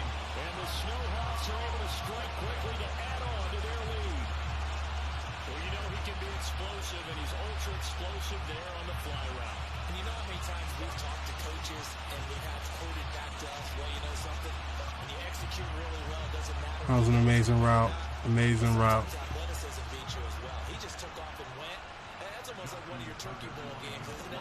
I gotta watch that boy. He is a burner. And it worked really well for them. I threw that ball up. I was like, that's an interception. Because I hit the wrong button. I meant to hit Justin Jefferson across the middle. I hit B and it just started to fly. And I'm like, okay, we're going to see. And Marquise outran that ball. And this will not be returnable. It's out of the back of the end zone for a touchback. And Pittsburgh getting set to take the field. And they're in a A little disappointed at Michael Thomas. Like, I expected him to play a little better. At this stage, you're still too early. You're worried. You're just Najee is lit up. We're going to have to keep an eye on him. You want to make sure that they stay positive, but at the same time, you're wondering, how are we going to move the football? What do we have on this play sheet that can work? Get back to basics is usually Almost your got answer. to him. Good Make sure pressure. you find the guy Cover who 6. can move the ball fastest for you if you just get it in his hands. Still second quarter. You get points on the board here. I think you're feeling okay. Throwing again on 2nd and 10. Wilson. He gets it complete to Harris. And he'll get this up. I'm bringing somebody else on the rush. Because we're not getting the pressure that we should be getting. I'm going to bring in Big Vita Vea. 5 before he's out of bounds. And it looks like we've got a dime set here defensively. 6 DBs in the game. Wilson. Looking for Johnson. And Petrie. intercepted. Jalen Petrie. Now he's hit on the return. It's a loose football. And the Steelers. No, we're challenging that. At their own 28-yard. Well, do you want to unpack that? And now before the ball changes hands. That's a challenge. Petrie was on the ground. Sure that they have it right. Now the question, was the knee in fact down before?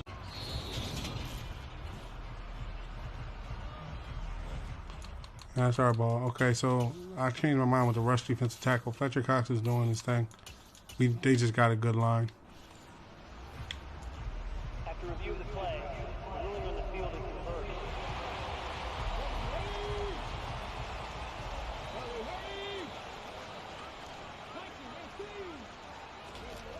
They'll come out throwing here to start the drive. He finds his man complete. It's Harrington. And they're going to get this down inside. All right, let's go.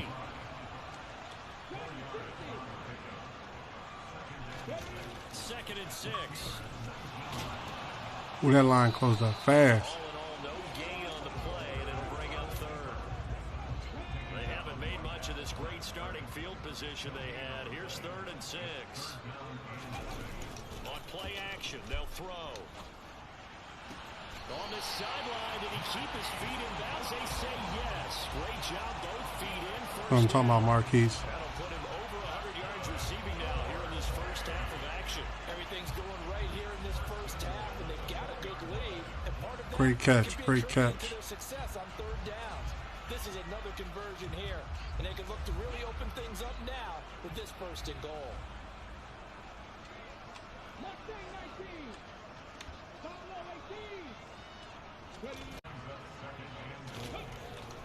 They'll look to throw, and that would end. Pass interference. Penalty flag coming in late. Defense. That might be PI. So flag for the contact, pass interference. And I know that you're going to look at me and roll your eyes, and rightfully so, because you know what I'm going to say. Doesn't the defender have a right to the football as well? No, I don't like defenders. And he will take This one in for the touchdown. It's their quarterback with touchdown number 3 in the game and 6 on the year. And the Snowhawks have moved out in front by 3 touchdowns. Well, this offensive unit, they were solid in the opening week victory, and now they are looking just as sharp here in week 2. And that's exactly what you want, too, because you want to get better each and every week and really ramp up as the season goes on. I know it's still early in the season and a lot can happen, but this offense, they look like they're going to be fun to watch. That's right. That's right. I want to make silly mistakes like throwing the ball open in the double coverage and getting interceptions and stuff. Try to cut down on that this year. It is now 21-0. So that drive spanned 5 plays.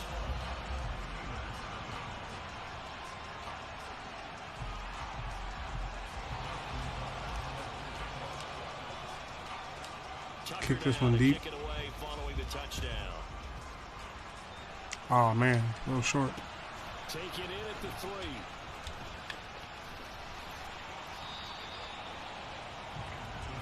Pittsburgh set to take over again on offense. Well, CD, you kind of feel like they're in a bit of a danger zone right here because now you're down 3 scores, and I know we're in the first half, but the way this offense hasn't been able to generate anything, you feel like they probably need to get something going on this drive, right? Oh, they pulled the out route. Cover 3 cloud. But I think this has to be the possession where they come up with an answer because only a few teams in league history have ever come back from a 40-score deficit. And if they don't score here, that's what they could be facing the next time they get the ball. And he's taken down, but able to slip across the 35. So here's a first. Should have challenged that. Don't look like he held the ball going to the ground. Harris running straight ahead. And that one goes for about 6 as he's taken down. Cover 3 cloud. The last run got 6. Now 2nd and 4. They go play action with Wilson.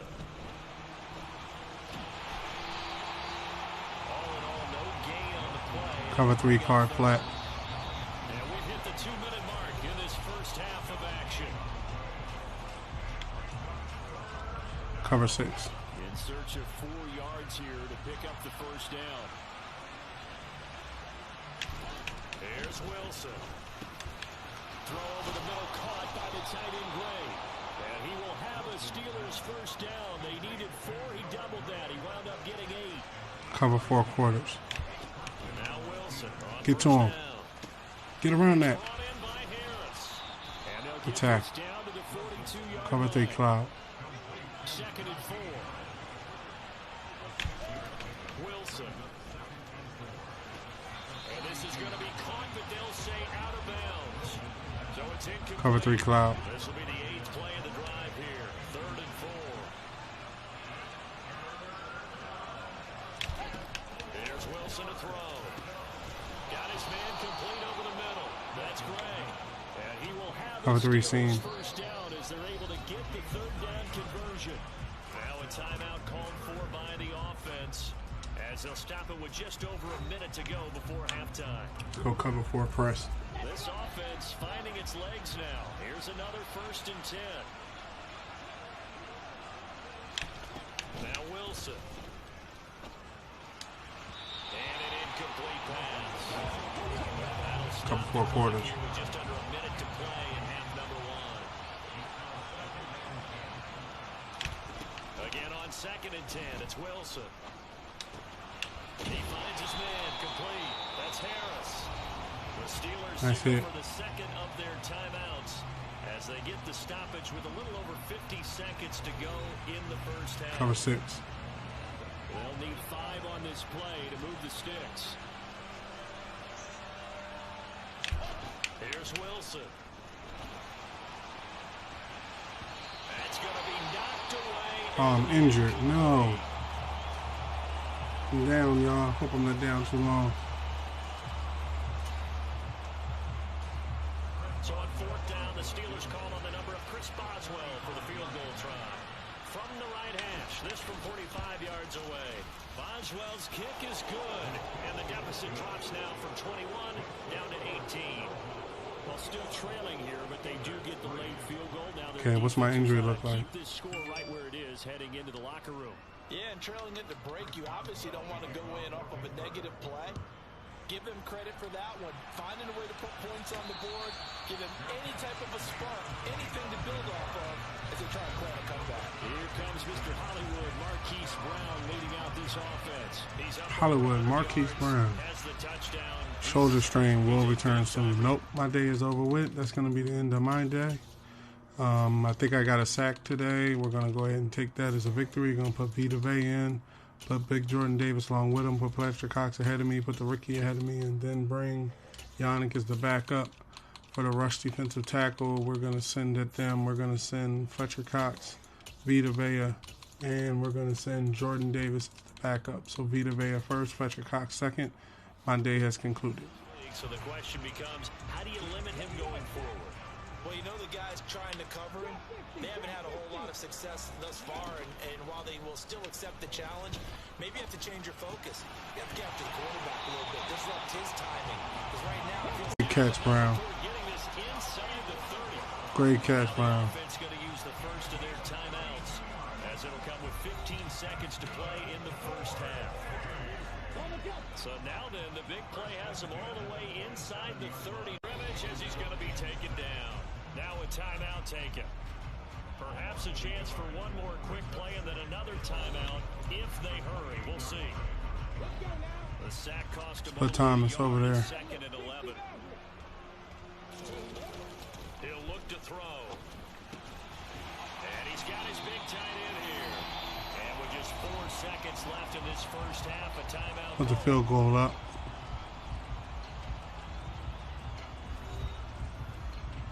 So with 4 seconds to go in the half, here's the field goal unit onto the field. From the right hash, it's a 38-yard attempt. Tucker's kick is good. Good kick. And that will do it for this first half. Let the coach call the halftime. In what's been a fairly one-sided game so far. As we'll send you back over to Orlando with our EA Sports Halftime Report, here's Jonathan Coachman. Okay, Brandon, we'll get you back to you and Charles in a bit, but first it's time for a trip around the NFL following an eventful opening weekend. Let's see what's happening in week 2. We'll get started down at Hard Rock Stadium in Miami, where it was definitely a game with some intrigue, as you can see by the scoreline. Tyler Boyd, 2 touchdown catches in the victory. From there, we head up to Kansas City to check on the Chiefs at Arrowhead. And as you see, they were losing, and they trail the visiting Denver Broncos in that one. Russell Wilson has thrown a touchdown pass. Time now for a check of the next-gen stats in that first half for the Steelers. And they didn't get a whole lot accomplished through the air in those first 2 quarters of play. They'll need to up their game if they want to rally all the way back. Meanwhile, for our home team, they were even better throwing the football. Lots of open receivers to choose from, and you can bet that'll continue to be a focus in the second half. Both these teams, no doubt, making their final halftime adjustments as we speak. Deep. And for the call of the second half, we get it back out to Brandon Godden Defending and Charles deep. Davis. Okay, Coach, thanks as always to you and the gang in Orlando as we welcome everyone back in for quarter number 3. Kickoff middle. The Steelers going to get the football first here, trailing on the scoreboard as we are back underway on EA Sports. And that'll carry over the back line of the end zone for a touchback. The Steeler offense now with a football first here to begin the third quarter. They look up at the scoreboard, facing that deficit. A 3-score game, Charles, but look, there's plenty of time to go here. The old football cliche that comes to my mind is you can't get it all back at once. They probably need something, though, out of this drive, at least 3 points. Are you trying to say that there's no 3-score drive? Now the ball comes loose, and this is picked We'll take that. Defense, and his guys will take over at the 30-yard line. And they came out of the locker trailing. Not a good way to start this second half with their first drive. Can't imagine that the discussion at halftime encompassed this at all. Pat 13 with the big hit. Okay, kind of wipe the slate clean, start the second half, and let's go out and play the way we know that we can. That's not a great example of it. They didn't envision that. So first and 10, and if they score on this drive, might have to start digging in our second half blowout material. On the handoff, this is Jacobs. And nothing much materializing there on the first down run. He'll get a couple, and that's it.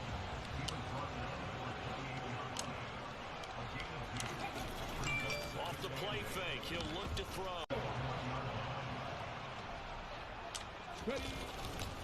Jacobs.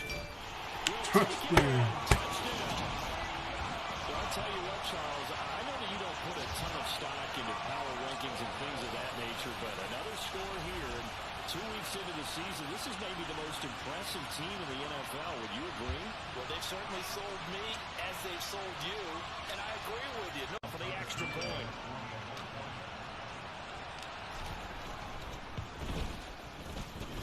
And that'll increase their lead to 28.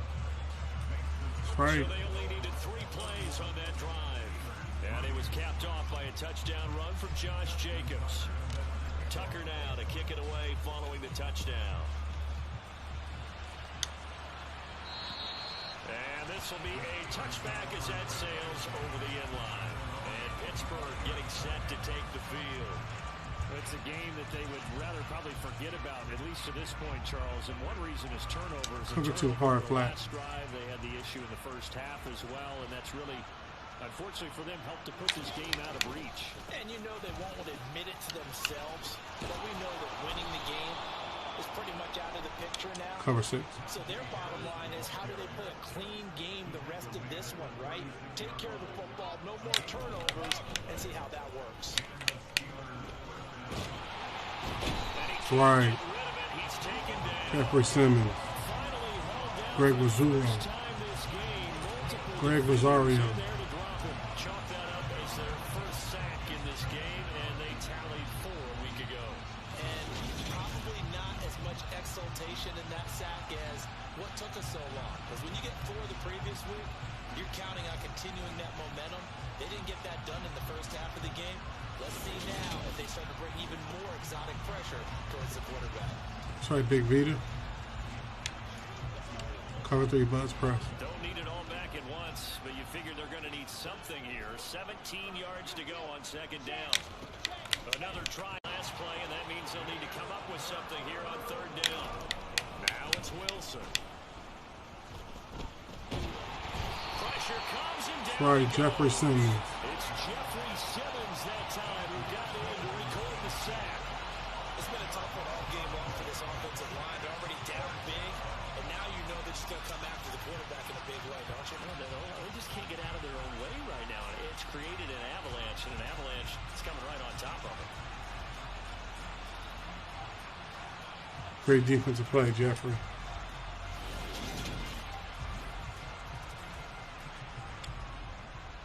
The Steelers send out their punter now as he'll kick it away for the second time.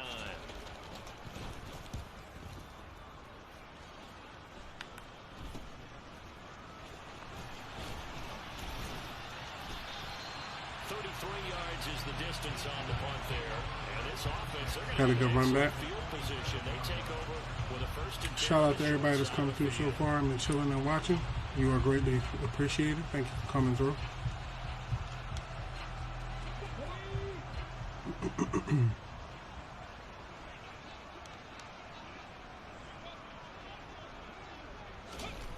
They'll try and start this drive in the air. Throwing the out route incomplete. That's Harrington. He's got room at the 30. And he'll get this one down near the 20-yard line. Just shy of the 20. Harrington with a big run. Yards there on the catch and run. The partners still in the third quarter, but they've got this one well in hand and still airing it out with gusto and picking up some nice gains. And even in lopsided games like this, you don't really see starters get lifted or the foot come off the gas before the fourth quarter. No one wants to leave any doubt when they're playing well. They just want to continue the process. They go play action here on first down. Touchdown. A 22-yard touchdown grab. And the Snowhawks have taken a 5-touchdown lead. Heck of a start to his season. He had 2 touchdowns in the opener last week, another one here in week 2. Well, I don't want to call him a touchdown machine this early, but sometimes you get locked in, and you feel good about things. You get into that zone, and those touchdowns come in bunches. He may be off to that kind of a start. Like he was shot out of a cannon. I would imagine success this early. Great momentum going forward for the rest of the year. That's right. This up, they'll soon be chanting MVP anytime he touches the ball. Tucker now to add the point after. And he's been a busy man. 5 for 5 now as he knocks another one Somebody got hurt to extend the lead. Pretty clean and simple there. Just 2 plays. The long pass resulting in the touchdown on play number 2. Tucker now to kick it away following the touchdown. Got to throw in between the holes. not get a chance to return this one as it's through the end zone for a touchback. Pittsburgh offense making their way back out. Well, we're still in the third quarter, so there's some time to kind of clean this up and make it look more respectable. Now, a win, that's probably gone out the window, Charles, but I don't know. Do you look at this as a time to just improve and maybe start to look towards the future? Good pressure, good pressure. Oh, he has a torn labrum. Our left tackle.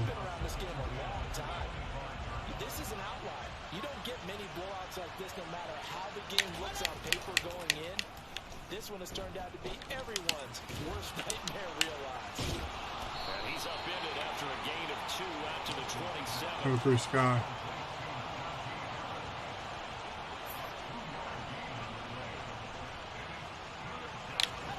On third down, Wilson. Trying to lay one up deep. Ooh, almost batted into him. Well, partner, they've certainly played up to their top 10 defensive ranking this week. They've stifled this opposing offense throughout this game. This contest is now lopsided because of their efforts, and there's still a quarter to go. So they're forced to punt on fourth as this one's away. Taking it about the 36. 35 yards that time on the punt. Portland's offense now about set to take over. Well, they got to be thrilled with how they've operated so far in this one. They've got the nice lead, and now a chance to score here on 3 straight possessions.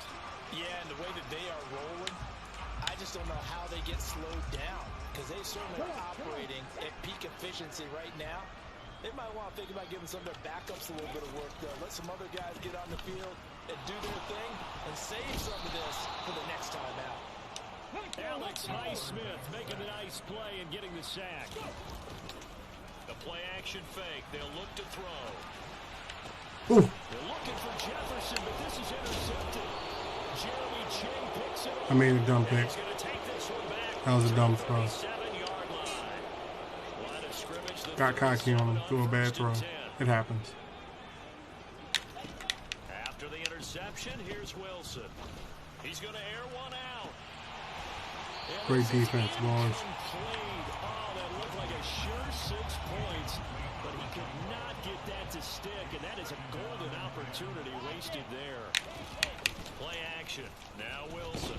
Under pressure and down he goes. That's right, Hassan Reddick. Sack courtesy of the effort of Hassan Reddick.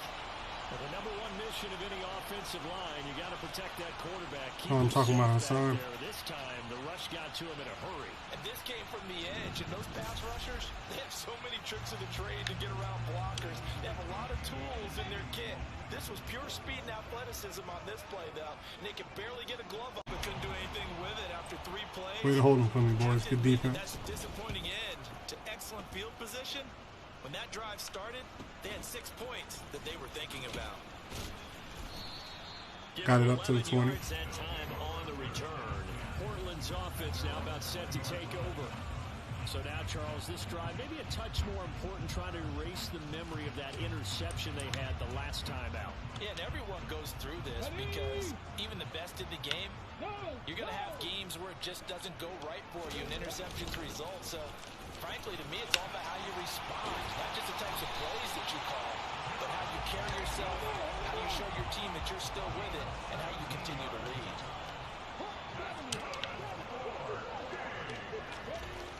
On first down, he'll drop to throw. Throwing the out route incomplete. That's Harrington. And he'll be out of bounds after getting this one across the 40. Good out route. Gain of 4, and it'll be second down. Here's a handoff to Jacobs. And he'll get it out to midfield. Looks like it's right at midfield at the 50. Now, this offense really looking polished these first couple of weeks. Here's first and 10. Throwing there, but this pass is going to wind up incomplete. Little wolf. Well, they've been back on their heels a little bit here on this drive, but a chance to exhale just a little bit there with incompletion on first down. Now they have to gear up, try and get 2 more stops, and escape this drive. Oh. And he's going to be intercepted a 3rd time. It's Devin Bush. Ooh, 3 interceptions this game. Not a real good throwing game. To the 43-yard line. I know. I made a bad mistake. My fault. I don't think that interception's really going to affect them much, but at least for this defense, something small to hang their hat on. it, they're not even scoreboard watching anymore, right? They're just trying their best to make a play. I'm just looking to see what works, what receivers are getting open, who's not. We have played 3 quarters. We'll return with more after this. This is the NFL, and it's on EA Sports. How many touchdowns has he thrown today versus interceptions? 3 touchdowns, 3 interceptions. Okay, so we need to throw 1 to be over top of that. 6 yards left. Look, threw a little too many interceptions today. The game was in hand. I was just taking risks. Throwing is Wilson. Setting up the screen, Harris. And he gets this to the 35. No, Good for 8 cover 3 cloud. This offense so far on 3rd down, they've struggled to the tune of 2 for 8 so far. They need just a yard here. It's 3rd and 1. And that will be incomplete. They lead big in a Cover 3 Sky.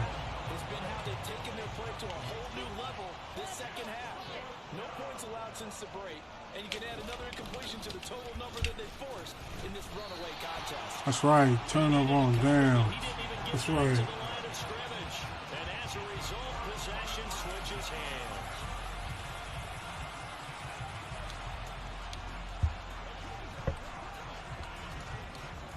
Coach, what's up with these running plays?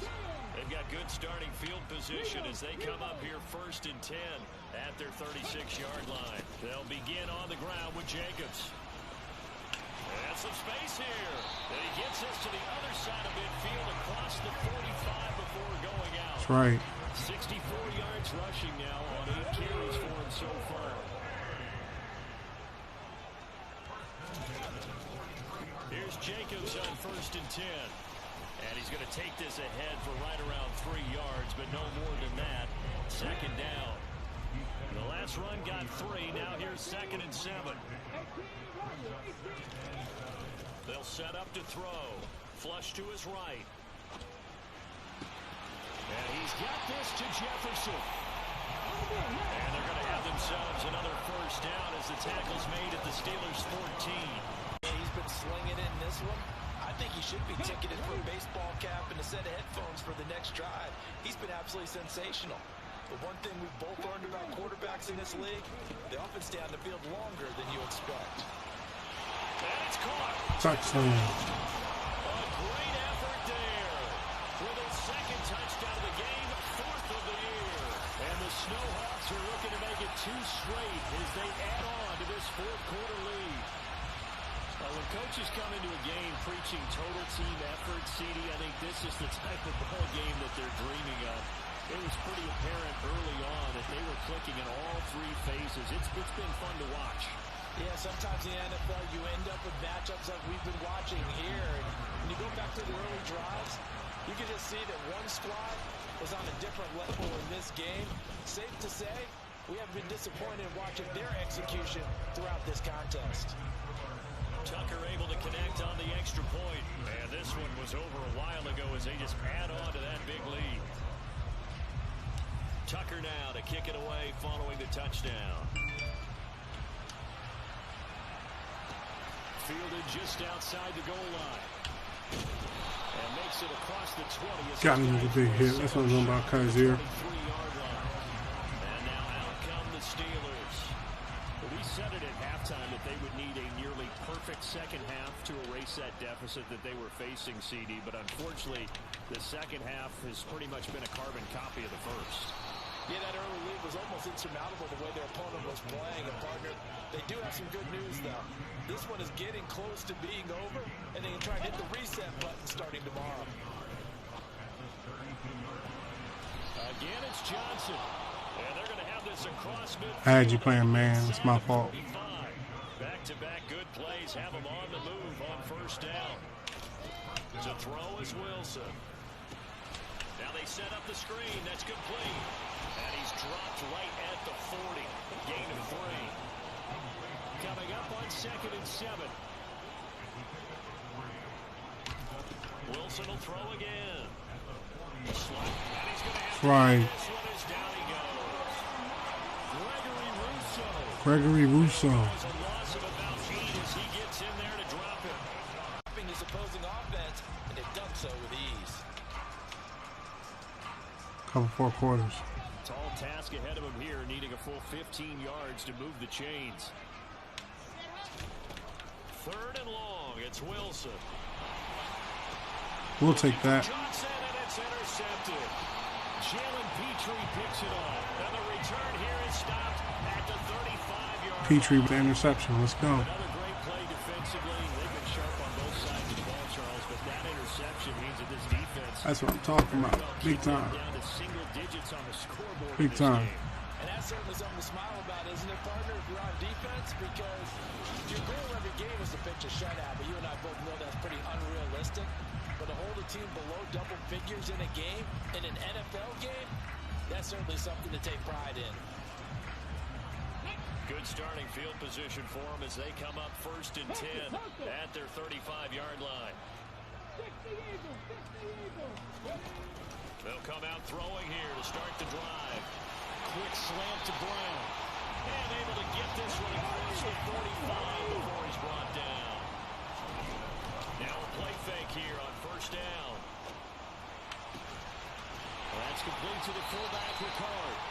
And he'll go down, but not before getting this inside the 30. Running is Jacobs.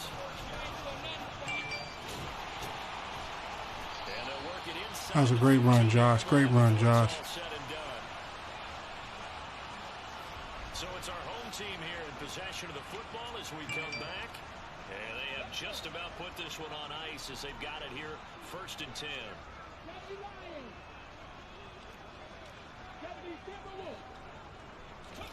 That one looks like he'll throw here.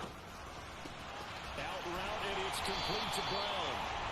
And he'll be taken down at the 2-yard line. 11 more on that one and another 1st down. There's absolutely been no stopping this offense today. They already have the big lead, obviously.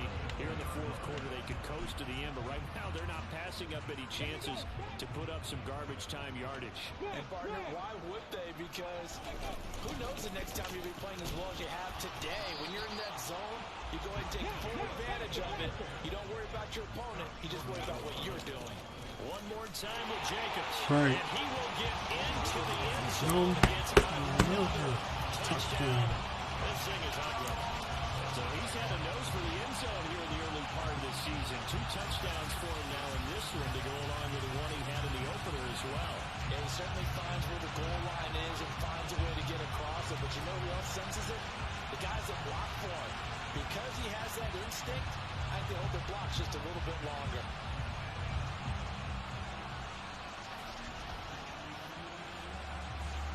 Now Tucker to add the PAT.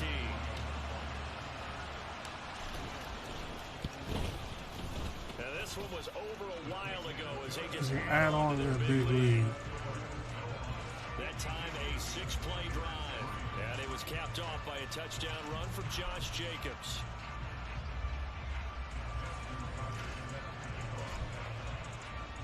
Tucker now to kick it away following the touchdown. Deep kick.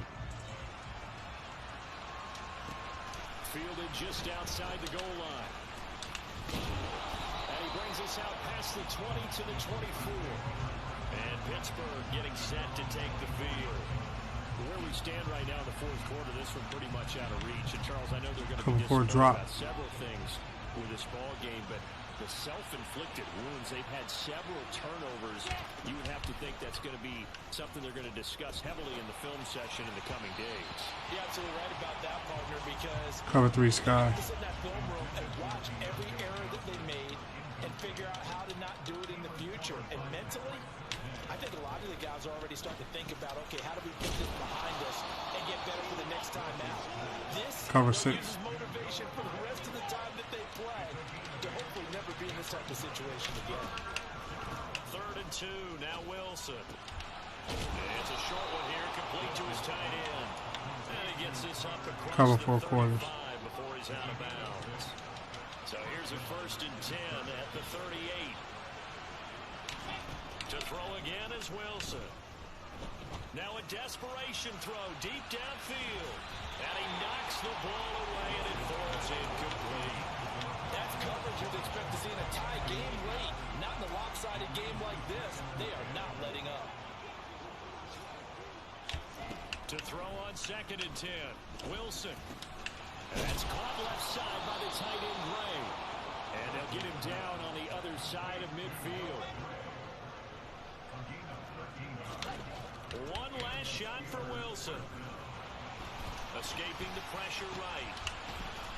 And he's going to hook up with his big Stop in the end zone, boys. Good win. Good win. Well, this game, it was well in hand early, never really in doubt. Charles, you and I do so many games together. There's so much parity in the NFL, a lot of close battles. This was not one.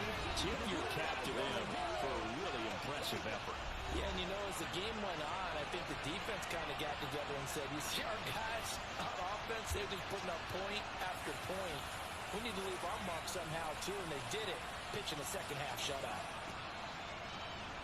So for the home team here, they used a favorable early schedule to their advantage as they move to 2-0. And they'll get another home date next week as the Jaguars will come to town.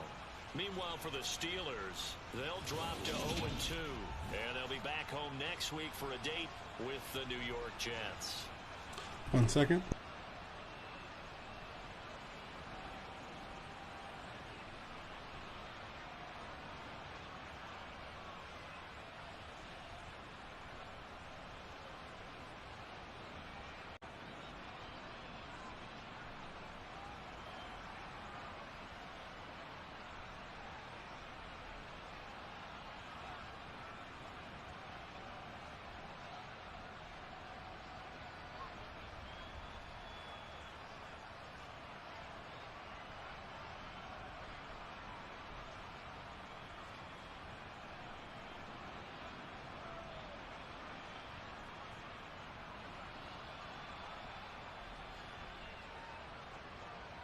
Take a little on-screen break, you know, get some things together. I got to get together for my off-screen chill. Basically, 1 second, give me 1 second.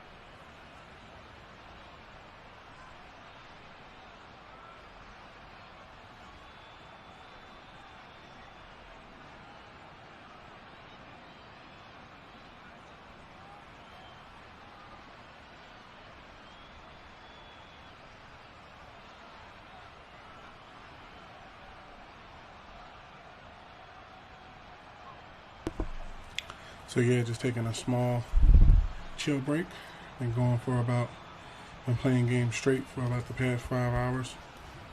Let's take us back to the home screen so we can see our home screen information. So yeah, just chilling for a little bit. Basically setting up for my off-screen chill.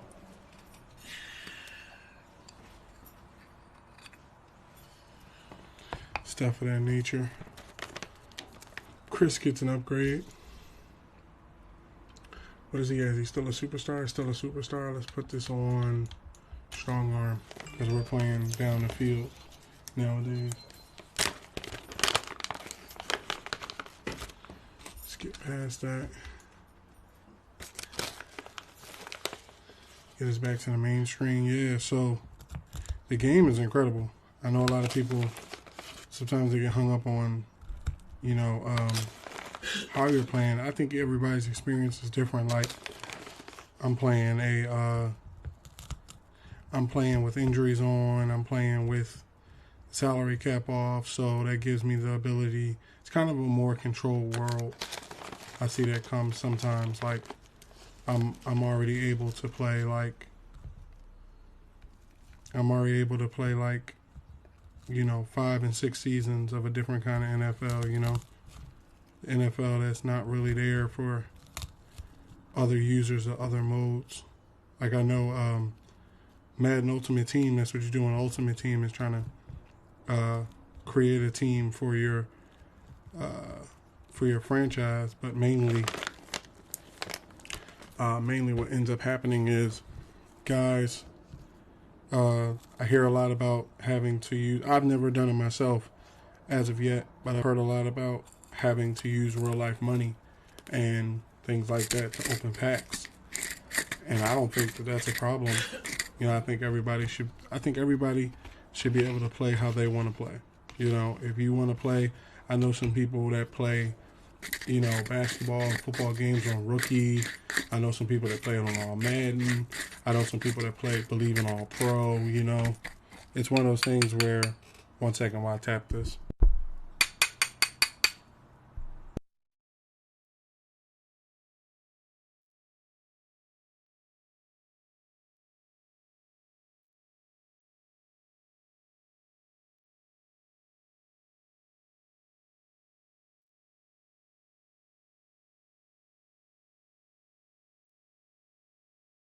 Didn't want to be tapping when I was tapping in your ear. Want to be considerate. I always try to be considerate of the audience. So yeah. So the thing about it is, I've really been liking my experience that I've gotten with franchise mode. One second.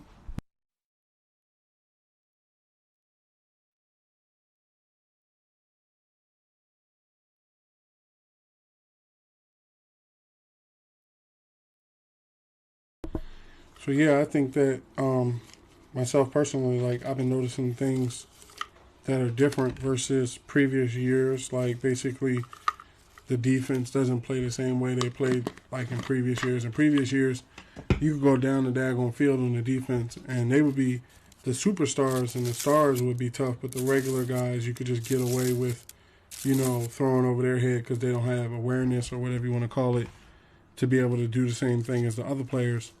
And then it got to a point where now the regular players play, if I had to say anything, I think on any given Sunday, a regular player could pick you off. A normal player can get a sack. A normal player can play the line very well. I've run into, playing defensive tackle a lot, I've run into linemen that aren't necessarily considered to be superstar linemen that have been pretty well. It's all about how you balance the team. Weakness that I could see already is like with Michael Thomas, he's not fast. He's not like a burner in the backfield. So he plays a slot very well, like he can get off of people, but he doesn't have that launch speed. Like, I need a guy that can, like, kind of like Marquise Hollywood Brown, a guy that can, beat you off the line from speed perspective. Michael Thomas is beating people off the line. Then he's older, so his stats will probably come down a little bit. So who I'm considering moving him for is somebody that's a little bit more of a burner. Somebody I don't know. I might got to use him a little bit more. Ridley, I kind of regret trading Ridley now. I could put Juju, but so far from the slot perspective, we got Michael Thomas doing it. I think that Thomas he is a good wide receiver. I'm not going to say was, like he was a good wide receiver. He is a good wide receiver. He just might not be what I'm looking for a wide receiver. So what I might try to do is maybe move him for a hidden wide receiver, some young boy that, is new or something like that, or maybe give our punt returner a chance. I don't know. But as it stands right now, Michael Thomas, when I was out in the field, I basically felt like I had no slot wide receiver. Like there was nobody out there. Now that could be also because of the team that we were playing, because we were playing such a good team. But I did notice players like, say, when I had Julio Jones for a year, 1 year, he was able to beat a lot of people off the drop of the ball, and stuff like that team. So, if he's not our guy at slot, it's better to move him and get somebody else in here that can actually play the position of the slot position. You see what I'm saying? That's why we're going to do a little looking around. We're going to do a little shopping after I come back from this break, because I am going to take a small break. I'm talking right now, but I am going to take a small kind of chill break, and we'll get back to things.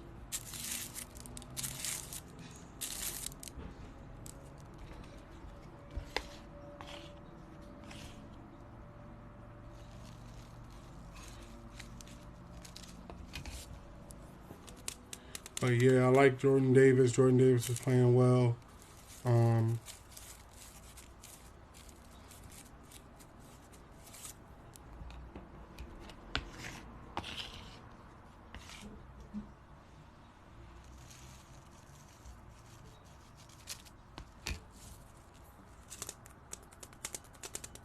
Some positions I know can be changed are like at the wide receiver position, like I have Michael Thomas.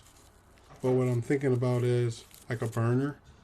Like a lot of people don't play with a lot of burners like that. But burners are the type where you launch the ball and they're able to outrun the defense. I know a lot of people rely heavily on like physical receivers and stuff like that, and that's cool. But burners are the type when you need to get down the field right away. Now, Michael Thomas, I got to take another look at him. My hands are away from the controller. That's why I haven't taken a look at him. But with Michael Thomas, I got to take a look at him and see, how he works. Maybe I wasn't utilizing him correctly from the slot. He is a good wide receiver. I'm not going to sit up here and say that he's not a good wide receiver. He's highly rated. He's under contract. So it would be smart to try to make it work with him. I could also add him to, I got rid of Tyler Boyd. And Tyler Boyd was under contract, but we were working our way. Sometimes you sign a contract, right, for that time and moment. And then, like, take Nick Chubb, for instance, right? I signed him to a 5 or 6 year contract, but I have Derrick Henry and I have Josh Jacobs. So there's not going to be a time when he's actually going to take the field. So this is basically an X factor that doesn't play. So I moved him and was able to actually get, I think, Pat Surtain, X factor cornerback, Patrick Surtain. So we've won two of the last 3 Super Bowls that have been played. We're trying to defend. We were undefeated last year. If we go undefeated this year, that's cool too. I don't necessarily have a problem with it, but I'm mainly looking to get back into the playoffs, win, have a good year, keep everybody healthy, and then set ourselves up to win the Super Bowl next year. And then, because next year is going to be the big year. Next year is going to be the year where everybody's up for contract. Tight ends, wide receivers, linemen, centers, everybody that I drafted in the beginning of the year when I went and got those balls is going to be up for draft picks. So what I'm trying to do is I'm trying to make sure I have some people behind them, so that way when their contracts come up due, like say take our quarterback Haggins, for instance. Let's say Haggins wants $100 million or something, and that's all he'll sign for. Okay, well, I have Justin Fields behind him. Now, let's say that Haggins doesn't want $100 million, and he only wants, like, say, $70 or $80 million. Well, then what ends up happening is now I can trade Justin Fields for possibly a first-round pick, So it's all about mixing and managing in free agency and franchise. You got to know, like, just now, I got Aiden Hutchinson to sign with the Lions, and then I traded him back for a first-round pick because he didn't value him like that. Or a second. It was like a second pick or something like that. Then I got Jordan Mailata back for a first-round pick. So now we have Jordan Mailata under contract for the next 5 to 6 years. So see, players that you haven't worked a deal out with, I learned that as like a little trick. You basically trade them to another team and then try to trade them back. But there ain't no harm in that. Teams do it all the time. I've seen teams trade a guy away because they didn't want to pay him, and then years later bring him back under contract. I think that happened with Kyle Van Noy, where he went back to the Patriots this year or something like that. But I'm going to be taking a small off-camera break, little stretch, little retract, and then we'll probably will be picking up after that.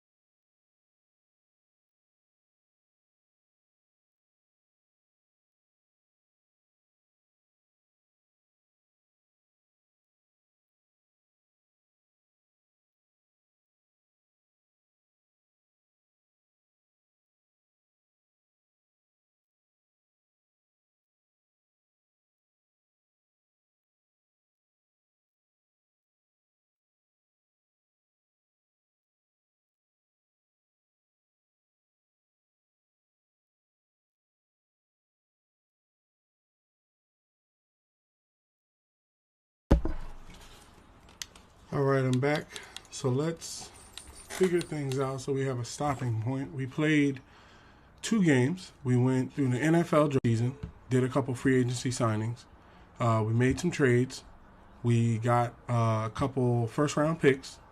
We then took the first-round picks into the NFL draft. We went into the NFL draft.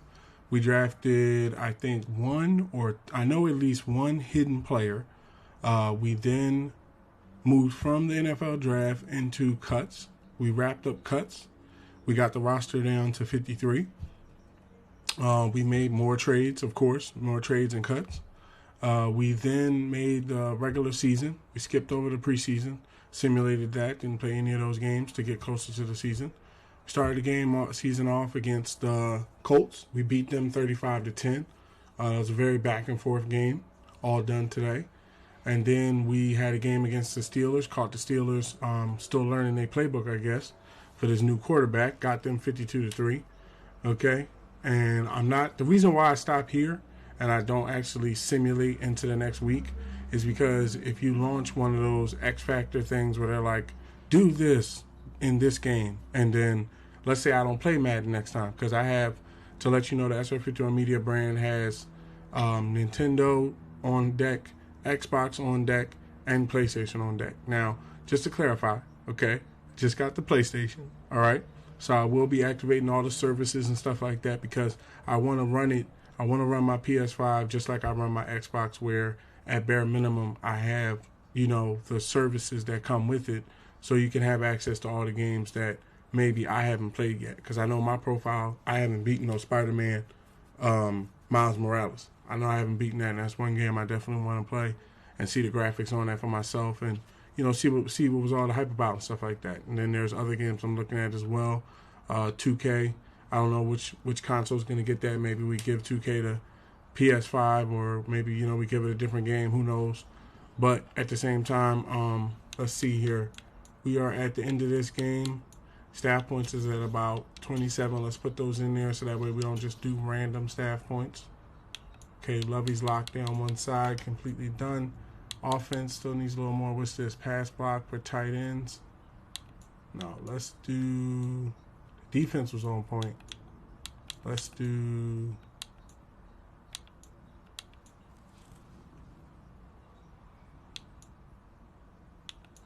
catching for wide receivers and tight ends. Spend the 20 on that. So our offense would be better. Our defense was humming. They was doing a damn thing. So we got one new injury. Hopefully that isn't me. Okay, Henry with a torn labrum is out 4 weeks. So what is he? What is he playing? Our left tackle is going to be out 4 weeks. One of our left tackles is going to be out 4 weeks. Okay. There's a media question. You've got an opponent you know well coming into your house at a time when you're both playing at a high level. What do you expect to like? I expect it to be a great game, but I expect us to win.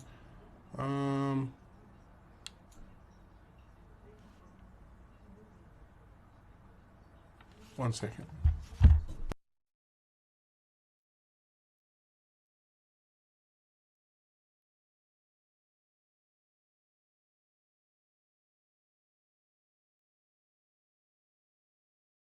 To watching a great game. 2 great teams, 1 great rival is going to be fun. That